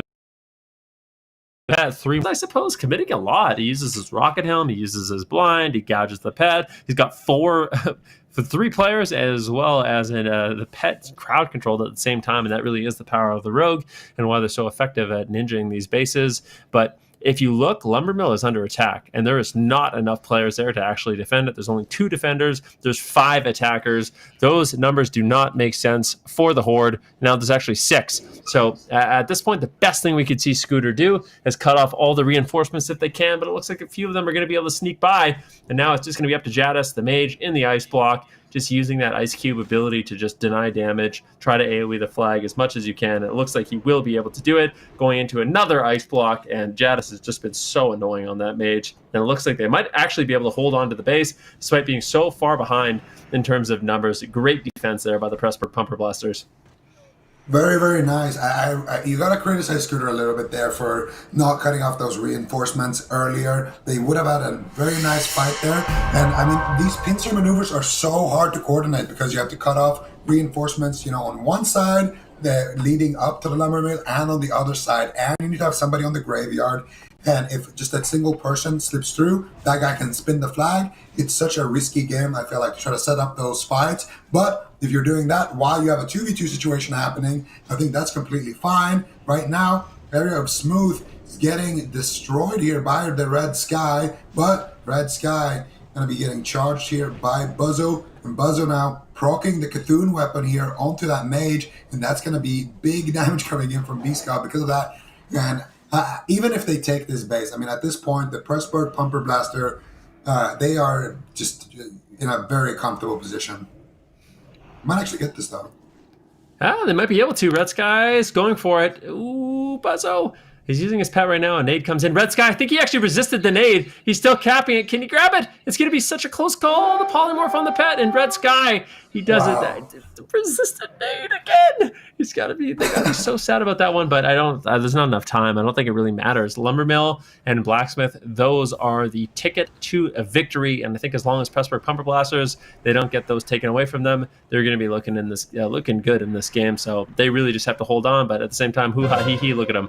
He's going to pick up the farm, and that is just going to be devastation for Scooter. And at this point, this is almost an impossible task for them, and I think it's pretty safe to say that the Pressburg Pumper Blasters are going to be walking away with this one, Z. Unless they got every single base right now. Okay, we got to stop with that. I kind of like that, honestly. Every time you say it, I get a little smile on my face. I'm like, ooh. Same, actually. Maybe we should embrace it. For Scooter, unfortunately, it seems that this is the end of the road. It's been great, though. They've definitely won a lot of hearts here. I gotta say, Maximus, Red Sky, they did a lot of beautiful things. And it's been a joy, honestly, having them here. Yeah, Scooter, absolutely phenomenal team. Unfortunately, Pressburg Pumper Blasters get the better of them in this one, and that does mean Scooter will be eliminated from the tournament, and the Pressburg Pumper Blasters have earned their spot in the lower finals, and they are going to be playing up against Ramon and his band of the Venox's finest. And I think that's going to be a really, really exciting match. Once again, Pressburg Pumper Blasters, the only Horde team left in this European Arathi Basin finals, and we'll see what they're going to be able to do. But I mean, a big story for me, if we just look at the scoreboard, I think that one of the reasons why the Pressburg Pumper Blasters were able to win this one is in terms of killing blows. I just feel like it was a complete blowout. You can see 30 killing blows for Slimo on that Shaman. Shaman have been absolutely devastating to deal with. And when you have really heavy-hitting Shaman like that, and they're able to kind of carry in those team fights, it really does give you an edge in a lot of aspects of this map. Yeah, definitely those LA Shamans doing some work here. We are still going to have a Horde team left in this tournament. The Pressburg Pumper Blasters going to be going up against the winner of the qualifier, the team that just lost to Apes in the upper bracket, of course, Venox's Finest and Ramon. So that's going to be interesting. We're going to have Hoo Ha Hee Hee versus Ramon coming up, but I mean, we got to say a few things about Scooter here. You know, these guys. It's been a true joy to see what they've been able to do, and you know, we mentioned it a little bit earlier as well. They one of the members of Scooter actually sent me a message, and he told me, you know, that basically they were a bunch of old friends who used to play together, and now, you know, they signed up. They had a couple of people, you know, leave and everything, and they picked up whoever they could find, and they had a couple of core members left from that like initial core squad that they played with, and they just wanted to sign up and see what they can do, and you know, top four. I think that's amazing. So definitely happy to see what Scooter was able to do, and you know, we're gonna miss them for sure. I agree, and that's actually a really cool story. So thanks for sharing that.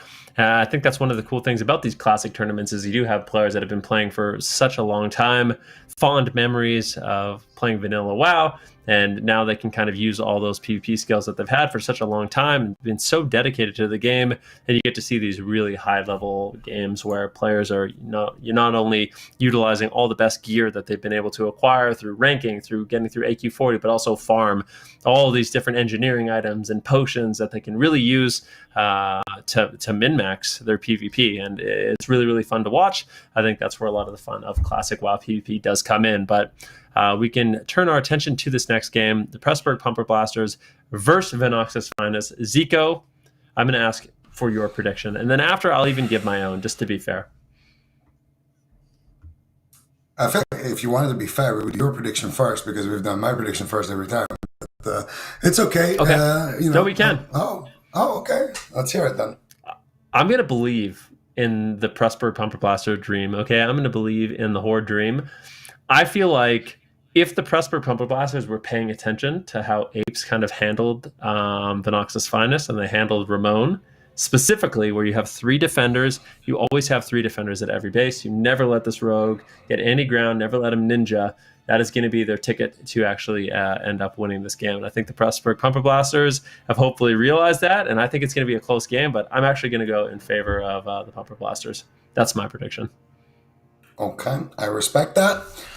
I gotta say, Venox's Finest, man. I do agree the Pittsburgh Pumper Blasters looked hot. Probably gonna have the edge in team fights, but I don't think that they can just learn how to deal with the young rogue legend Ramon just like that from watching a game. I think they're gonna really need to sit down for weeks, study the VODs, study his pathing, study his technique, and you know, after that, after playing thousands of war games, maybe they know how to deal with Ramon. But yeah, I'm going to give it to them. All right. Well, you've got my prediction. You've got Zico's predictions. What do you think is going to happen between Venox's Finest and the Pressburg Pumper Blasters? Definitely curious to know what the chat does think. But before we jump into that game, we're going to be giving these players a little bit of a break to reset their cooldowns. Don't go anywhere. You definitely don't want to miss this match.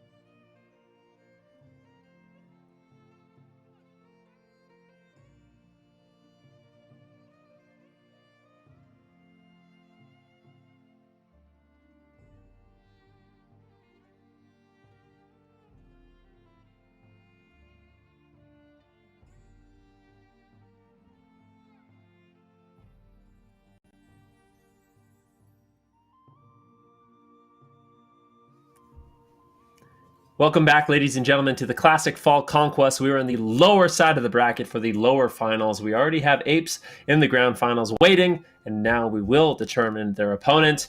And it is going to be Mr. Zico Venox's Finest going up against the Pressburg Pumper Blasters. We gave our predictions just a little bit. I was in favor of the Horde squad, the Pressburg Pumper Blasters, you on the side of Venox's Finest, and Ramon. I'm sure things really haven't changed for you at this point, but how do you think this one's going to play out?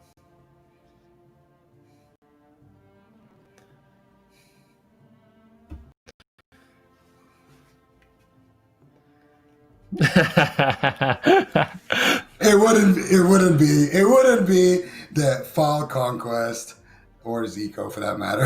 No, I don't think it has anything to do with the Fall Conquest. I think it wouldn't be Zico if your mic wasn't muted.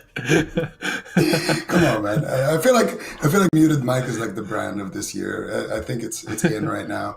Sorry about that. I was making definitely on brand for you. Yeah. I was making a very important statement actually about. I'm glad I didn't hear it. Well, you asked me, have things changed? And I just wanted to say, like, I feel like it's a. You've changed. You've changed, man. You've changed. Ramon had one bad game, and you just instantly just. I'm not against Ramon. Okay. Train. It's okay, man. You know what? I'm not against Ramon. Okay, but you have to admit, Hoo-Ha Hee-Hee has been making some nice plays. Okay, you gotta at least give him that. Hoo-Ha Hee-Hee has been doing a great job. I will give Hoo-Ha Hee-Hee that he has an amazing name, and he has been making some fantastic plays so far. But, you know, I'm not ready to give up on my boy Ramon yet. He was the initial Ramon cam, you know. He capped 6 bases in his first game, you know. If we can see that side of Ramon come out here, I mean, this is an elimination match, so it has to be here. And hopefully for them, they can make it back to the good graces of the finals here for Venox's Finest. But the Pressburg Pumper Blasters, the last Horde champions here, man. The last Horde squad. I mean, they made it the furthest of any Horde team, and I mean, you can see Fancy Fries on the Elemental Shaman. They got some really heavy hitters on those Shamans. Then I, for one, want to see Ramon versus Hoo-Ha Hee-Hee at mine. That's what I want to see. I like that. That's the most important part of the whole game for me, is these two rogues are battling it out, seeing who can come out ahead. WG is going to be picking up the flag on the side of the Horde, and the rest of the squad looking like they want to go to Blacksmith, want to go to Lumbermill. They're actually not sending anyone. This is a bit surprising, and I never am really a fan of this line of play where you just completely give up the mine. The idea is that you have more members for the Lumbermill fight, you have more members for the Blacksmith fight, and maybe it is worth it on the Horde side, but I think when you pull your defender like this, it just gives an opportunity for whoever's picking up the mine to just go straight to your farm, and then you get caught in the situation where you have to go and defend so many different bases. Look at Macunia. They're trying to do some very sneaky stuff here. Ooh. Big fight at Blacksmith for the Alliance. They basically said everyone there. They get Lumber... What? Oh, the Horde squad. Yeah, the Horde squad gets the Lumbermill here. You're going to see Macunia here trying to stop this from happening. He and one healer here were supposed to be the anti-Lumbermill squad here, and they were supposed to buy a bunch of time for Venox's Finest to claim the Blacksmith. Now, the question is, did they buy enough time here? They're still fighting here. Macunia is doing a great job with Kronos kiting around here in a big circle, but Beast God is all over him, and so is Dubbed. I think Macunia is going to go down right there. Paying Dips on 1% finally does go down, but everyone is cleaned up at Blacksmith, and if they can trade Blacksmith for Stables, that is a big play here from the get-go for Venox's Finest. Dang it. Venox's Finest isn't looking really good in this one. I'm not going to lie. They're looking really, really good. Hoo-Ha Hee-Hee, though, look at him. He's the only one at Stables. Hoo-Ha Hee-Hee's going to get Stables. There's no question about it. The only thing that could stop it is someone rested Stables right now. But it doesn't look like that's going to happen. Hoo-Ha Hee-Hee will potentially pick up this base. It looks like he is going to be able to do it. And that, once again, earns favor for the Horde, as they do have 3 bases, but not having that Blacksmith definitely going to be kind of a nightmare. And Hoo-Ha Hee-Hee now has to hold on. This is not a difficult thing, or this is not an easy thing to do. Very, very difficult situation. He needs to buy a little bit more time for Horde to get here. Just going for the plays, going for the blinds, going for the gouges, going for the saps, going for the hemos, just trying to get some damage, maybe even go for a killing blow. The second Vanish comes in. Hoo-Ha Hee-Hee really committing a lot of his cooldowns to hold on to this base, but he has bought enough time for reinforcements to arrive, but they still have to hold on. If Hoo-Ha-Hee-Hee gets dropped, I can't help but feel like if they can't convert this flag, and it is getting close, 23 seconds still left on the stables, they have 20 seconds they have to hold on, then they can start getting reinforcements, but it does look like Hogas might be able to actually pick it up. Area smooth, just caught into a freezing trap, or actually an ice block. He could break out of that. Is he going to be able to do it? They managed to hold the flag, and it looks like the Horde are able to hold on. And if they can convert this, that's when they start getting reinforcements. And all of a sudden, the Pressburg Pumper Blasters, they found themselves in a situation where maybe not the best 3 bases, but hey, you got 3 bases. You can start earning points. Now they got reinforcements. I really like all the rotation coming in. They just have to hold on a little bit longer. Yeah, and I mean this was a fantastic play, and like we kind of mentioned, Hoo-Ha-Hee-Hee has been looking extremely hot so far in the series, and they're doing a great job so far spinning the flag. They got the base, and so far they just need a few res waves here now for the Horde side here at stables. They got some reinforcements coming in from Lumber Mill, and this is the potential final attempt here where they could cap this. Can they CC Dub though? That is the question. Dub coming in with the nade. You can still throw that while you're silenced. He gets a nice cone of cold there between the silence and the counterspell. Dub's gonna go down, the res is gonna come out, and the reinforcements actually from Lumbermill are being stopped here. There's a couple of bandits on the road. Look at Crit trying to buy some time there for the people over at stables to maybe stabilize there, but unfortunately for them, it's gonna be the Pressburg Pumper Blasters that get the better end of that exchange, and they're gonna be riding off in the sunset, Ben. Yeah, they definitely are. Handle it right now is going to be handling Hogas. Let's see. Yeah, it looks like they are able to hold on. These 3 bases, this could be the ticket for the Pressburg Pumper Blasters to actually win the game. We've seen Vinox's finest, especially with Ramon. I mean, they constantly have Ramon going on that road, creating opportunities for their team, but the defense has been solid so far, and that's kind of what I was talking about. Ramon, I mean, he's a fantastic rogue. He's a fantastic player. But at the end of the day, it's one player. It's one rogue. There's only so much you can do. And you can do a lot. But if you have 3 people defending, a single rogue is not going to be able to get a base. It's not possible. But we'll see. Maybe he'll prove me wrong. Let's see what Ramon can do right now as he's maneuvering around the farm. And the Horde side, they're just going to be, making sure they have defense all over the map. But it's really, really difficult. As stables, if you have to defend stables and then all of a sudden the alliance group up and they hit farm, it's a really long time to reinforce that base. So you have to be really, really careful in the situation as the Pressburg Pumper Blasters, as if you get 2 split up, it's almost impossible to defend. Yeah, and that's exactly what you have to do on the side of Binox's finest. They just got to attack stables, attack farm all at the same time right now. They're regrouping up at Blacksmith, which is a nice central node. You got somebody waiting kind of in the wings at stables there, just trying to not be seen so far. And that's actually going to be Brug Warlock, just trying to escape the battlefield with his life intact. Jadis is eyeing him down, though he blinks in. He's going for the 1v1 here. This is about the only time you want to try to 1v1 a Warlock as a mage is when the Warlock is already at 50% HP. And even then, Jadis channeling out a lot of arcane missiles here, actually going to be able to take this. Potentially, he gets coiled into a Shadow Burner. Warlock just kills him with 2 spells right there after the mage channeled his entire mana bar there on a Brugrim. So that's going to be a pretty good explanation to why you don't really see that happen too often. And now the Alliance looking like they're swarming this farm here, which is exactly what they want to be doing. And they're sending somebody over to stables there. Yeah, I wonder who that one person is who's going over to stables. It's actually not Ramon. Surprisingly, it's actually not Ramon. So wrong about that one. It looks like it actually is going to be Krotos. And let's see what Krotos is going to be able to do. But once again, 2 versus 1 situation. Jadis is there with Dubbed. That's going to be a really solid defense. I don't know what Krotos is really going to be able to do in this situation. And maybe this is just an opportunity for Krotos to try to make some plays happen, as it just seems like every team is keeping so many tabs on the playmaker Ramon, shutting down what he's been able to do. Defense looking solid for the Pressburg Pumper Blasters. They're ahead about 140 resources in this game, and there haven't been too many openings so far for Vinox's finest. What do we really want to see them do, Zico, to come back on this one?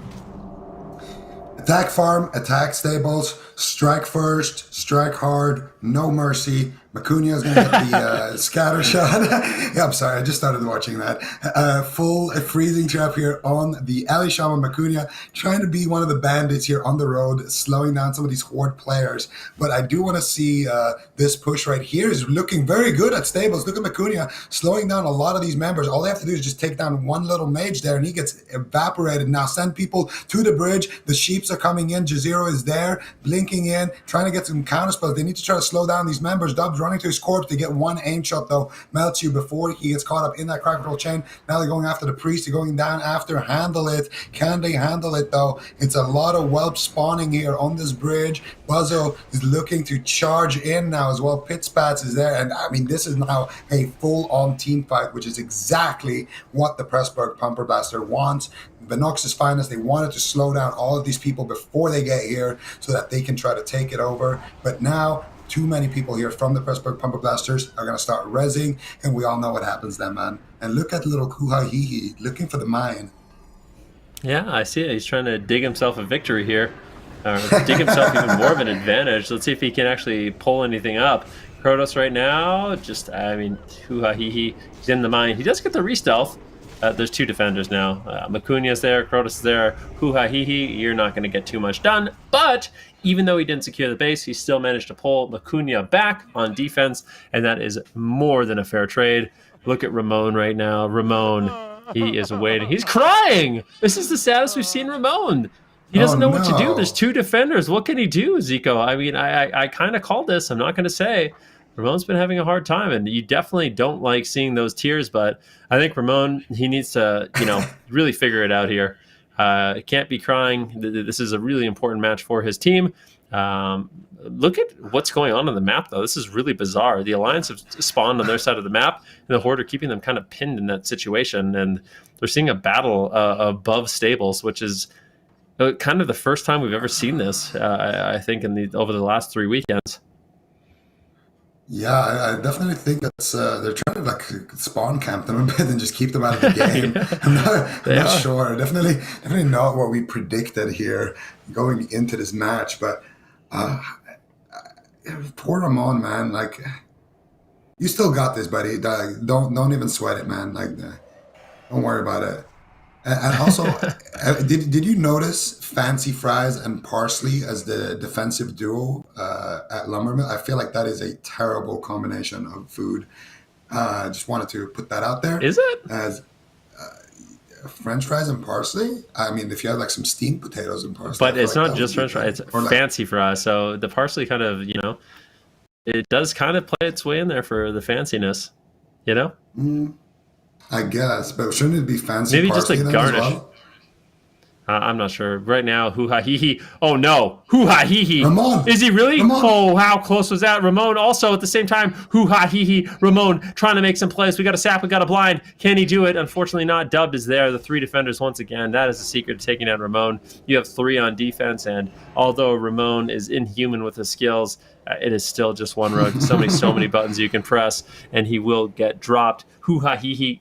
Honestly, getting a little bit unlucky there. I think the blind broke a little early on Krotos. Otherwise, he would have been able to pick up the blacksmith. And that would have been absolutely massive for the Horde squad.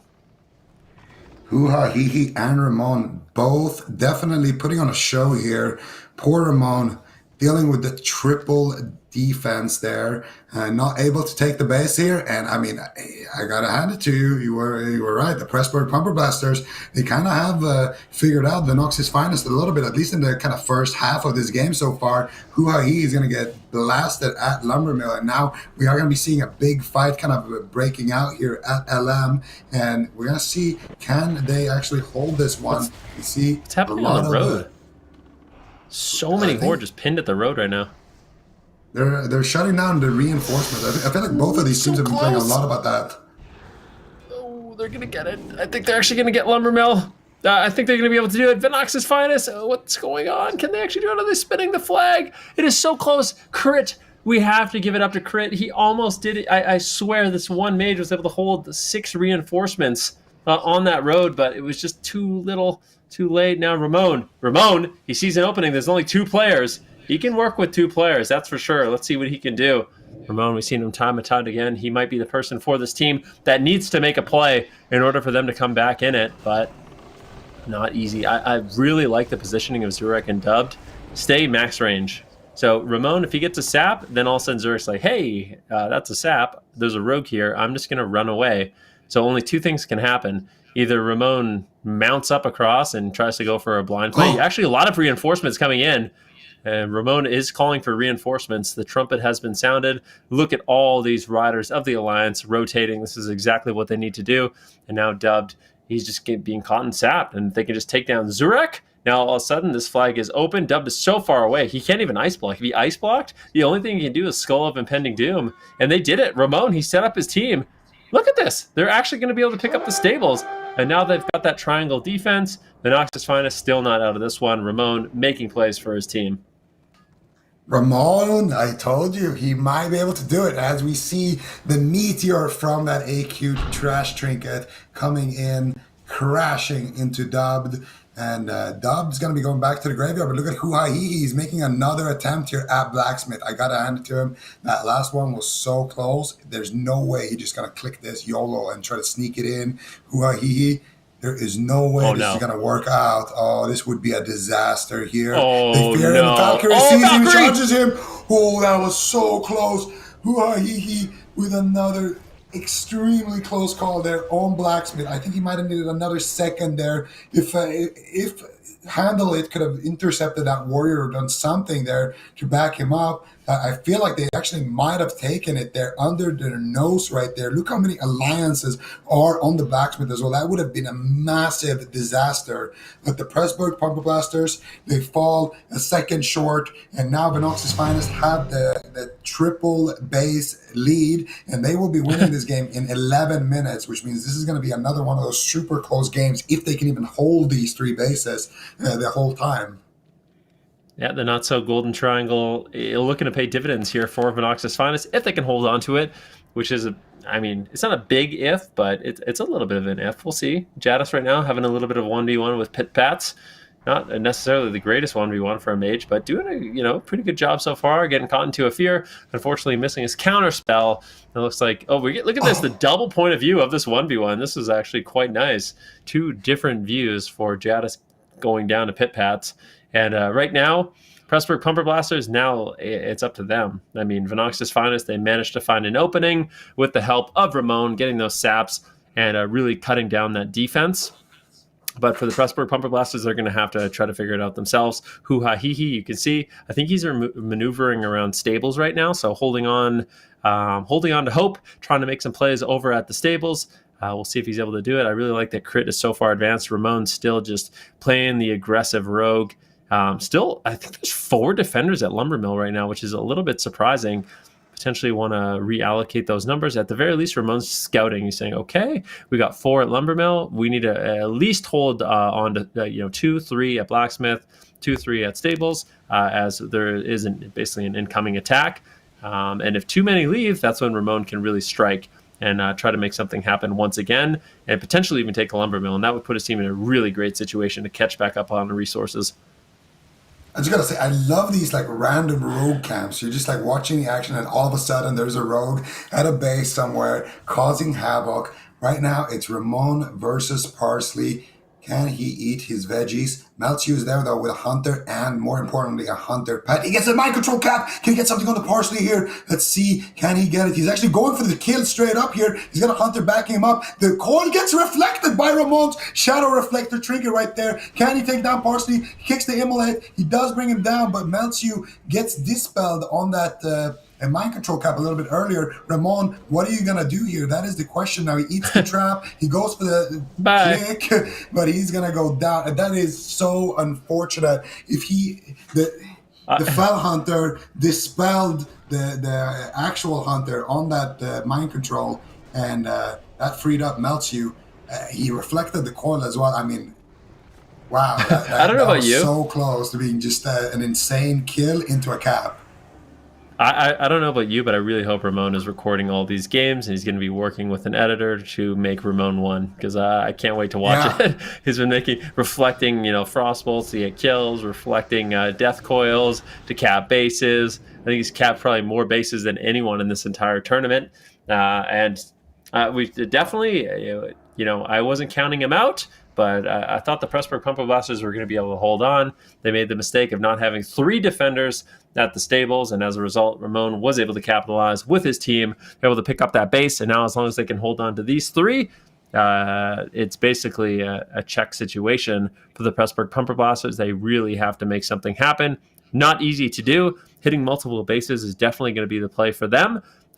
Sending a big force to Blacksmith and then maybe going down to the mine, send a small force to stables. Even hitting all 3 bases I don't think is really a bad play. And then you have Hoo-Ha Hee-Hee waiting in the wings in one of those bases where you can kind of jump out, surprise, and turn the tide of a fight with extra crowd control. So I think a play like that is really only the thing we could see. The only thing you can really see Pressburg Pumper Blasters pull off in order to come back in this match.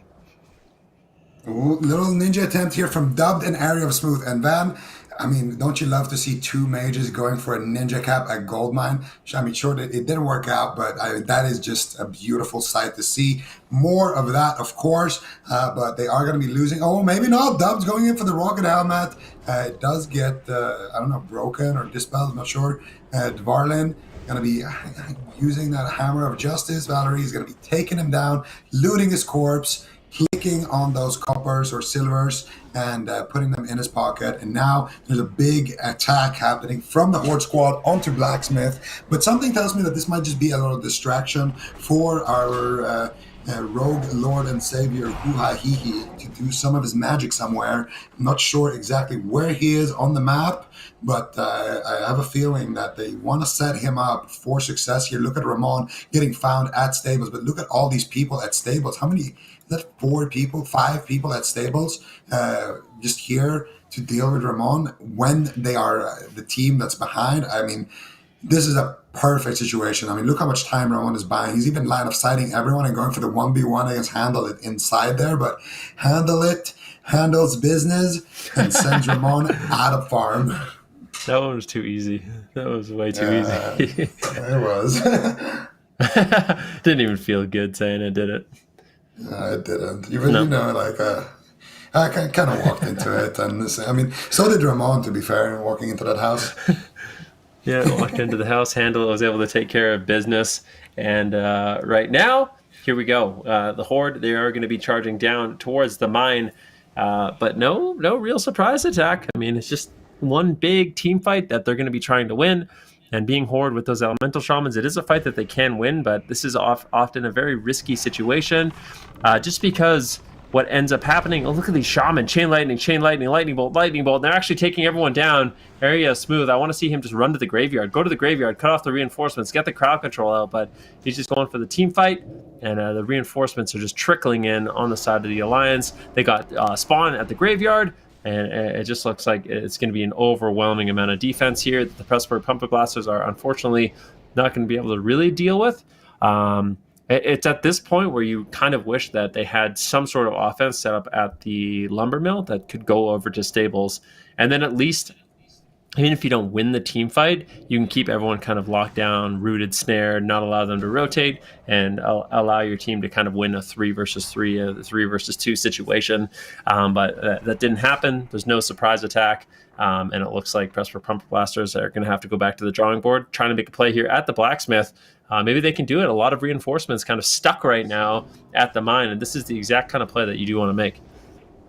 Yep, this is exactly it. Handle it in a sheep on that road, reconsidering everything that he's done this game. And you can see now the Horde actually having a very nice push here, but Crit, he has been a monster on this mage, and he is running in, keeping his distance here. Doesn't want to just blink in just yet. He's going to be going for it soon.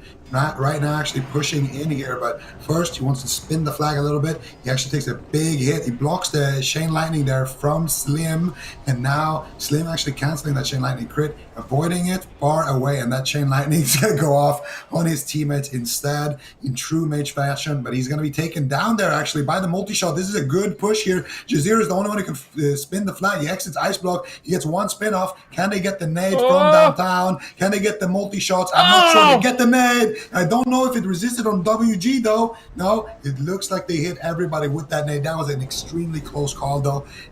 Beautiful push here from the Pressburg Pumper Blasters. Still showing signs of life, man.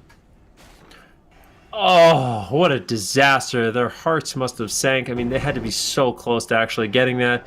And you can't help but feel like they had just spread out a little bit more. They might have been actually able to do it. So one nade can hit all three people. But unfortunately for them, that's not going to be the case. And it looks like they will end up getting wiped here. These constant reinforcements coming in. Ramon actually is going to get dropped. Valkyrie as well. So maybe the Horde, I mean, they're still winning this fight. But if they want to end up converting this base, yeah, I know they're winning this fight really well, actually. They need to go cut down the reinforcements. That's exactly what they need to do. One Moonfire comes in. Nade's coming in, but no one got the Priest. The Priest, Noose is going to be able to get it. He's still going. Can he get it? The Bear is standing on top of him to deny them from actually targeting him. And they get it. Great cover by WG. Those are the type of plays you love to see. He goes in bear form. He stands on the Priest, so no one can target him. The only thing that could shut him down is some AoE or a nade, but no one was in range. And as a result, they do manage to pick it up. And if you look at resources, the Horde are still ahead. I mean, Vinox's finest, they had 3 bases for quite some time, but guess what? Pressburg Pumper Blasters had 3 bases for even longer before that. They've managed to secure their lead, maintain their lead, and if they can convert Blacksmith, they now have the golden triangle, and I think the Pressburg Pumper Blasters are going to be able to do it. This is insane. The flute is ringing for the Horde side right now. The Pressburg Pumper Blasters are looking to do it. Come on, man. Let me have this one. Right now, Farvad going for the Ninja Cat Buzzo. He gets stunned by the blackout proc. No way. Farvad might defend the base. No way. He's clicking it. He gets it back. Oh my goodness. Who wins this? I think Alliance wins. What? Alliance wins for sure, yeah. Alliance wins in 2 minutes. Okay, so that was what so happened? close. The blackout stun procced on the warrior, and he couldn't stop. He couldn't spin the flag. That classic WoW PvP sometimes does come down to these little things, and that blackout proc is going to be an absolute nightmare for that warrior. He's going to have to deal with Pressburg Pumper Blasters. Unfortunately for them, they did the impossible. They managed to get Blacksmith, but it got reconverted by Vinox's finest. Vinox's finest now slowly getting back enough resources to actually be ahead of Pressburg Pumper Blasters for the first time in this game, but it looks like they are going to be able to do it. They just have to hold on right now. A big offensive push here from the Pressburg Pumper Blasters. This is kind of their last chance, their last opportunity to try to make a play here at the stables. They need to win this team fight. One gets dropped by a Chain Lightning. They cannot lose Meltzu. They need to get some heals out. Oh, they don't want to lose this healer. Jezero's going to get taken down. Resources still in favor of the Horde, but it's going to be very quick where the Alliance pull ahead. Now it's all tied up, and this is the last chance. If they can actually do it, though, they're all clicking on it. Is this really? This game is going to be this close? Are they actually going to pick it up? This game is way too close to call. Soleil might get it. Oh, it was so close. He was dude, there's no way. He must have been like half a second off or something. I really thought he was going to get that. This game, dude, is it the 3rd game like this today, man? My heart can't handle this. This is an elimination match, and it's coming down to the wire. It could be coming down to this 1v1 if Dub can get some CC on Bakuri. Anyone getting anything happening anywhere. What's going on with Farm? No way! Ramon, he's taking the farm right now, man. Ooh, is he actually, though? He might get hit. It was a close call, but not the worst situation. Ramon, I love how Ramon, in such a close game, is still just going for offense, trying to get ninja caps, never fails to disappoint, and here we go. It looks like Blacksmith will be assaulted, but that is going to be an Alliance victory. An extremely close game once again. Our last Horde team is eliminated from the tournament, but we have to give it up for the Pressburg Pumper Blasters. A beautiful performance in the Warsong Gulch tournament, an absolutely stellar performance in the Urathi Basin tournament, and it was an absolute pleasure getting to watch them. But Vinox's finest, I mean, this is the team that won the qualifiers. They want their rematch against Apes, and guess what, Zico? They're going to get it. Yeah, and this is to all the people that thought a Shadow Priest wouldn't be useful in Arathi Basin. Well, guess what? The Blackout proc says hi. The victory here for Venox's finest says hi. And I mean, I guess Apes are going to be saying hi as well very soon here because these two teams are going to be having, what is this, their third rematch? I mean, this is going to be crazy. Venox's finest lost earlier today, but they beat them in the finals in the qualifier. And I mean, who knocked Apes down to the lower bracket in the qualifier? Was it also Venox's finest? I think so. That's actually a really good question. That's crazy. If Apes wins the final, oh, dude. Maybe they didn't I actually wonder go what their down to the finals. Wait, I don't think they did go down to the finals. I think they just made it to the finals and then lost in the finals. Is what happened. I'm pretty sure it was actually Vinox's finest who battled it back from the lower bracket. But I mean, we can get confirmation on that. But I'm almost yes, positive that's what happened. Venox's finest did come from the lower bracket. You're right. That's true. Um, but yeah, I mean, the finals, big thing about the finals. It is not a best of one. It's going to be a best of three. So these teams are going to have 3 games here to prove that they are the best AB team here in Europe. And I mean, personally, I don't think I would want it any other way. Yeah, me neither. I mean, I've wanted to see this rematch ever since this match first did happen. I was kind of curious to see what Apes was going to do. It did seem like their ticket to victory was shutting down Ramon, and the Pressburg Pumper Blasters, they almost managed to do that, but at the end of it all, it was Ramon who was able to pick up and help assault the stables and get them victory against the Pressburg Pumper Blasters, now earning their way in the grand finals. And we are once again going to see, I think this is match 3 between these two teams. So the third Arathi Basin. I think this grand finals is going to be amazing. Like Zico mentioned, this is, in fact, going to be a best of 3. You do not want to miss the finals. We are going to a short break, but when we get back, we will be determining the winners of the European Classic Fall Conquest.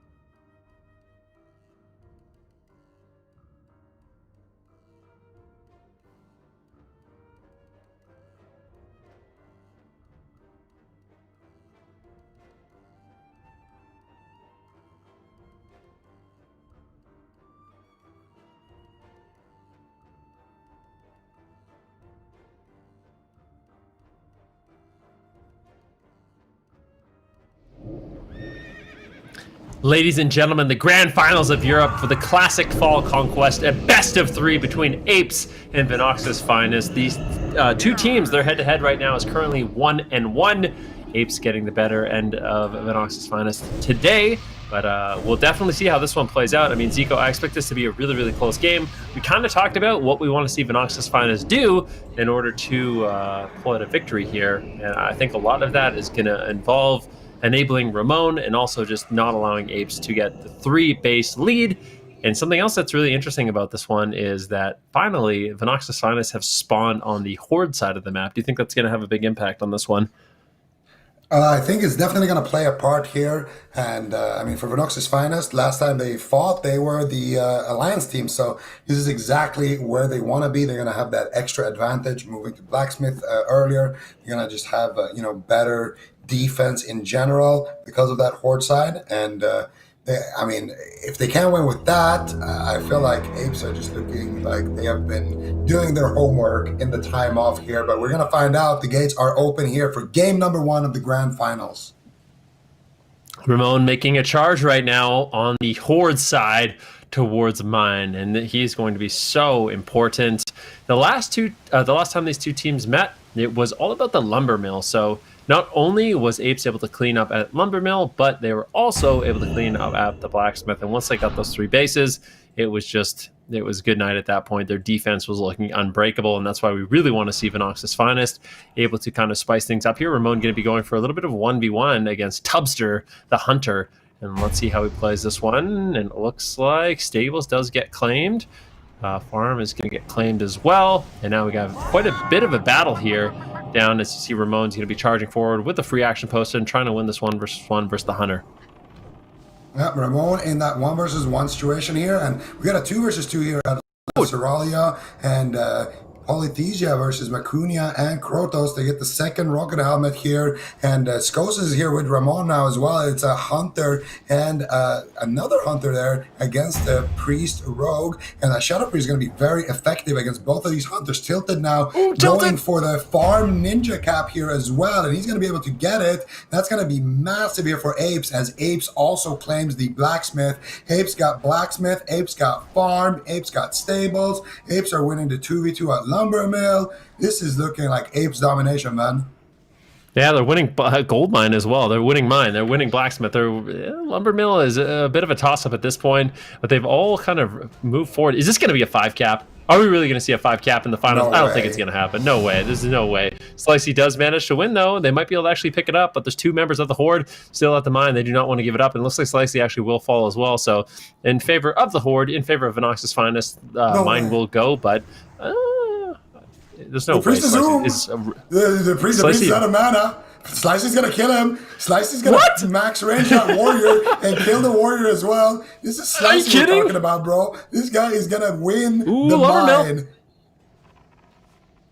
Mytos, he manages to get the nade onto Krotos. What a close call that was. The Alliance has claimed the Blacksmith. Such a back and forth match this really is, but this lumber mill node going to be really, really important for this one. Look at the mine as well. I really can't believe Slicey. Slicey really making a case for himself why he's considered excellent hunter on the side of Apes. Seralia here as well. I feel like Nims, you don't got much of a chance here. You're a warrior. You're playing against 2 of the best hunters in the game.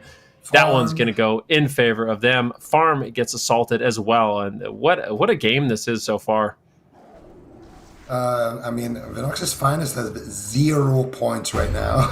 And I mean, I got to be honest, Slicey and that duel they had down there at Goldmine, that was insane. I cannot believe he got the trap on a warrior and he vipered the Shadow Priest completely. Just kept him completely tapped with those vipers, and then able to kill the priest, drink up, kill the warrior there as well with the help of Tubster, and then secure the gold mine for his team. The Blacksmith very, very early, and now all they got to do is hold on to that fight at Lumber Mill. If they can get that, I mean, that's going to be massive for Apes. Yeah, Matt, Apes doesn't want to give it up. Although they do have 3 bases right now, they're going to be feeling confident to just holding those 3. If they can delay points coming in, I mean, they're 120 to 0 resources right now. I mean, you definitely called it. It looks like they're not going to be able to really do too much. Lumber mill will end up falling, and that does mean the Horde will be able to get the lumber mill. Now they have the farm, so at least 2 bases going in their favor, and they can start collecting a little bit of resources as well, getting their first resources just now. But this is such a good defensive position for Apes to be on. On the Alliance side of things, this is pretty much as good as it gets. Having the mine, having the blacksmith, having the stables. And if this is anything like the last time these two teams did meet in the upper finals, Apes is going to be able to defend quite nicely, always having 3 on defense, really not allowing Ramon to get anything done. And you can see he is trying right now. Ramon's going for it, but he's caught into a polymorph. He's getting dispelled up. Fushki doing a great job on that mage. Soralia, it looks like they will be able to get a pick. And now Ramon is left in a 3 versus 1 situation. And I definitely wish him luck. Yeah, I think he needs a little bit more than luck right now. Soralia is going to be able to just kite around, slow Ramon. Ramon doesn't really have any way of making his way down there. Maybe. We have seen him take down players in this situation before, so he might be able to. The stone form gets activated by Soralia, catches a few heals here from Kotzi, and full fear onto Ramon. That should be it over there for Ramon. Now turning our attention to that lumber mill. He's actually going to be secured there by the Horde, and we're going to see now a blacksmith here. Big fight raging on here, but I do think when it comes to these straight up team fights, Apes is a little bit better than Venox's Finest in that regard. And I also, we've been hammering about it all tournament long, but the defender has the advantage. They're of course going to be rezzing, and when you kill half their team, and then you're ahead, and then they res again, you're no longer ahead because they're going to have full mana and full HP, and you won't. So for Venox's Finest, I don't think this blacksmith push is going to really be doing too much. I think they need to regroup, try to attack multiple nodes at the same time, and then see if Ramon can maybe go for farm while the entire team attacks lumber mill or something.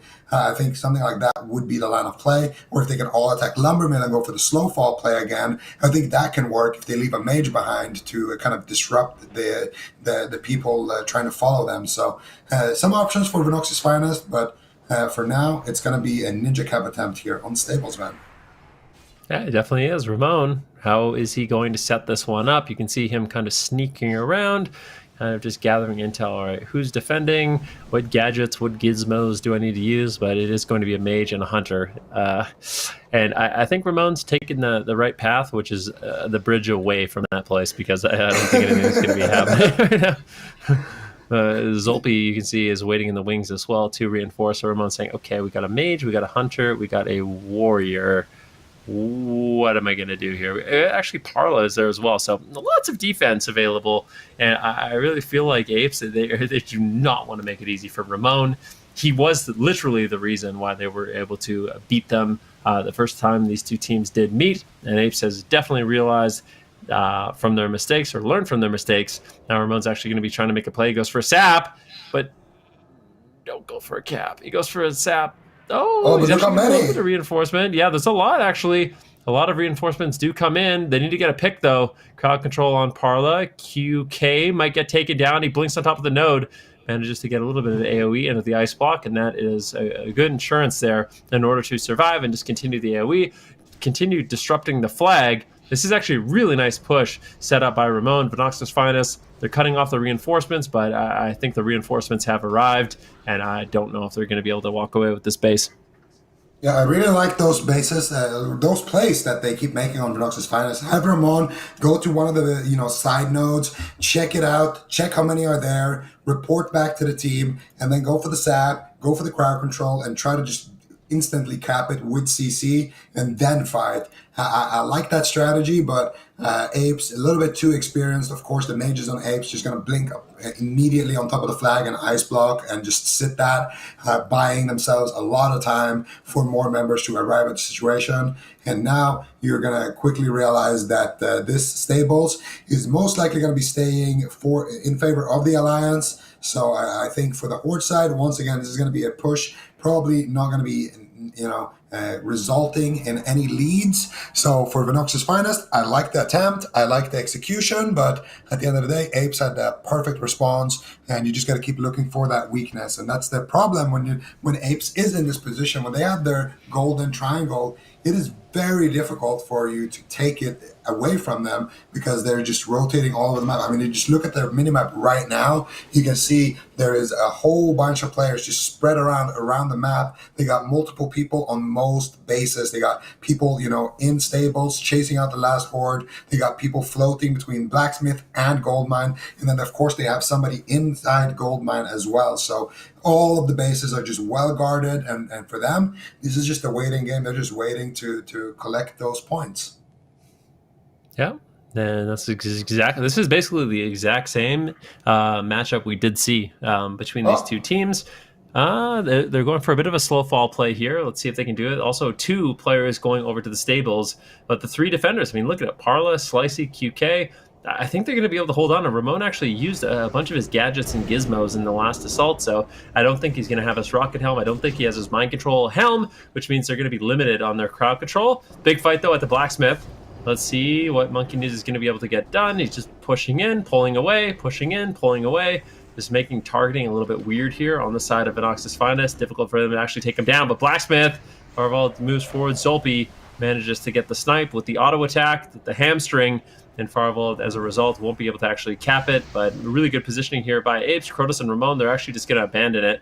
And they're actually potentially making a play down to the mine, kind of realizing, hey, they got 3 defenders here. There's no way they're going to have 3 down at the mine, too, right? Right? That I don't fully understand why Ramon decided to go for a sap. Maybe just cutting off the reinforcements, saying, you know what, here I am at stables, stay at stables, we're going to the mine. But I think that was kind of an obvious read, and I, for one, if I was Parla, would be getting ready to maneuver between those 2 bases, because I think an attack is kind of imminent, at least one of them. Yeah, I think so too. We're going to see if this works out, but I feel like even telegraphing that you're kind of attempting a ninja somewhere is maybe not even the play here. I don't know. It's a tough situation for sure because Apes is such a well defended team right here with their composition, especially with how many hunters they have. So maybe they can go for like a mind control cap, but even if they get a mind control cap here, they're still going to have to take down Tilted, and Tilted is going to buy plenty of time. So they really need to CC both of these members and just immediately steal the base. And right now there's actually 3 Apes members. Actually, no, there's 2 Apes members here, and a 3rd member from Vinox's Finest here. Crit has arrived to cut down the reinforcements, and they get the mind control on Seralia. I do believe that is Ramon's mind control cap, so that is Ramon's only time he's going to be able to use this, potentially in the entire series, meaning the coming games as well. Depends on how they go. We're going to see here if they can take him down. They do get a big crit there. Defco comes in onto Parla, but Buike is there now as well, and you're going to see here Parla, he's going to go down. Big damage coming in, but Buike and Seralia are still looking nice and healthy. They're going to potentially take down Pit Pats here if they can. Big heals coming in actually on Pit Pats, and that means that the Horde is going to win this first fight, but still a lot of people who can spin the flag, and the res is what they are trying to buy time for. Tilted finally going to go down. Buike, ice blocks, going to exit and try to fire blast Kronos. He gets the fire blast, but now in a full blind, Seralia is going to be able to make his way down with the scatter shot onto Crit before Crit gets the Frost Nova, and that means Seralia is going to be able to spin the flag. Rest of Apes have arrived. No GM for Vinox's Finest. Nope, doesn't look like it. Not today. And Apes just doing a great job with their defense once again. And it just feels like they are a really focused team today. And I think Apes playing focused and playing at their top level, they're just such a difficult team to beat. They've proven it time and time again. And I really fear for Vinox's Finest now. I mean, keep in mind, everybody watching, that this is the grand finals. This is a best 3. So this will just be 1 point in favor of Apes if they do walk away with this one. And it is looking good for them so far. Over 1,000 resources on the side of the Alliance. The Horde at just around 600 right now. So securing more and more of a lead. And if this goes on for too long, then all of a sudden Vinox's Finest, they find themselves in a situation where they need 4 bases to actually win the game. And that is quite a tall order, especially against a team like Apes. So not an easy thing to do, but this assault at mine could still maybe go in favor of the Horde. I just feel like this fight's been going on for way too long.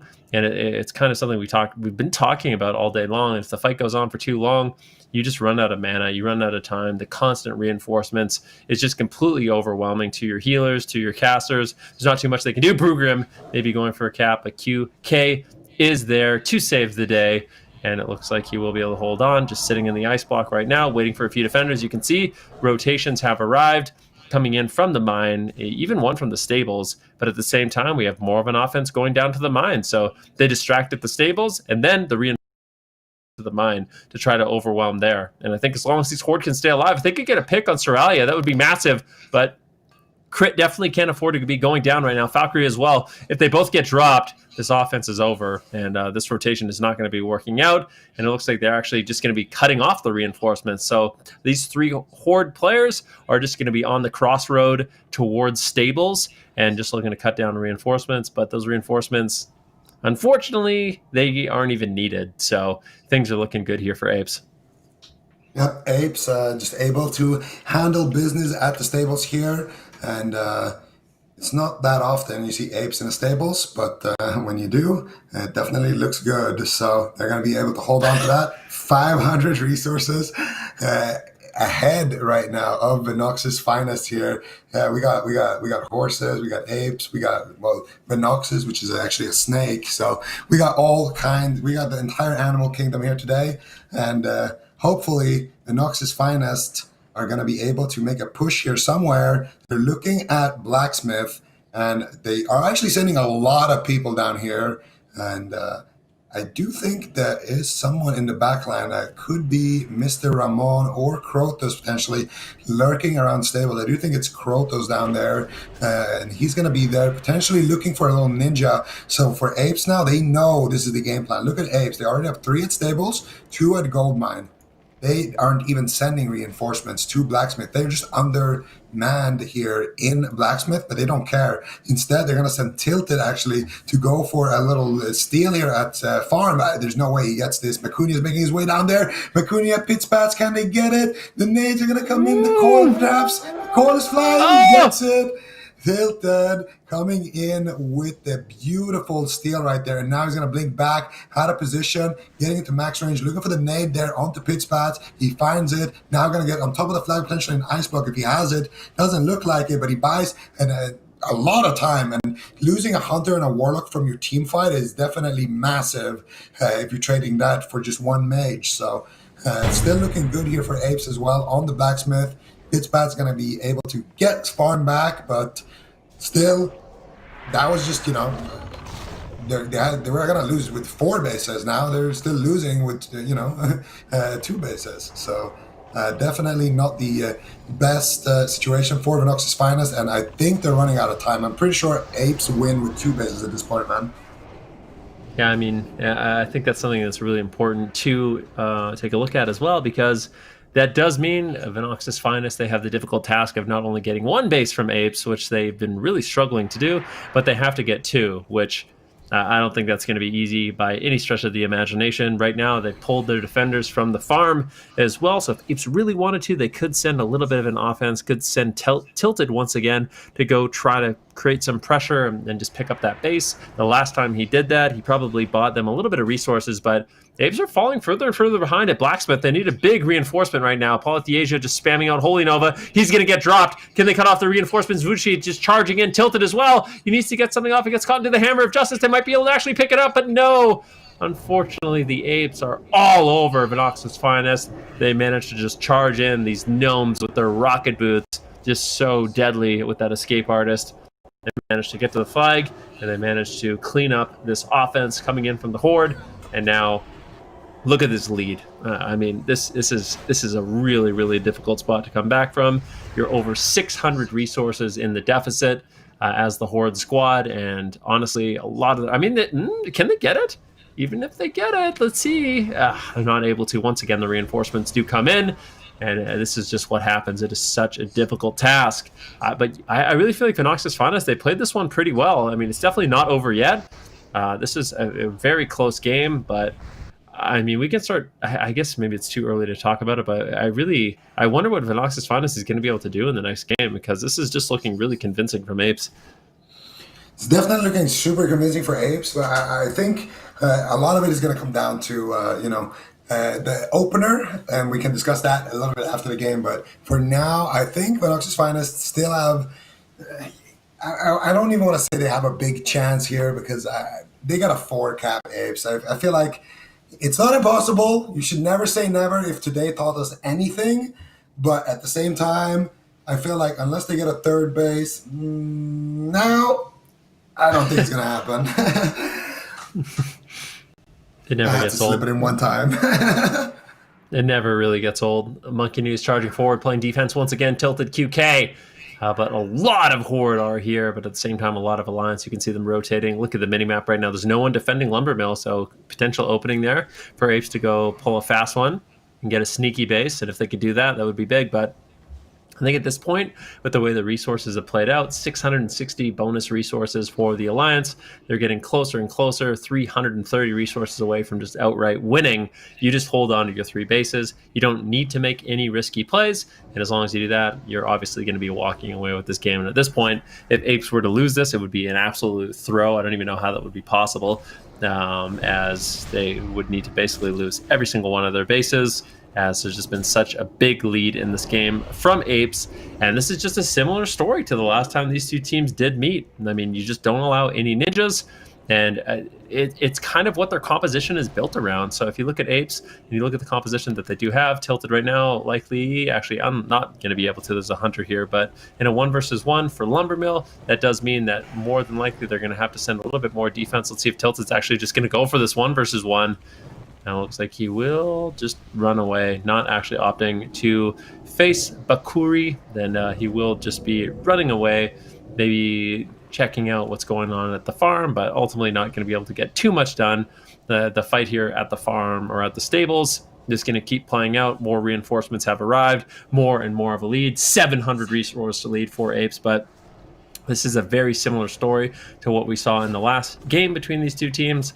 If Apes get 3 connected bases, their defense looks unbreakable. And a lot of that comes down to their composition, right? They have hunters at every single base. They have 4 hunters on their team. So they can easily defend with a hunter at every single base. These dwarves have stone form, which is just really, really powerful against rogues. You can stone form the blind. And I really don't know what Venox's Finest is going to do. You have to somehow empower Ramon, but if you lose the team fights early on, I just feel like they're not going to be able to ninja. So maybe Ramon needs to join the fight at Lumbermill or something like that. I'm not sure. The early game definitely going to come into a factor for this one, but I have to say Apes is really making a case for themselves in this finals. They look really good. Apes are definitely just looking super strong, not only in the other game, but also in this one, of course. Apes, I don't know, man. I think at this point, it was very telegraphed what they wanted to do. When Venox's Finest sent basically their entire squad to Blacksmith, even then, Apes was like, you know what? Keep 3 people on stables, keep 2 people on gold mine. We don't care. We're going to fight it with only 10 members versus, like 13, 14 or something. So definitely a big statement from Apes, and they almost did actually lose that Blacksmith there. But to them, I feel like it's less of a risk actually to play out that fight and rely on multiple people being able to spin the flag and stay alive and play the range game than to rely on 1 or 2 defenders to deal with Ramon. Because when they did lose to this team in the qualifiers, that was just because of Ramon being able to do whatever he wants. This time around, you can tell that they have 100% learned their lesson. They are not going to let any rogues get anything done against them, and they are going to be able to pick up this game number 1 here in the final. This doesn't mean they won the final, because this is a best of 3, but if Apes wins the next game, then that's it. Yeah. Well, that's going to do it for this game. We could look at the scoreboard, exactly how this one played out. Almost 23 minutes in duration. Killing blows in favor of Apes. It wasn't too outrageous, though. I wouldn't say that Apes just completely walked away with this one. It just seems like once they've gotten those 3 bases, they're able to just defend it really well. And I think that's what they focused on more than anything. My big question going into today was, what is Apes going to do in order to beat Venox's Finest? And I think just having a bulletproof defense, making sure they're not getting ninja capped on, As I feel like for a team like them, getting ninja'd on is kind of it's unacceptable in their eyes, especially with the way they built their composition. It's based around pure defense and team fight capabilities.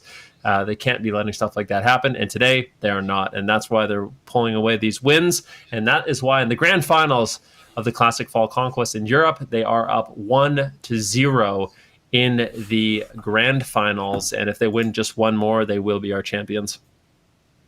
Yeah, I mean, apes are just actually think about it for a second.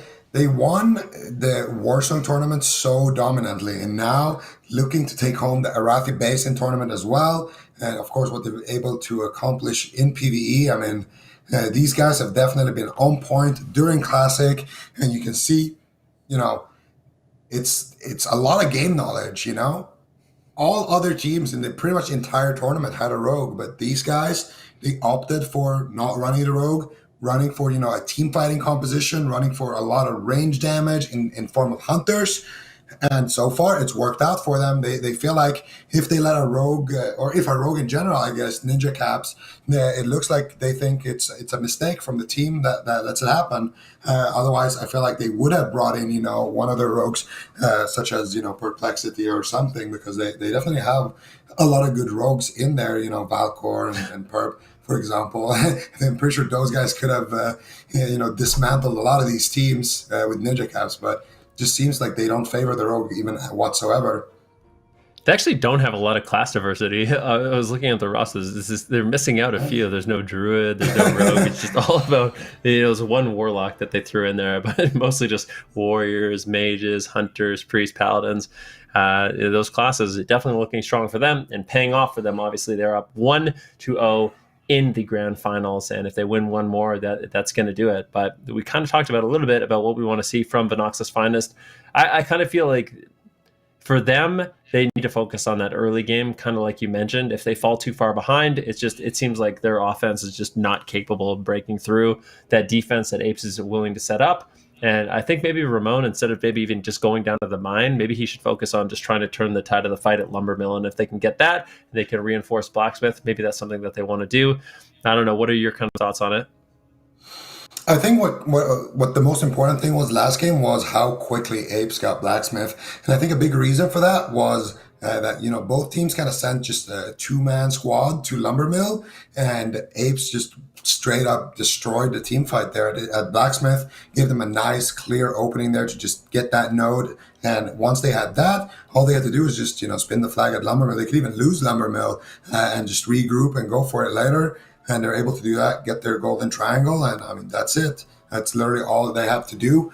And if you can't stop that on the side of Vinox's Finest, then Apes are going to win this entire final. The next game probably going to look very similar to what we just saw, and it's up to Vinox's Finest now. I mean, they've been relying on that rogue, been relying on that druid as well to find them openings, but Apes aren't giving out any. So now I feel like for Vinox's Finest, it's about their team. Their team has to stop getting outclassed in the team fights by Apes. Because if they're keeping 3 people defending just to deal with Ramon, I feel like there should be a lot of people there in the team fight, kind of turning the tide in their favor. Yeah, I would tend to agree with that. I mean, they really just got to focus on that team fight, right? Because if they have 6 people defending, that means that they only have 9 able to defend the main node, and you should have a numbers edge, especially when we did see a little bit of offensive presence. Even when Apes did end up having 3 bases, they were able to send, at least 1 mage to go put some pressure on some of the nodes, and I think that's going to be key for Apes. Just continue to do that.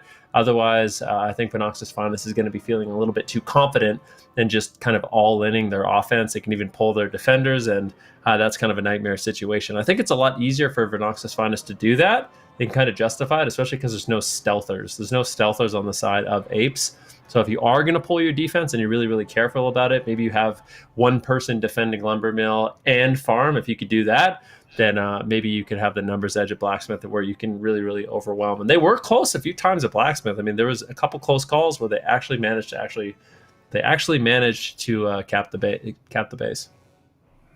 Yeah, definitely. That was a close match, but I feel like most of it was decided there at the start. So I don't know what I want to see differently in the start, though. from the side of Venox's Finest. I'm not sure what they can do to kind of win that team fight. I mean, you can't really say, well, the team fight better. Well, your comp isn't really built. just win the team fight. Just play better in the team fight. I mean, it's not that hard, right? I do think Ape's comp is just better. So I think that's a big thing. You know what I want to see? This is what I want to see. What? I want to see the side of Venox's Finest spawn on the Horde side. This is what I think their key to victory is, okay? Here we go. Okay. They spawn on the Horde side of the map, all right? Number 1. Number 2, they grab the farm, and then they pull everyone. They don't even send anyone to mine. They send Ramon up to Lumbermill to turn the tide of the fight at Lumbermill. And if they can pick up Lumbermill really, really quickly with a numbers edge, then they can rotate down to Blacksmith, assuming no one from Venox's Finest has actually gone down at Blacksmith, and they can kind of overwhelm and try to take that precious node for themselves. That's what I want to see.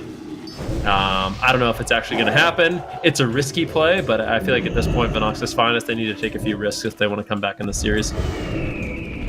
Yeah, I think that's fair. I think at this point, getting Blacksmith, if they get Blacksmith, they literally throw a wrench into Ape's plans. So I think that is the key objective for sure. And they do not even get phase 1 of your plan here, Van, because they're going to be starting out on the Alliance side on Venox's Finest. So unfortunately, they're not going to be able to just take far, run BS, ninja, do some YOLO moves, Ramon it up. That's not going to happen. They're going to be starting on the Alliance side, but maybe this is their comfort. I think they have beaten Apes as the Alliance squad before, but Apes earlier today, fighting them in the upper bracket finals, were able to win on the Horde side. They were just able to win on the Alliance side. So for Apes, whatever side you're playing on doesn't really seem to matter. What matters is these gamers that you have on your roster right now on your screen, Parla and Tubster, charging down the gold mine here. Yep, let's see. Let's see how this one plays out. This is potentially the last game. Apes just one away from becoming the European champions of the Classic Fall Conquest. Let's see if they can do it. Got a bit of a team fight skirmish here. Tubster versus Ramon down at the mine. Oh. Ramon, no! He gets the rocket helmet now into a full trap. And it looks like Kronos is there to back him up. So immediately we see the defense pulled on the side of Venox's Finest. And they're just going to go full out assault, full out offense at the mine. And I don't think Tubster's going to be able to. If Tubster 2 versus 1 in here, I'll be absolutely blown away. I don't think it's going to be able to happen. And you can see the defense actually being pulled here as well from the side of Apes, as I have one more team member join that Blacksmith fight. And I think, I don't know if I necessarily like this. I guess picking up the mine is nice, but I really want to see the side of Venox's Finest focus on that Blacksmith. Yeah, I think picking up the mine is fine, but you shouldn't invest more than one player into it. I mean, look at Tubster. They haven't even picked up the mine. Tubster is literally running circles around him. He's going to feign death. He's going to be able to drink a few ticks. He's going to drop a trap on top of himself. He's carrying Ramon into it. Krotos being interrupted here by the path. Tubster might go down to the ticks here. Can he get a first aid tick? He's running. He's max ranging. He's not going to get moon fired. And there it is. Finally going to be taken down. But look how much time he bought. He bought enough time for Venox's Finest, actually, to win the Blacksmith fight. And that means Apes are in trouble. If Macunia can spin this flag at Lumbermill, there's going to be massive reinforcements coming there very, very shortly here, man.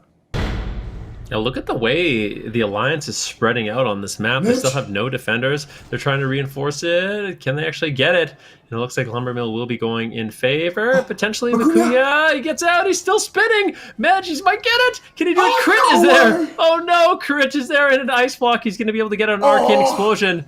I cannot believe that they're still alive here. Big blast wave comes in. Arcane Explosion spam as well. Crit trying to keep himself alive. And Apes can't believe they still do not have this base. Unbelievable stuff there. Can they spin the flag one more time? Nims has to be the hero. I don't think he's going to make it. Midge finally gets... Oh, that was so close there. Both sides coming in there onto that Lumbermill. But it is going to be Apes cleaning up the entirety of everybody who was there. And that means you have yourself a Bermuda Triangle on the side of Venox's Finest. And let's be honest, the one thing we've said about Apes is if you get Blacksmith, you're going to throw a wrench into their plans. they're not really going to be in a super comfortable position to attack, and they're going to have a hard time actually stealing bases back. They don't have that stealth pressure. They can't really force you to have too many people defending somewhere. They're just going to have to go for straight up team fights and beat you with you having a graveyard, or do a very clever rotations that we've seen before. So Apes definitely one of those teams that can get very creative and immediately kind of trade and figure out how they want to approach a base, but definitely not great at playing from behind with this composition. Right now, though, they might actually get the blacksmith. Nade hit everybody, I do believe, right there. So now I think they are going to be able to spin the flag here for the side of Venox's Finest.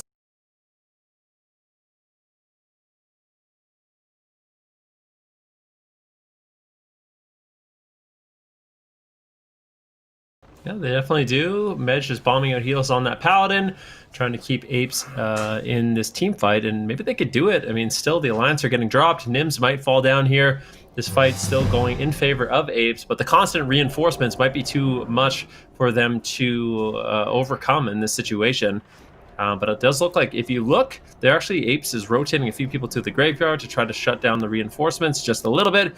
I think that's a really, really intelligent call. And I mean, you said it earlier, and I think it's really important to note. I mean, Apes, this is a team, they have some of the most game knowledge, potentially the most game knowledge of any guild, I would say, in maybe the entire world when it comes to both PvP and PvE and both aspects, just the game overall. These guys are true experts at the game.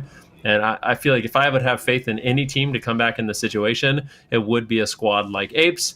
We'll have to see if they can do it. They do have some offense. This is nice. A good offensive push over to the stables. If they can pick it up, Zulpi, Polytheasia, they're going for it. Kelsey as well. Let's see if they can actually pick up these stables. There's just one hunter defending. Need a little bit more reinforcements. But if you look, Lumbermill, a lot are spawning at Lumbermill. And that does mean I actually would like to see Apes just jump down to Blacksmith right now. They pulled a lot of defense over to the stables, and then you just go Blacksmith. If they could do that, you could actually have a numbers edge there and potentially reclaim that precious node. That's exactly what they're doing right now. They're slow falling over there to the blacksmith. That could be a big point of contention here. They got a lot of people here kind of trapped at stables. If they can keep them here, that would be fantastic for Apes. Vuika getting caught up in a rocket arm here in the middle of the road, but Pitspats has to go for the full fear there. Is he going to go for this 1-versus-1 here right now?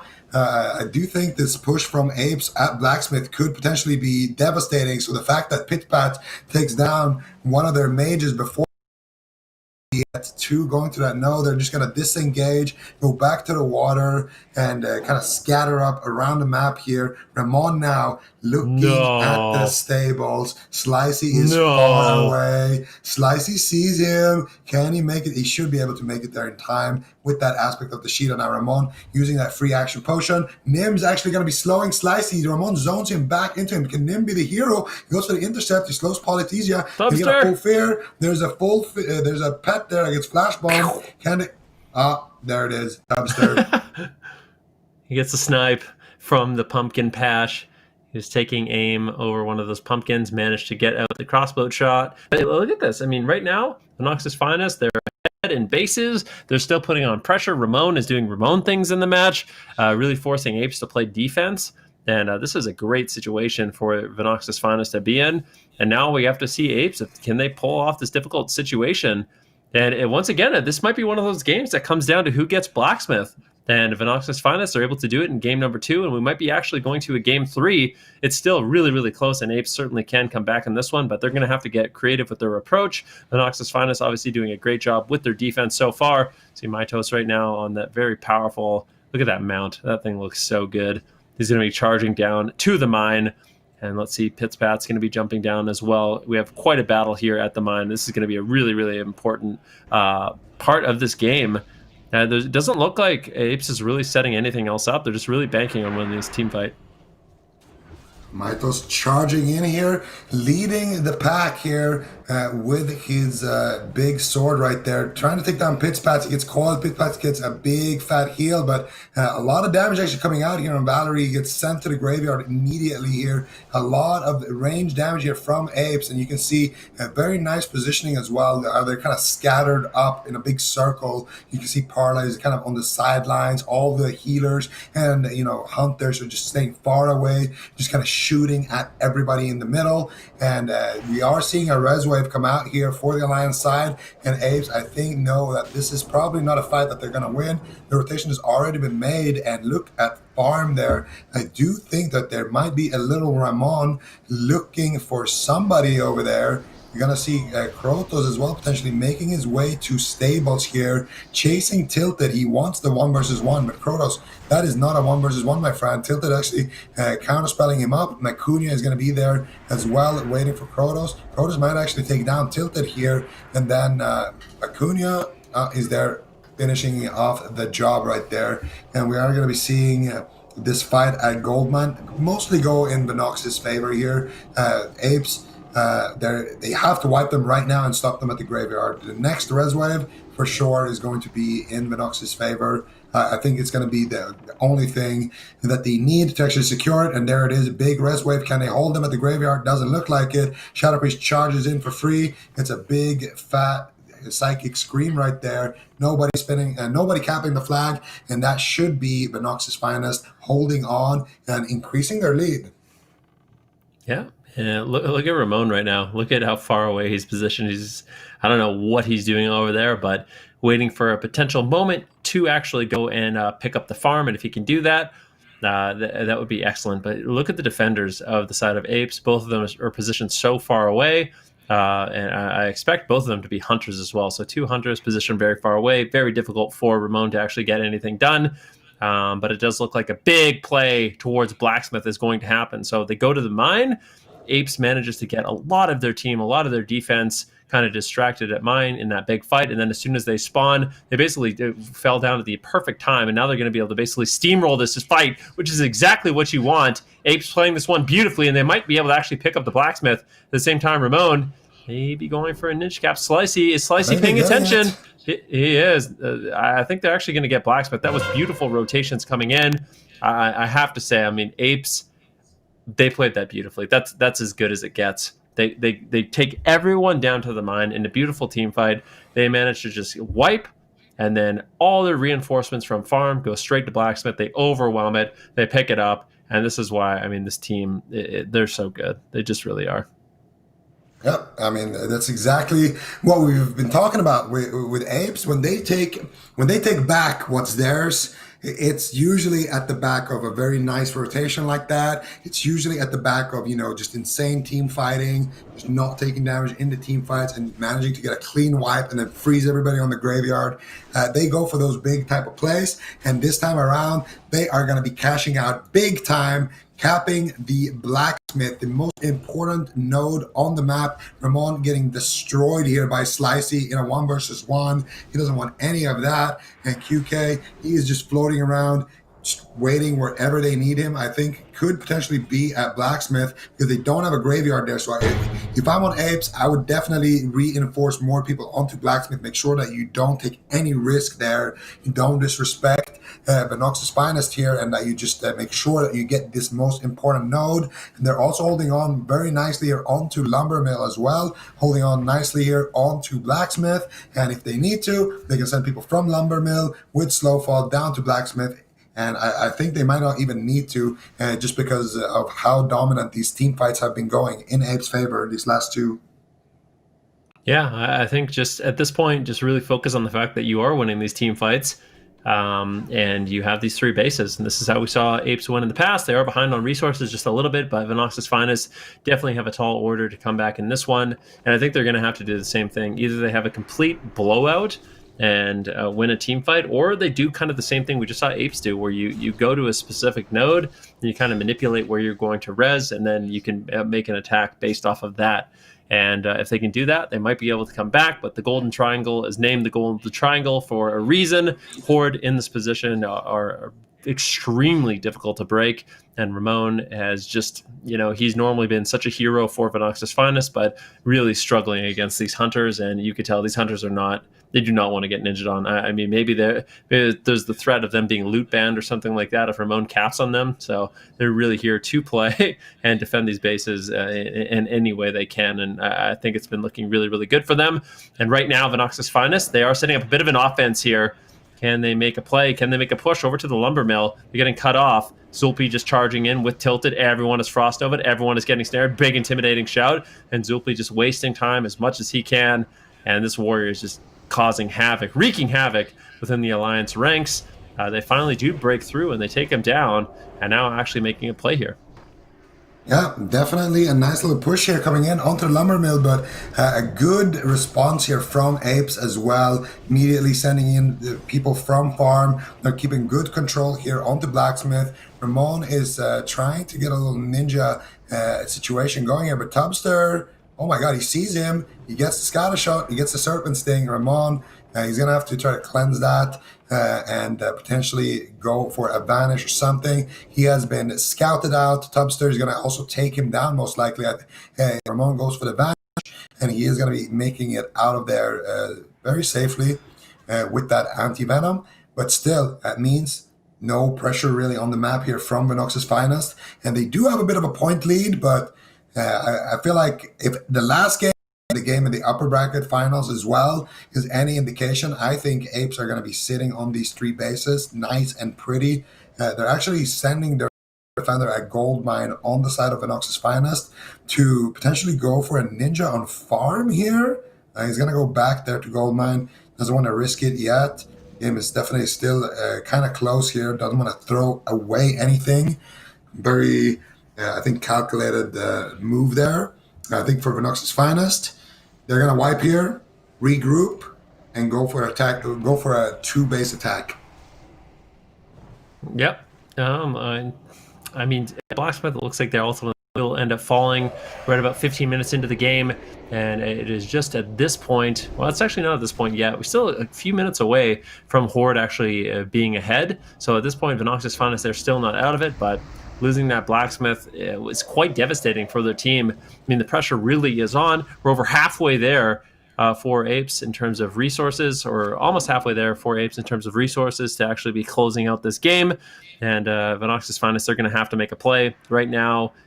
This is match point for Apes. I mean, we talked about it. This is the grand finals.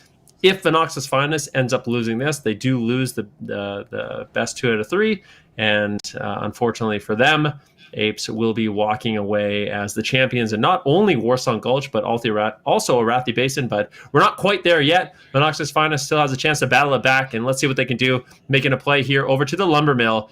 But look at just the rotations from Apes. They're just so quick. They already have so many members just wrapping around up to lumber mill. And where are the reinforcements going to go on the side of Venox's Finest? I really want to see them kind of group up and maybe go to the backside of farm something, because these team fights definitely not going their way. Yep, definitely. They're making a push right now for the lumber mill. And once again, there's a good response here from the side of Apes, but they got more people coming in on the other side. And I think for Venox's Finest, if they're going to actually make this play work, they need to have basically 2 people who can cut down the reinforcements before they even arrive, and also have enough people rotating the lumber mill to kind of just storm it. So it's definitely difficult to do this play, but if it works, I mean, you can isolate everybody at lumber mill and actually get an advantageous fight. Ramon looking for the farm here. Jazero is there, and this is something they've been doing a lot actually on Venox's Finest. They're just sending Ramon to CC people while other people are capping, and Ramon here is going to get the sheep shot, he's going to get the kidney shot onto Parla. Polytesia using the rocket boost, trying to get in for the big nade, but we are going to be seeing Jazero back off from that flag, realizing that there are a lot of apes here in the jungle. Zulpi and Dwarlin going to be battling it out on the bridge. Zulpi is going to be taking him down, popping one of those deviate delights, and he's going to be delighted to know that his team are almost tied up in resources. Yeah, hey, definitely. Ramon, what are you going to do? How are you going to save your team? Krotos as well. I mean, these are the 2 stealthies, but the stealth players have not been super effective. Ape's not utilizing them whatsoever. Look at QK. He's just spamming Arcane Explosion. He senses Ramon. What? He actually gets him out of stealth. Ramon is devastating. He just can't believe how much he's been targeted in this game. He's going to be trying to run away, but they have eyes on him all over the map, constantly saying, I mean, you really get the feeling, Zico, that they're constantly like, where's Ramon? Where's Ramon?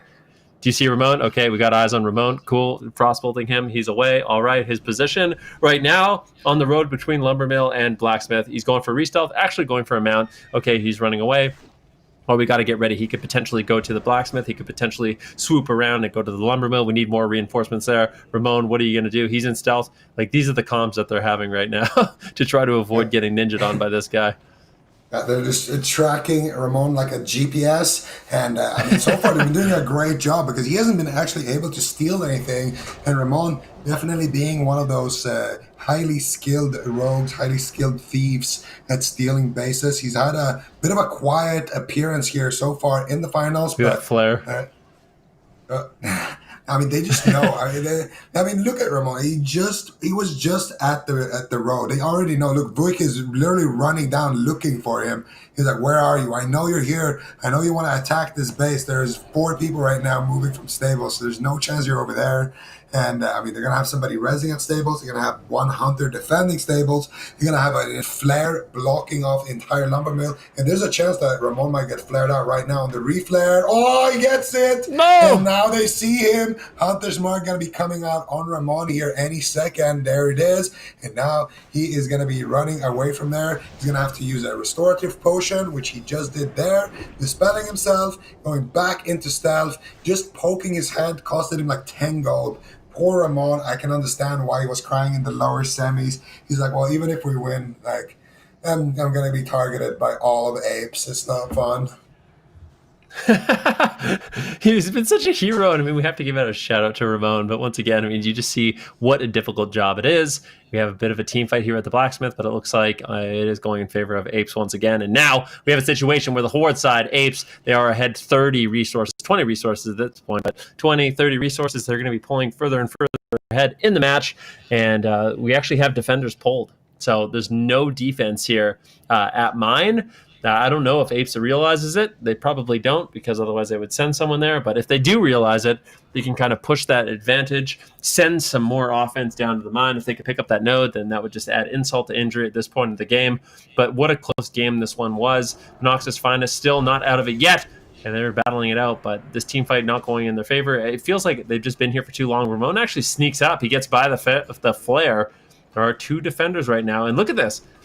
Could make something happen. Ramon, is he going to be able to set up his team? This is still an opportunity. It's a prime opportunity. Ramon, if he can get this base, they can still win this game. So let's see what Ramon is going to be able to do.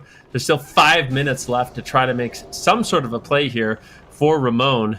Medj is just sitting on the flag, and I believe Medj is a dwarf paladin, so not going to be super easy for Ramon to deal with. He goes for a cheap shot into an immediate scatter, but he's got reinforcements, and look at this. It is 4 versus 2. And actually, Vinox's Finest, they managed to set up a nice attack here on the lumber mill, distracting the blacksmith fight, which is exactly what you want to do. Can they cut off the reinforcements? Tilted is almost there. Tilted! He needs to get a nade. Holgas gets shut down. Then Tilted there in the nick of time. And it looks like the Apes will be able to reinforce this, but can they actually win this fight? We will see. Vinox's Finest really set this one up nicely. Krotos going for it. Everyone is forced away. They're blinded. They're novad. They're getting snared. Seralia looking to get in there as well, but if he gets crowd controls, he gets caught. Oh, no, he doesn't get the scatter. He actually scatters Skoses and is able to get there. Looks like he will be able to shut it down, and this flag, this base, still remains on the side of Apes, but once again, that was beautifully set up by Vinox's Finest. They basically set that up perfectly. They had somebody ready on the sides to cut off the reinforcement. They had beautiful CC. They were so close to landing that click, but I do think it was Buike. He was getting killed and CC'd while he was running in. So some members on the team not on the same page as the mage, which of course is the correct page, and they're going to be getting that spin because of that. And that means Buike can be able to keep his team keeping that base on his team, and long enough for the rest of Apes to finally make it through those people, those little bandits that were trying to cut off the reinforcements, and they're able to hold on to that lumber. But that was such a close attempt. That was such a nice push. And honestly, I think that was one of probably the defining moment so far in this grand finals, game 2 here, man.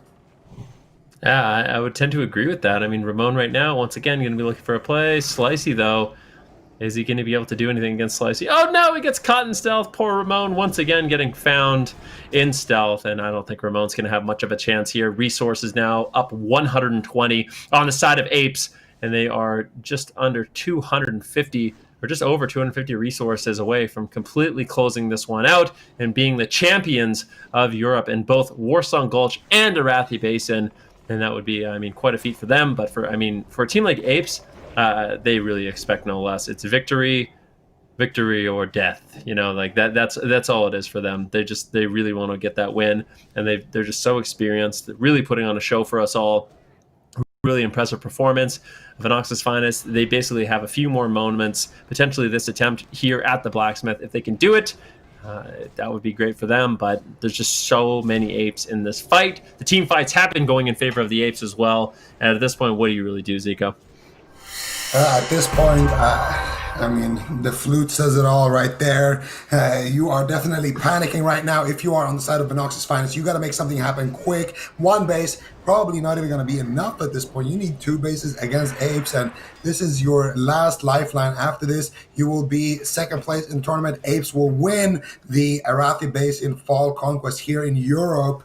And, I mean, you got to give it your all, right? So at this point, send in everybody, pull your defenders, really try to march down, the lumber mill, gold mine, wherever you can find anything, and just try to take those bases. They actually are sending a few members down to the lumber mill here, looking for that pincer move once again. Venox's finest, so close, really. The last time they made that pincer move, I mean, they were probably just like half a second or a second away from actually getting the click there. And I think if they got that, all of a sudden, the game was, 20, 30 resources away at that point. Apes were in the lead, but not by much. And at that point, they probably would have actually been able to secure the win and take us to a game 3. But Apes able to hold on right there in the nick of time, getting a few extra spins on the flag long enough for the reinforcements to arrive. And that should be enough for them to walk away here with the victory, Van.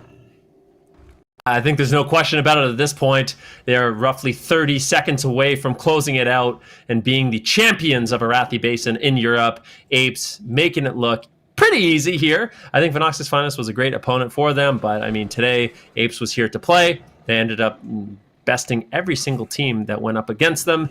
Venox's finest obviously did the best job, but Apes, it just seemed like they are the most dominant team. And that's not only for Arathi Basin now, but also Warsong Gulch. So really stellar performance by them. And I mean, we can give a big congratulations to Apes. Look at the scoreboard. They managed to do it in the team fights. They managed to do it in terms of strategy, really showing off their game knowledge and honestly their skill in this game. And it was beautiful to watch. Absolutely domination coming out from Apes here, taking down the Arathi Basin Fall Conquest. Massive congratulations to the guys there. And I mean, this was kind of a nice way for them to actually prove it here in the finals once and for all that they are better than Venox's finest. They're able to take him down and they're able to take him down again in that upper bracket, doing it twice in the grand finals.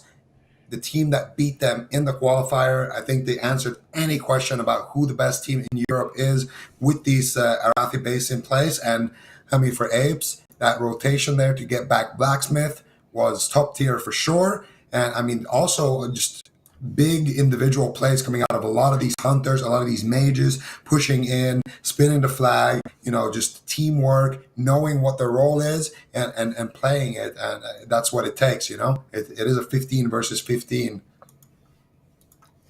Yeah, I mean, not only can we give a big congratulations to Apes, but I think we all got a little love for Venox's finest. Some really, really fun members to watch. So big congratulations to them being our runners-up, and congratulations on the second place. It was an absolute pleasure, as well all the teams that did sign up for this tournament. A lot of fun to watch. And I mean, hopefully we can see these teams play again at some point. But this was actually a really awesome day of games. I mean, I feel like we had such an amazing start to the day and also a really incredible end to the day, Zico. Dude, we had insane games today, actually. I mean, even this last final game, when you think about it, it really could have just came down to that last person getting that click for 1 second longer, one Arcane Explosion resisting on that guy who was clicking it. All of a sudden, they could have turned the tide back in their favor and we could have played another game, right? So definitely came down to some close calls, even in the finals. But I got to say, my favorite game of today, it's got to be game number 2 that we had when they literally got the cap when it was like 5 seconds left of the game, and they're able to win the match based off of that. So I think that was definitely one of the highlights of today. And also, the lower bracket final between the Pressburg Pumper Blasters and Vinox's Finest. I thought that was an insane match as well. It was like a 40-point difference there in the end of it. The first game as well was just absolutely crazy. I think it's just been an insane day of games, actually. It's been so many close matches. Yeah, I think we just once again have to give a big shout out to Apes for winning it, all the teams for putting on such a show, and I do agree it was an insane day of games, and we will likely have an insane day of games tomorrow as well. So keep in mind, this was the European Championships. Tomorrow we have North America. We have some really strong teams. Last weekend we had some excellent games, and I, for one, am really looking forward to checking out those North American games. And once again, it's going to be the exact same starting time, 10 PST, 7 p.m. CEST. So don't definitely join us there. It should be a lot of fun. We actually have a guest announcer, so we're going to be bringing in Reinforce to hang out with Zico and I at the end of the day. So that should be a lot of fun. Thank you so much for watching on behalf of all of us. Big congratulations to Apes once again. Thank you, Zico. It was awesome hanging out with you today, and we'll see you all tomorrow. GG.